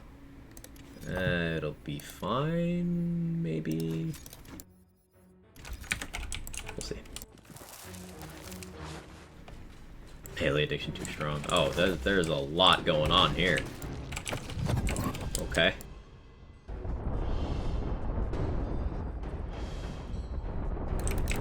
I don't have gun damage. Oh, there's a lot happening. There's a lot on my screen.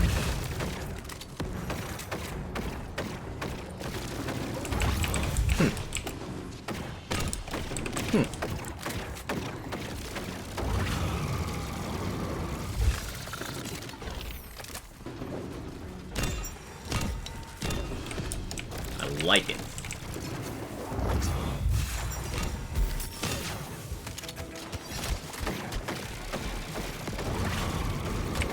Yeah, definitely bring a skeep to this. This is a general point of advice. It's already saved my life 3 times. This is what I want Stab-O-Matic for, this bit. But, be okay. You come here.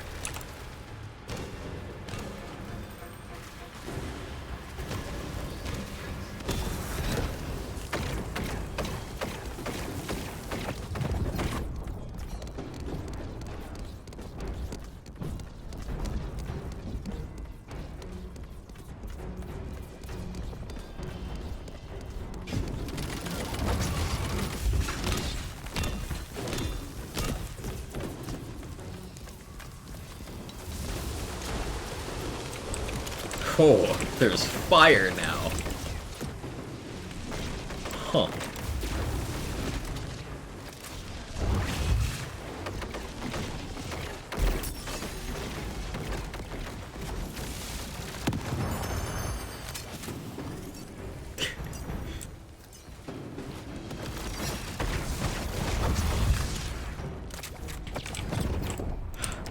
This is so chaotic.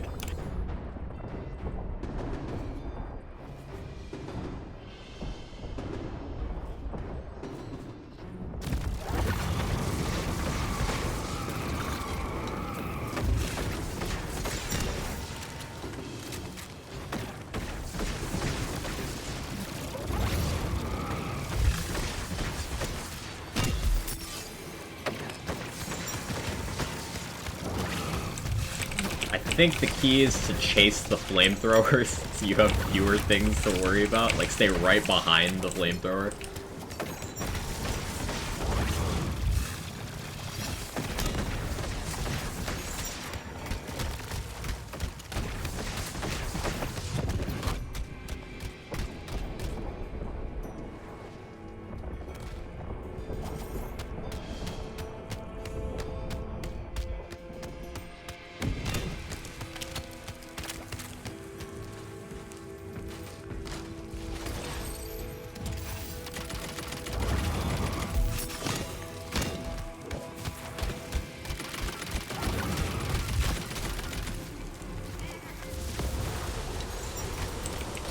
Hey Puppy, how you doing?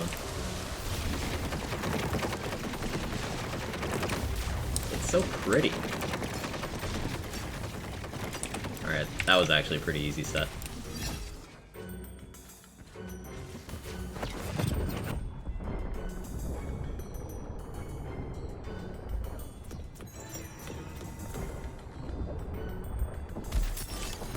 Ow.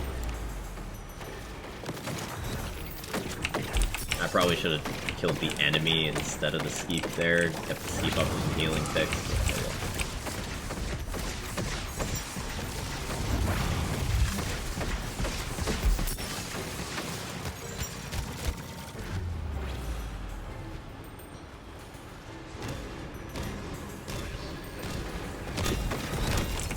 Spawns badasses now too. Ooh. Thank you, skeep.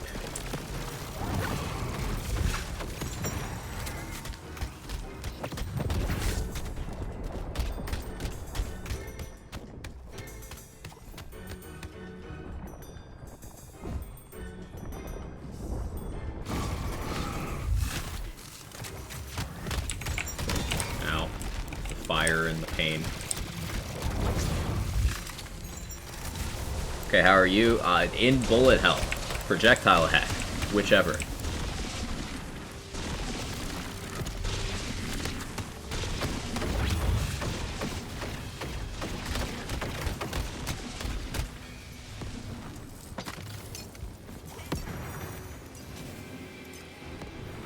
Hey, Boom, how are you?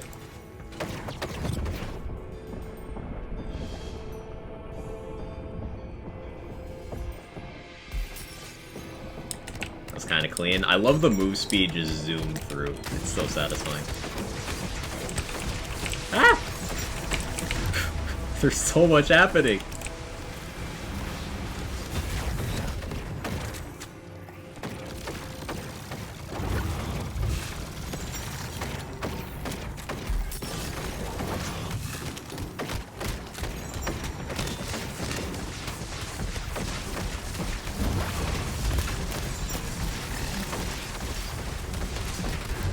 Oh, there's a higher flamethrower too now?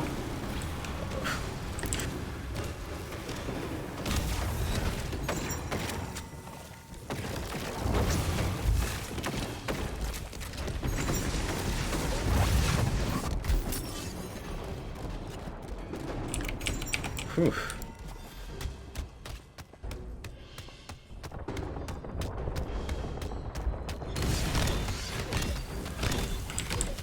That was fun. I enjoyed that. There's a mimic? What do you mean?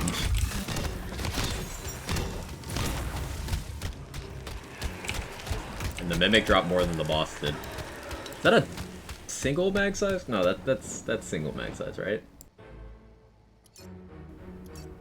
No element, stab power. What do I do with this?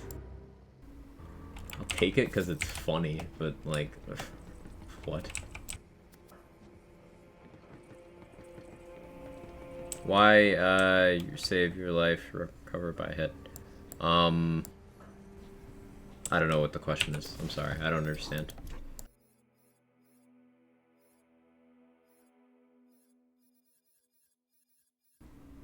What am I supposed to be wearing right now? This one.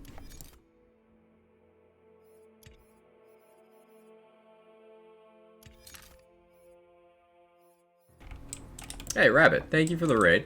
I appreciate it.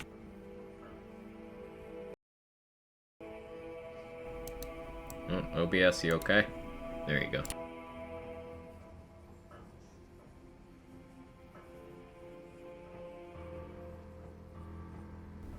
Taking your internet just dropped 14k frames in 5 minutes. Oof. I am sorry to hear. Oh, if you're asking about thank you, Pupty, by the way. Relentless Rage. Yeah, it's this skill. Dealing damage while you're down gives you more duration. It's a berserker thing. I have the stream key now. There's the alert. It was slow. Okay, Theodore 3. Chaotic. Super chaotic. Love it. Been playing Final Fantasy XIV, been sucked into it, had a blast with it. Hey, I'm glad you're enjoying. Looks like Borderlands. It is a cousin to Borderlands. Wonderlands is a sort of spin-off. It's its own IP, which is important because it allows it to do some very not Borderlands things. But basically, this game takes place in the game world that Tiny Tina imagined up in Assault on Dragon Keep back in BL2. It is in the Borderlands 3 engine, and it has entirely its own gameplay. I quite like it. But an important distinction to make is that it is like Borderlands. It is not Borderlands. Same energy, though. I already have a better oil and spice. I don't think I need to take that. Boss good? I like it. Probably not for everyone, but bullet hell is a design philosophy for bosses that I've wanted to see more of in Lands games. So, it's what I like. Perhaps a subjective thing, though.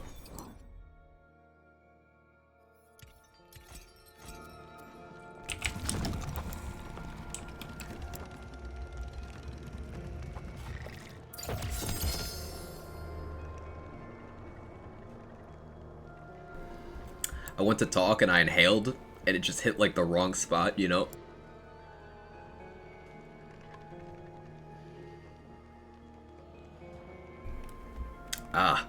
I'm okay. Feet are for bullet hell, but 20 feet upwards, yes. Played Spell Shot? No, I'm not. I don't play very much Spell Shot because I personally don't like having it that easy. Spell Shot's just kind of makes a lot of areas of the game a lot simpler.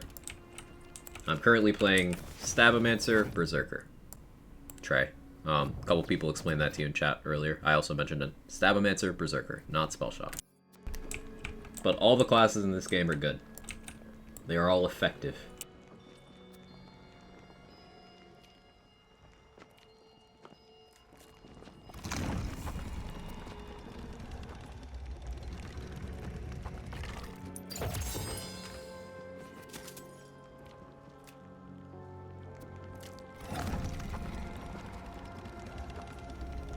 It's best not to inhale liquids.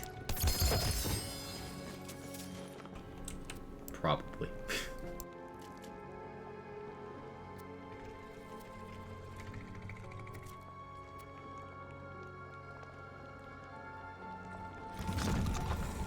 You can combine classes? Yes. Once you progress far enough in the story, you get the ability to spec into a second class. Now your first class is locked in forever, but your second class, you can change at will after you've beaten the story. So you can mix and match between the 6 current playable classes. We are getting a 7th class with the 4th DLC, which we expect within like a month. But we have no official release date for.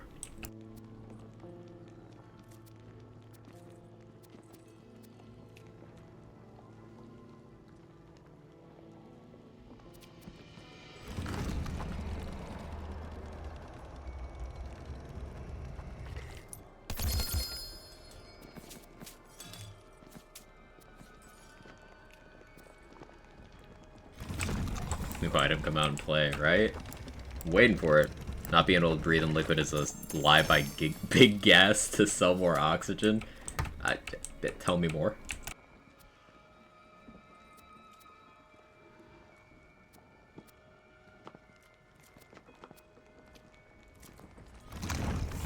Can't decide which class to start a new character. Clawbringer. I plan on doing a Clawbringer playthrough. Probably start that on Monday.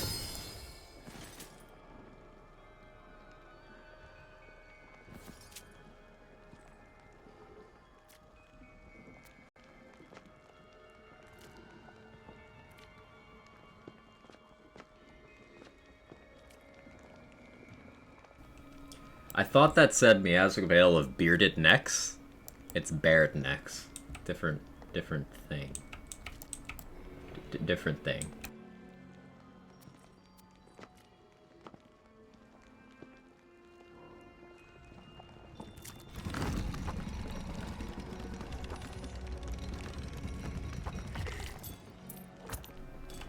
I just gotta safe quit here to clear this floor. What's wrong with bearded necks? Nothing. I just said it's a different thing.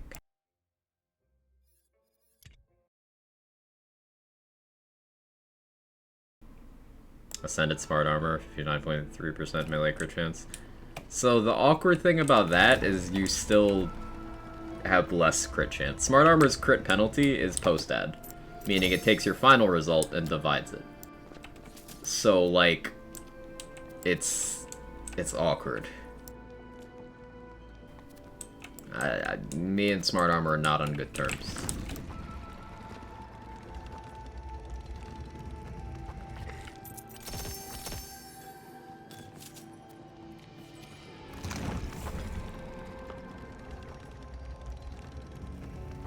Never saw the appeal of Smart Armor.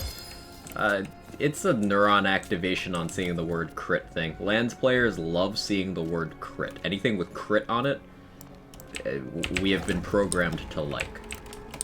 Smart Armor is more downside than upside, but it's one of those things that you would not notice that with surface level stuff. Like, if you took it at face value, it doesn't look detrimental, but it is. I love hearing crit. Wanna give it its good money? Yeah. It's a shame that that was, like, your Ascended, because that melee crit passive on another armor would have been, like, real nice. but it puts you in a position where, okay, if you're going to cancel out the downside of Smart Armor, you're going to use From the Shadows. But you know what isn't useful in From the Shadows? Melee crit chance. It's very unfortunate.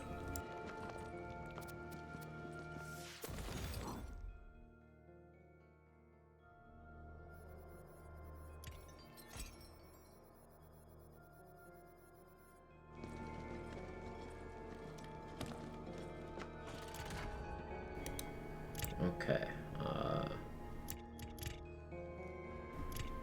Grab that other Stab-O-Matic.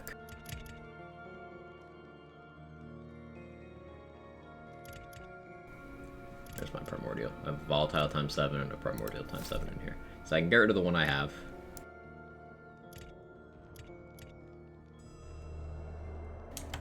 I don't really need that Hydra pistol either. I can get rid of that. Make some room.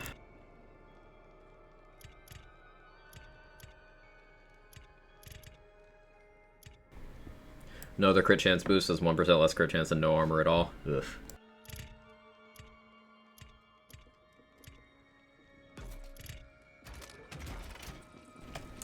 Did some farming while having lunch. Got first Ascended Legendary. Ooh, nice, Doc. What was it? On a Primordial, Selective Amnesia with crit chance on it. Day C50 launch. It's like the game wants me to only use melee builds. Amnesia's so good. After some testing, Universal Soldier felt really nice. I also learned deleting every room really doesn't work on this build. Yeah, you gotta work your way up to something like that. But hey, I'm glad you're making progress, Lizard. It's good to hear. Hey, Matt to fail. New to Tiny Tina's Wonderlands, playing Stabble plus forward, and any tips on item class prioritization in the skill tree? Are you doing a gun build? I have a Stabbo Spore gun build that I could use as a point of reference for you.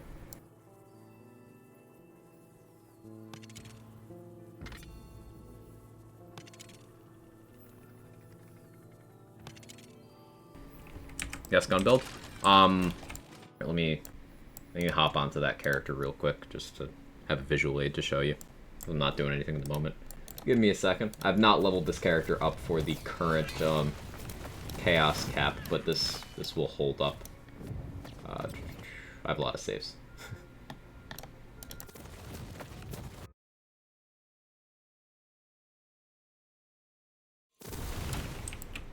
So what I like to do is go all the way down the Spore Warden tree to play the angles. The ricochets from this are extremely powerful, but you'll notice it's a chance on a chance on a chance. You have a chance on a crit to trigger the effect, and then that effect has a chance to trigger again. So it's a lot of hoops to jump through. Something I like doing is using From the Shadows action skill, which removes the chance to get a crit and makes it always a crit. And it also makes Play the Angles itself crits. You get very powerful and consistent ricochets off of enemies while in this. So definitely take this. This boost here, Headhunter, is it's not regular gun damage. The skill kind of lies to you a little bit what it does. It's a different multiplier, which makes it very attractive to grab. So get that and then get good at clicking heads. Wrath of Nature applies a nice little debuff against enemies you hit with Play the Angles, if they survive, which is rare. You grab ammo regen here, and mag size, which lets you use a lot of guns more effectively. You get some good fire rate over here from Windrunner. Because you're using From the Shadows, you don't need to worry about the gun crit chance over here, so you instead take the ability damage, because that boosts Play the Angles. And over in Stabbo Tree, you get some movement speed here, you get some dot stuff here, damage, then you've got fire rate over here, some good defense, and some good spreading of dots, which helps you maintain this. So this is what I like to do with my my Stabbo Spore gun build. And you can use a lot of different guns on this. I like using sniper rifles on this setup a lot. 25% extra damage applied to the base damage dealt, then you get the crit damage? No, it's conditional damage. It's in the conditional category. So with Spellblade, Cursed Wit, the Old Ways, just goes there. It looks at if you have something that is capable of hitting a weak spot and benefiting from that, plus the Stab-O-Matic. Yeah. Any preferred weapons? Where is it? That's a good example. I really like black powder shotguns with high projectiles, because you get a lot of chances for ricochets. So these are really good. Also, Heck Waiter is a fun one. Basically, you want things that hit a lot of times. You want things that have a high hit count. Last Rites is good too, yeah. For single target, you want Torg stickies, like Ludites, Sword Explosions. Those are good there.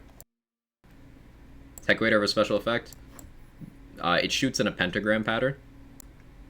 Also, there's no other ballistic projectile times 3 fire SMGs, so it's unique in that aspect. I believe the other ones are times 2. Thank you, you're very welcome.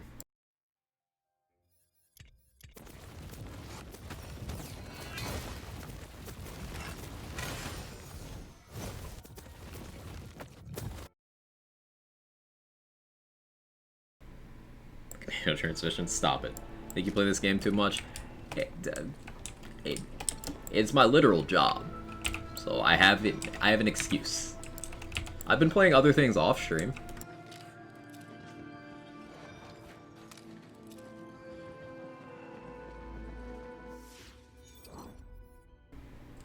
Spell's best for Hammer Zerker. There's not going to be a go-to best. Empowering Sigil is really nice for the freezing and also the tank. And it's got good cooldown. That one's going to be hard to beat. Depending on your choice of weapon, Tidebreaker can be desirable. You go with a Fortifying Sigil for a little bit of a damage buff and some healing. If you want some direct damage output, you could use a Laser Hand or a well-rolled Ice Spike. The buffs work on spellcast increased damage by 15%, and the spellcast damage increased by 20%, that'd work. As long as they're different enchants, dorks, yes. As long as they are different enchants.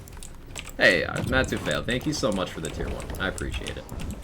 Well, once again, welcome to the game. And any questions, comments, concerns you got about the game, I'm happy to help you out here. Got a nice community of people who spend way too much time digging into mechanics. So you're in good company. Thank you so much. Hope you enjoy the emotes and stuff.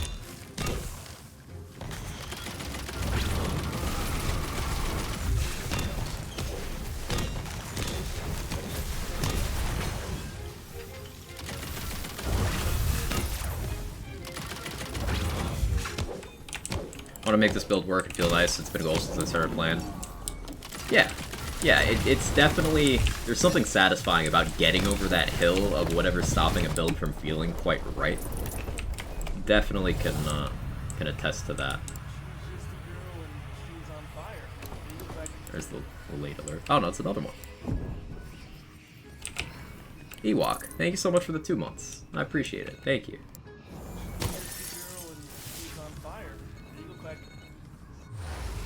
Another one. There it goes. Thank you so much, Ewok. How you doing? Hope you're well. Dark Magic Banshee, 2,726? Wait, so... That's Ascended. That has to be... Huh. So my Primordial is the low roll for my non-Ellie. That's interesting. I thought that was the high roll. Okay. That's big damage.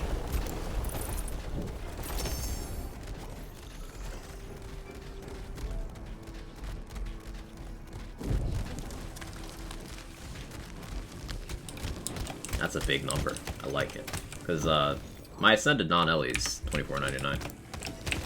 So it could be a lot better.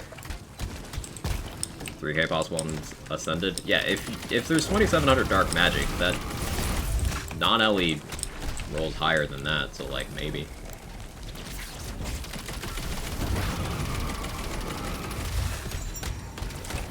These favorite enemies blooms. I don't mind them on some builds. Like, this build's fine because Inflammation kind of clears them out pretty effectively. But there's some where I'm like, ugh. Still think Body Rune's best in slot. Generally speaking, and I think that case is only strengthened for most general use weapons on C50 Lizery, because it provides you good damage, good tank, and good healing. It just does a lot at once. It even has unlisted effects. Like, it has the Spirit Runes bonus to shock if you're standing still. Yeah, that's on the body rune as well, because why wouldn't it be? I wish that was a shitpost, it's not. It just does so much. Compare that to other things in the slot, you'll have more niche situational things like Mace Wardu, which I do quite like, but there's some situations where it's just not doing anything for you. Amp wards are great, but dependent on your weapon choice, and in terms of how many shots you get out of them. If you're not, say, a spell shot or using a Harbinger amulet, then you're not getting it many times per fight. It's hard to beat Body Rune. Any other unlisted effects? No, that's it. Just the Spirit Rune thing for this one. Body Rune's the Spirit Rune thing as well? Yeah. But it got me a good roll in Laser Hand, cooldown rate, spell damage, spell charge. Nice. Okay, this one's Jake, but you're close. You're close.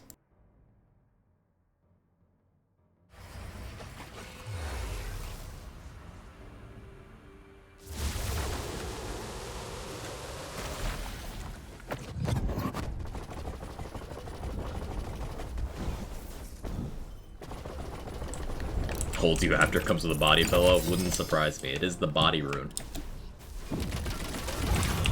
Does it leave cab fare on the nightstand?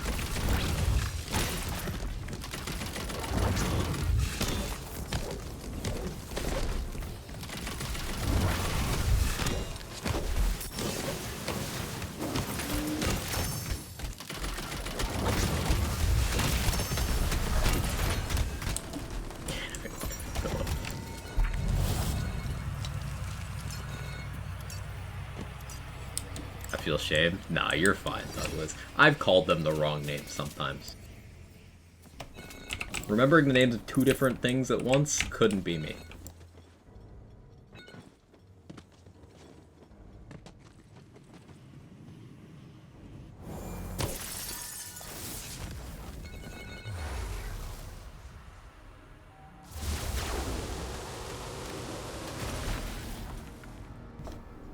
Coin toss on the cat names, you're all good. I'll still somehow get it wrong.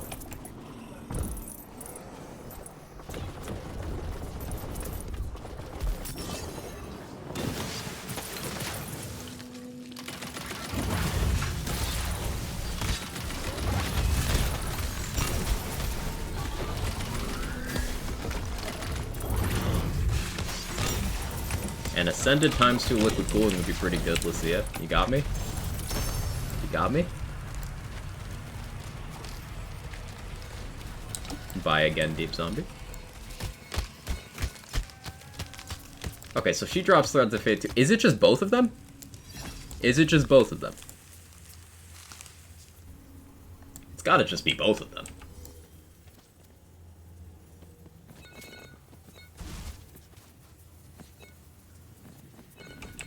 Because I almost every time I kill Celissa, I get a Threads of Fate, and Lucia drops it too. So it might just be both.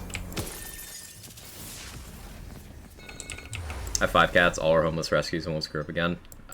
Both of mine are rescues. Every cat I've ever had has been a rescue, actually. Jake was a kitten.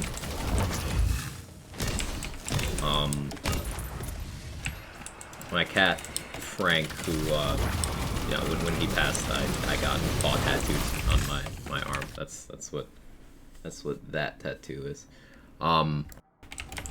He was a litter that got left in like a fucking bathroom somewhere.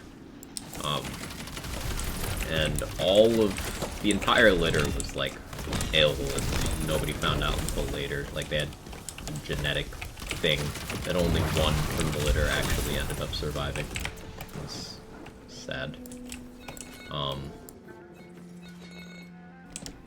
But Kevin was also a rescue. He had some real shitty people taking care of him before, based on how he's got certain fears and was borderline feral for the first few months I had him. Like, he hid in a suitcase for basically months at a time. It sucked. But eventually he warmed up, and now he's the most social cat ever. still afraid of everything, but like he's the best.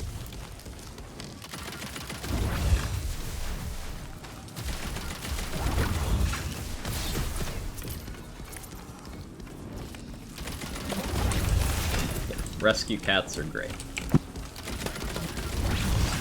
Rescue animals in general.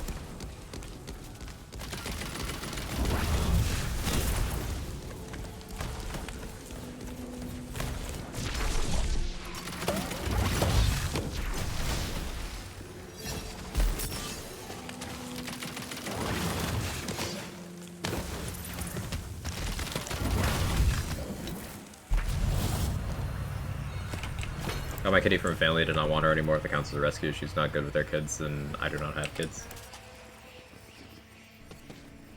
I'm not one to gatekeep the definition of rescue, but what you did is gave that cat a good home and helped resolve a situation that could have turned out unfavorably. So, like, I think you did a good thing. I'll count it. Love having a liquid cooling my frost shiver for like Dragon Lord and annoying wyverns. Yeah, it's just a reliable gun to have around. 2 kitties are rescues. Dot Matrix and Princess Vespa. Nice.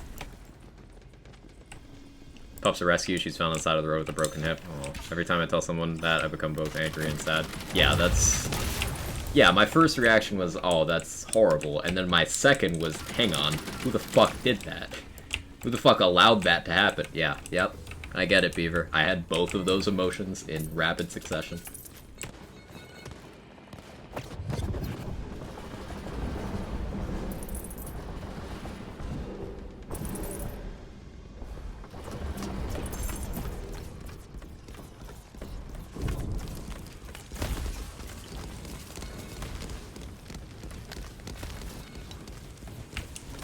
Also, my thoughts and we resolved to adopt more kitties. Oh shit, there goes the plan. Yo, enemies, like, you wanna show up?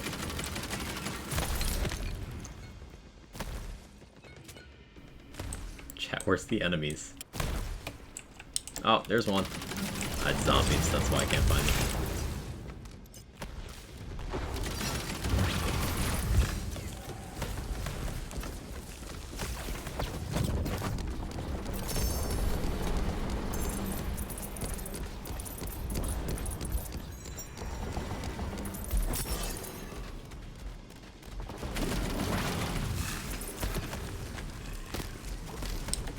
Also has a BB in her belly. What kind of person does that?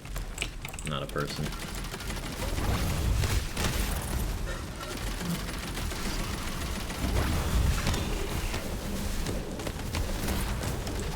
How's the third boss? Turned off stream for a while. Extreme bullet hell. I enjoyed it. I enjoyed it. Hey Ivan, how you doing? I'm gonna head out later for another one. Stay easy, Viper. You have a good one.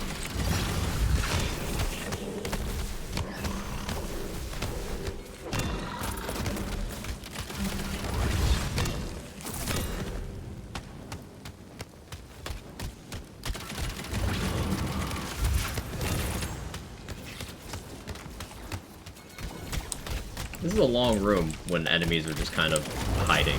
I'm surprised butt styling statue's fine. It just kind of didn't do anything. That was awkward. I don't like this room.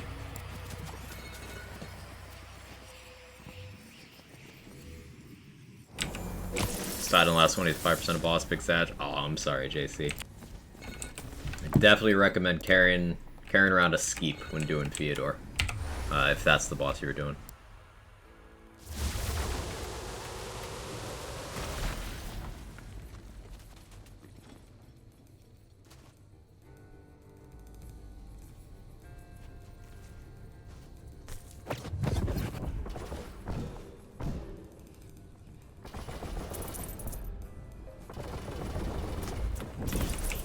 Take it down to Chaos 35 because I'm a weenie, but still challenging. It doesn't make you a weenie at all, Brendan. It means you are appropriately using the elective difficulty system in the game. Like, that just makes you smart.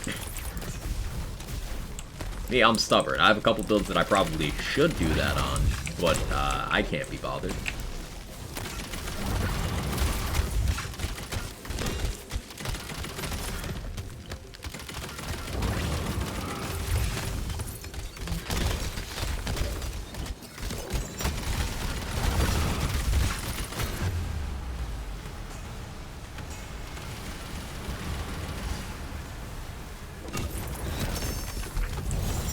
is gonna look like? Yeah, I'm super curious.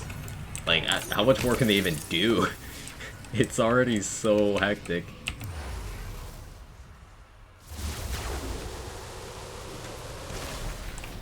Floor is lava? Oh no.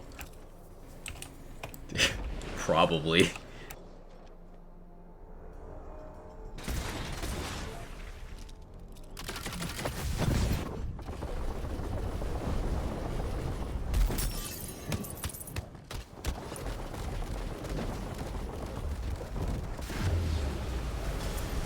Oh, it's gonna be the slow Solissa because I went down there. I'm gonna blame Nasty Spell and not my bad positioning. It was totally bad position.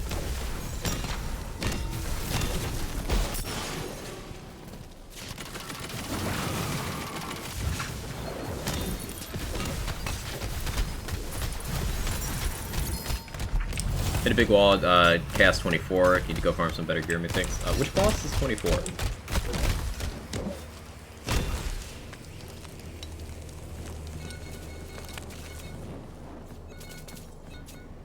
Extra charge and crit damage is nice.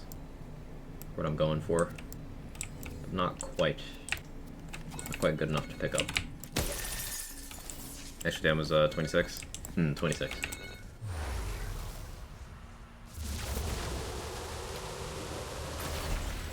Yeah, it was a real slow run because of those enemies hiding. The Twin Soul and Vendor is good. I would have preferred Banshee and Vendor, but I will not be picky. Extra charge, Arcane Bolt's always good to see. Question about bonus damage? Sure. Command for bosses? Exclamation point Chaos Trials.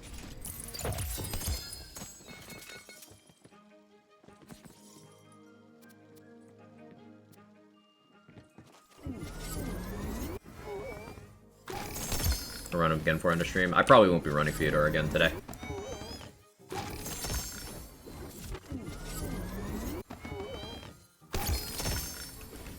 Already on the garage shooting you can't damage him until the soul crystals are killed. Ooh, that'd be toxic.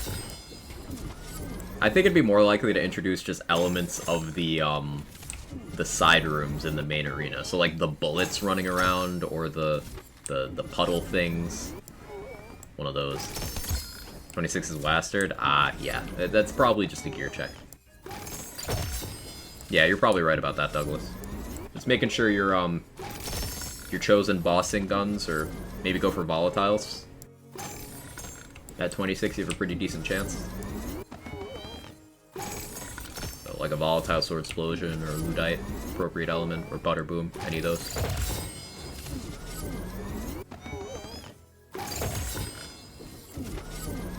Or patch today? There was no hotfix for balancing or anything like that today. We just got rotation of the weekly featured, of the vendor items, and of the mini event. So we still got game changes, just nothing big. Just a small week.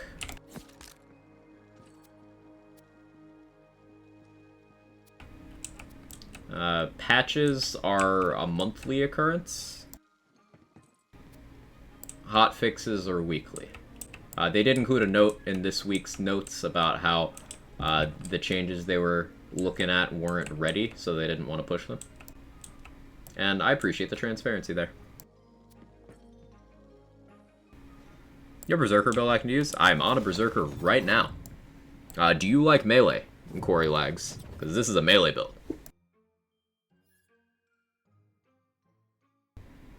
What's in the vendors this week? Twin Soul, Diamond Gauntlets, and Arcane Bolt. Yes? Okay, so this build, I light enemies on fire with a flamethrower and shoot them with a crossbow so that every enemy in the room starts getting hit with crossbow bolts and gets lit on fire, while I swing a gigantic greatsword and make everyone explode while phantom swords are also hitting enemies, and I'm invisible so everything crits. That sounds like fun. This build.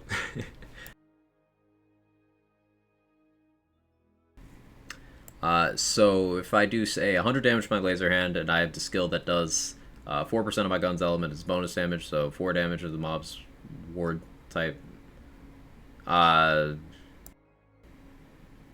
So you're referring to double knot.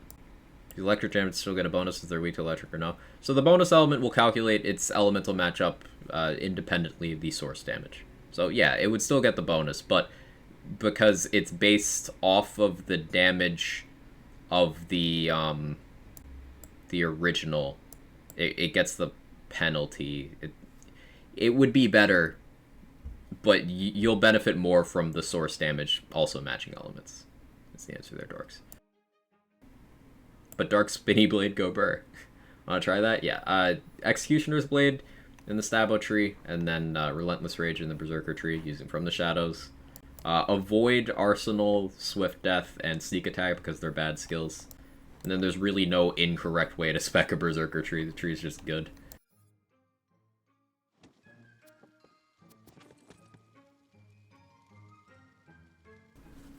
Resistance line one's not damage for it. Yeah, just basically use something that at base matches properly, and it'll scale up the bonus elements better. Laser hand, there's only fire. Short term, yes, still gets bonus. It'll be better than the laser hand itself, just like use a different spell is the answer. You're just gonna want to use a different spell. You can get by without it though. For example, I still use my laser hand against fire immune enemies on that build sometimes, because Stain of the Soul and Double Knot can be made to do other elements, so you can still just get by. But just generally, matching elements is more worth than continuing to use a laser hand. Or at least using elements that aren't flat out, like, immune. So, let's say you're fighting Vorkanar. I wouldn't use a laser hand on Vorkanar. I'd use Ice Spikes or Threads of Fate or an appropriate element, Barrel Maker, just something else. Is Swift Death that bad? I want to make a Stab of Burr build at some point around speed? Yeah, but I can give you a better example of something that scales well with speed. So, I'll compare and contrast. Selective Amnesia, this thing here, when you take damage, for 3 seconds you get lit on fire, and you get a 20% movement speed bonus. It also takes your movement speed stat. Note, not how fast you're going, but how fast you are capable of going. And it puts that in your all damage category. So this damage multiplier that says all damage dealt, yeah, in that category where that goes, it takes your total movement speed across all of your slots. This includes your myth rank, your skill tree. If you're using a Buffmeister, if that's your thing, that goes in there too. The movement speed passive from here, and the base 20% from Amnesia. It puts all that in your damage category for 3 seconds after you take damage. Contrast that with Swift Death, where if you absolutely maxed out Swift Death and ran as fast as the skill checks for, you get 30%. That's foregoing breakneck speed with max investment into the skill. 30%. Whereas currently, my Amnesia, with my skill tree and stuff, is giving me like 200. Do they not stack? They do, but the thing is, damage boosts in this game, you get a better overall damage result by having diversity in your sources. Adding a 30% to a pool where you have 200 is less impactful than taking, say, 10% in a pool where you have a lower number, right? So Swift Death goes in a category that's already easy to stack, it's got a bad condition, and it's a low number. It just has no selling points compared to other things around it.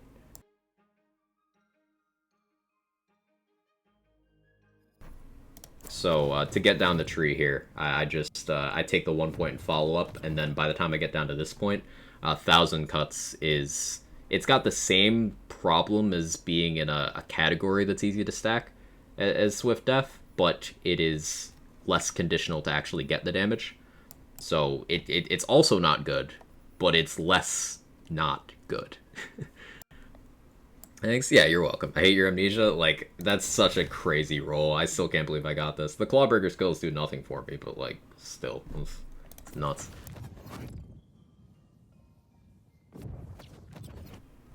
Give the new class immunity to fire and move speed skills to make it best in the game? No.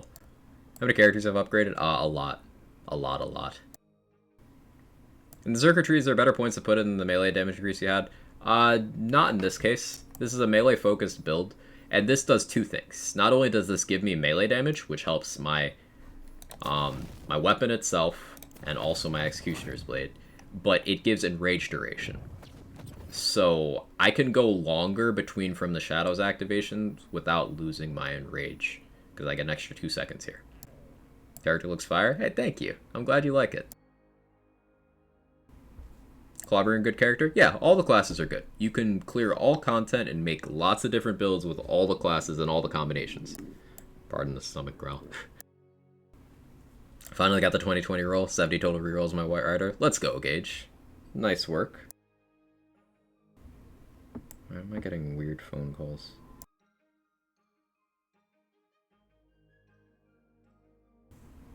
Character looks like Spawn. I was going for Blight, but close. Did the best I could. How'd you build a C50 Claw Spore? It would probably be companion stuff. Shrikes, specifically. Be Wyvern focused with Shrikes as my damage. Would be my way of doing that.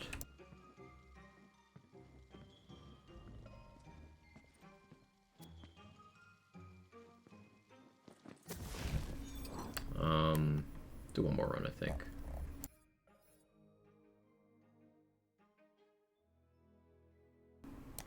I don't think I counted that great bow, so that puts us at 60, right?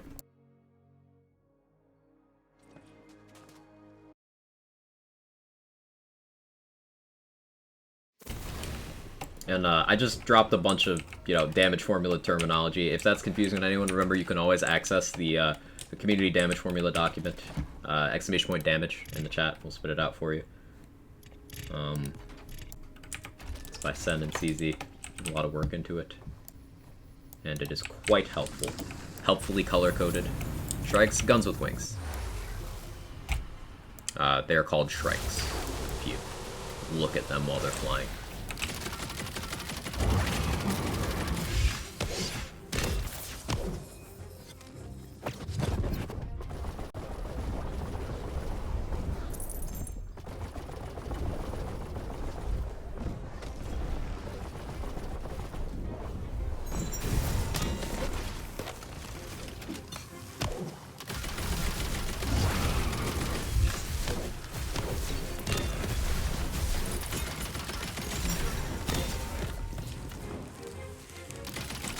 Back to work, keep being great. No, you Brilio. Have a good rest of your work day.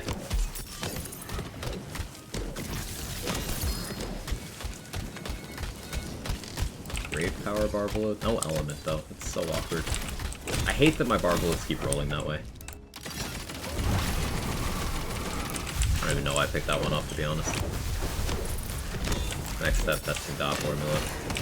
Shouldn't be too bad.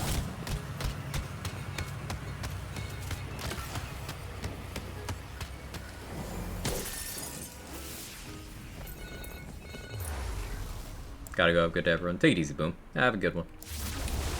Just kept 14 great bows this run. I'll do my best.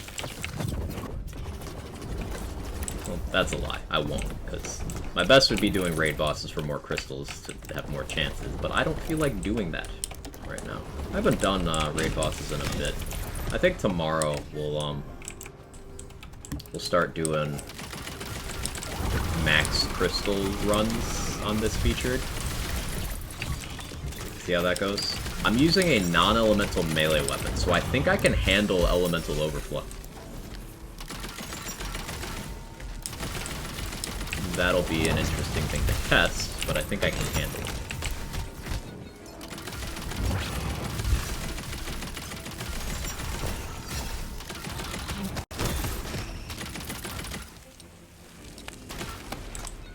RNG hates me right now. I feel you, Sakura. I feel ya. I've not been having a lot of drop luck. Done 2 days worth of work today, I just want to go home. You always work too hard, Paradox.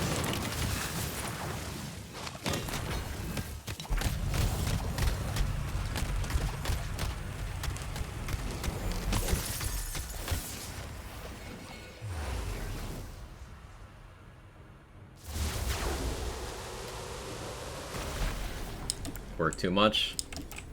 Yes. Two slag leutas when I want to fire one.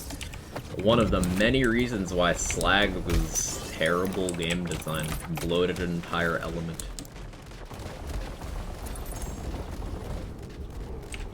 Not a fan of that. Glad it's gone.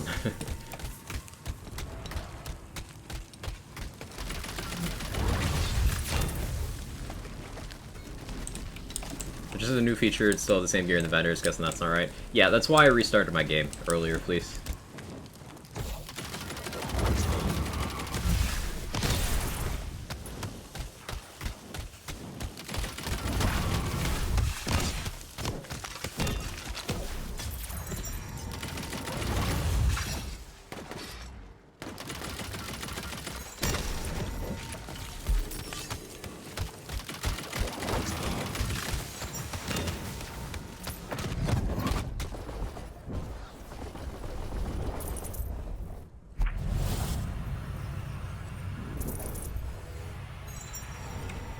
Try overflow tomorrow.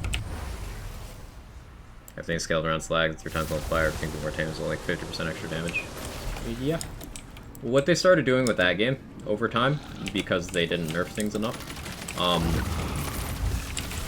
is they started balancing around the ridiculous amount of damage you could do. Not enough to stop you from one-shotting everything with that damage, but enough that other things suffered because of it. A more recent example of that balancing philosophy is True Trials bosses in BL3 when they first introduced those. They were, you know, it was all in good fun. They were there to kind of mess with the people who were one-shotting bosses and stuff. It didn't stop those people, of which I was one of them, from one-shotting those bosses, but it made it so casual players were simply running out of ammo before the boss died. Like, Trials have a 30-minute timer for you to be able to open the chest at all in that game. And people were hitting that timer on the Hag of Fervor. So they had to lower it, because balancing around the amount of damage the peak is capable of doing, or that player is capable of doing at the peak, rather, I should word that properly, is not a good model for game health. And that's one of the many problems that Slag had. Because it warped the game around it. Slag wasn't mandatory, but it sure as shit felt bad to not use it. Because of how big a value it is and how they did the HP regen thing. Designed with Slag in mind. Never balance around the top 1% or the bottom 1% of anything. It's weird for me the ads and boss is more dangerous than the boss itself. For some bosses, that's absolutely the truth. For example, in the Bunny Dog raid boss fight, the yellow raid boss, the ads are way more dangerous than the boss. They've got open sight lines, they're ranged enemies, they run away from you while shooting you, and they hit hard. So yeah, absolutely, some fights ads are more dangerous than bosses.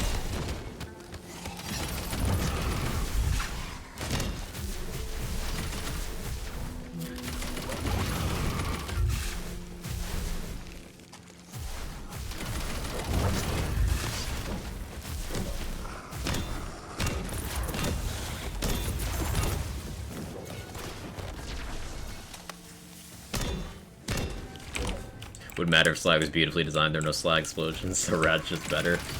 Real.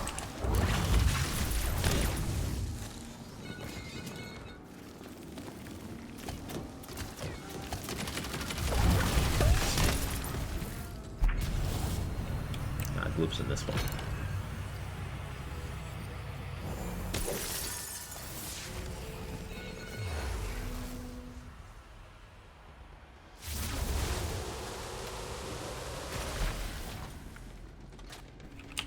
Just got a volatile amalgam for Stabos 4 with gun damage, gun crit, move speed, ability damage, fire rate. Shame it isn't primordial or ascended. Take some beating. Gotta head out to see friends. Take it easy, Dex. You have a good one. The thing with running Stabos 4 is that I don't run Stabos 4 armor, nor do I recommend it at all. Because the Spore power will do nothing for you meaningful except for play the angles damage, which, if there's anything in your kit that doesn't need more damage, it's play the angles. And the Stabo power will increase your From the Shadows duration. So that's nice. It's not a game changer, but it's nice. So I would say picking an armor that has favorable skills for you from your Stabomancer side is optimal. That would be either Stabbo Claw for Exploit Their Weakness would be really good for your single target damage. I do recommend that above all others. Or there's other slightly less desirable mixes, but I'd say Stabbo Claw armor is going to be your peak for that multi-class. Don't forget 1 to 3% crit chance from Stabbo power. It's so good though. Stabbo class power is almost as good as a single armor passive at Ascended. It's top tier. Best in the game, really. Yeah, the crit chance from Stabbo class power is very marginal. If you're not using it for Ghostblade damage or from the Shadow's duration, it's just completely negligible.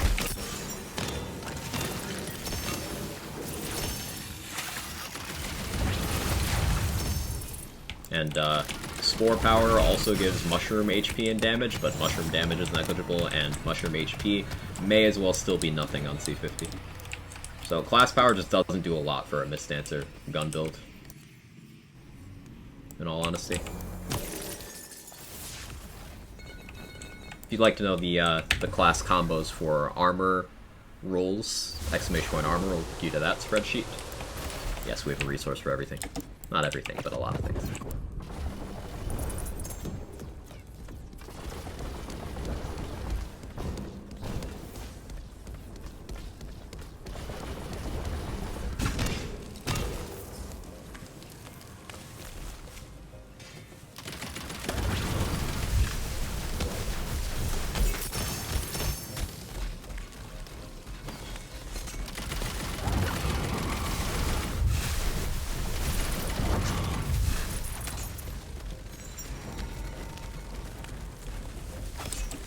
I feel like the lower end mobs are made to be very dangerous because the environment you fight Bunny Dog in could have been any one number of enemies in there. They chose that one that makes the fight more dynamic. Yeah, Cranberry, I think it was a good choice as well.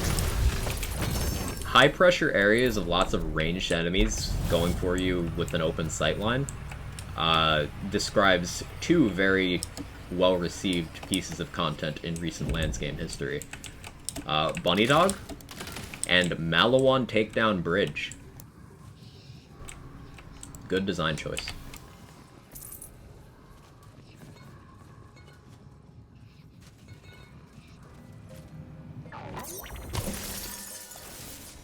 Plus to Alchemical Agent. I am so sorry, Celissa.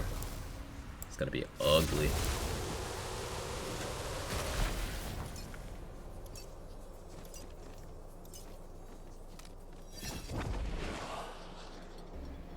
American spelling, please. Sorry. I should really set it up so it responds to both.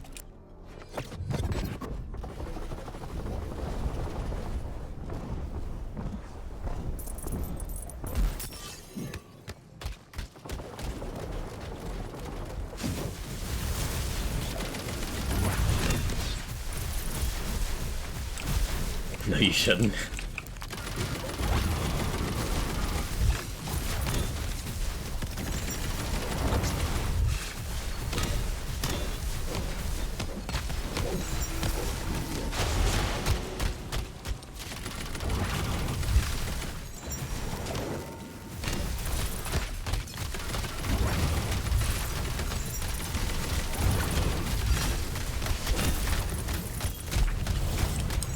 It would be the neighborly thing to do.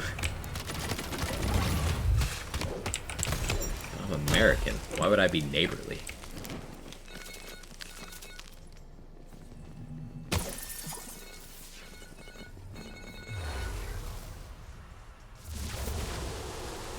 No, you shouldn't, Quack. This is America. We welcome all different walks of life, but never cater to their needs. True. True.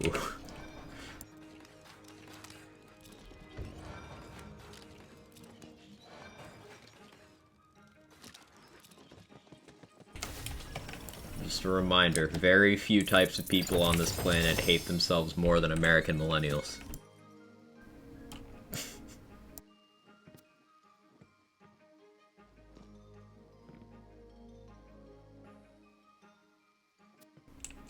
Somewhat joking.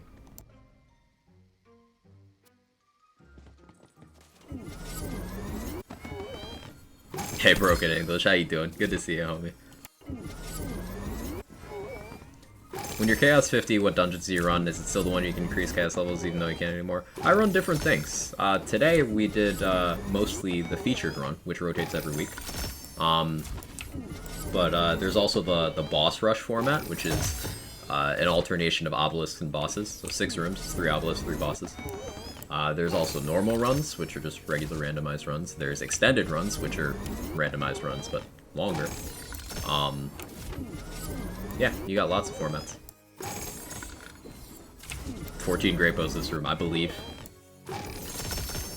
So it's not looking so good.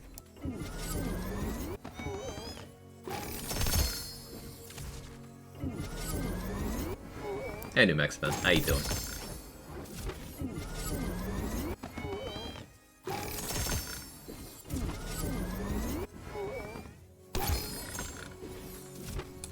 Imagine people just reach C50 and just said I'm done with this character now, okay, bye.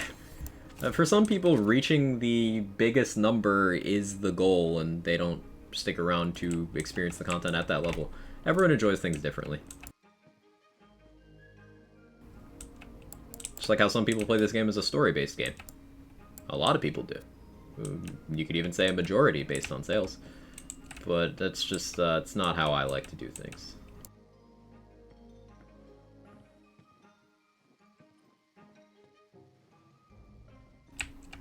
This was an exceptionally bad haul. Like, none of them are even chaos tiered except for this one. Oof.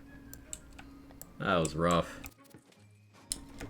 Love myself, I'm the best, LOL, I'm dead inside. Yo, same. Get any more Ascended Antiques? Not today, no. Farming Caster, is that the best place to be farming gear?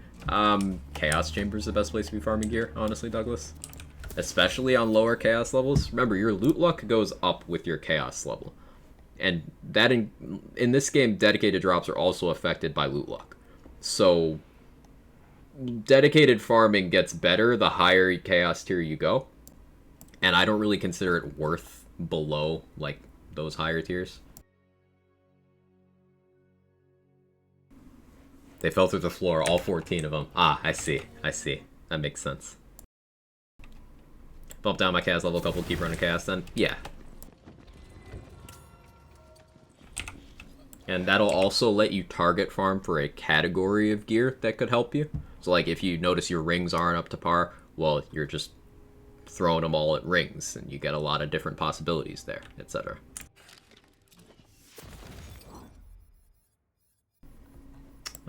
Okay. Okay, so, we had a decent amount of money. We did spend some, though. So, we're almost back to where we were. Feodor 3 down. Verdict on that. Enjoyable. Bullet heli. I like it a lot. The feature this week is great. You can farm Liquid Cooling, Threads of Fate, Head of the Snake from this week's featured. The vendors are Arcane Bolt, Twin Soul, and Diamond Gauntlets. So tomorrow will be more Wonderlands. We'll try and get those last 14 great bows, hopefully. Hopefully we can get that done, and I'll, if I have the time and attention span, I'll set up a blank character that I can just transfer those great bows onto. Or maybe I'll start transferring them now. That'd be the smarter thing to do. We'll see what happens with that. But yeah, we'll do more featured farming tomorrow. I do want to make a Threads of Fate build, so that's the biggest thing I'm looking for from this week. So we'll see how that goes. Let's find somewhere to raid. Thank you guys so much for hanging out. I appreciate you.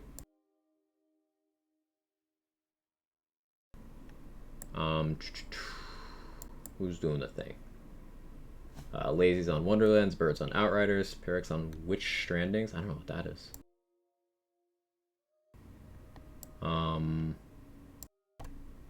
Let's go to Lazy. Let's go to Lazy.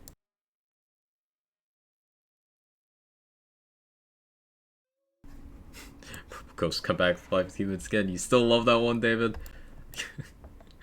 Raid message will be just the usual Quag Chad stuff.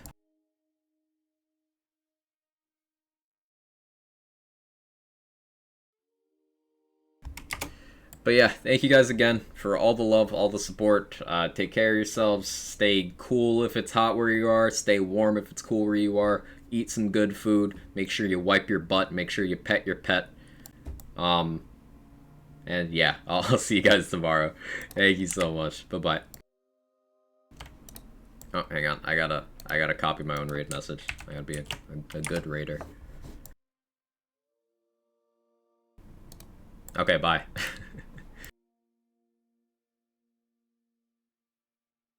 Those are on both sides. Means you cannot avoid this one if you go on this edge here. I'm really good at this. Yeah, that's pretty hell.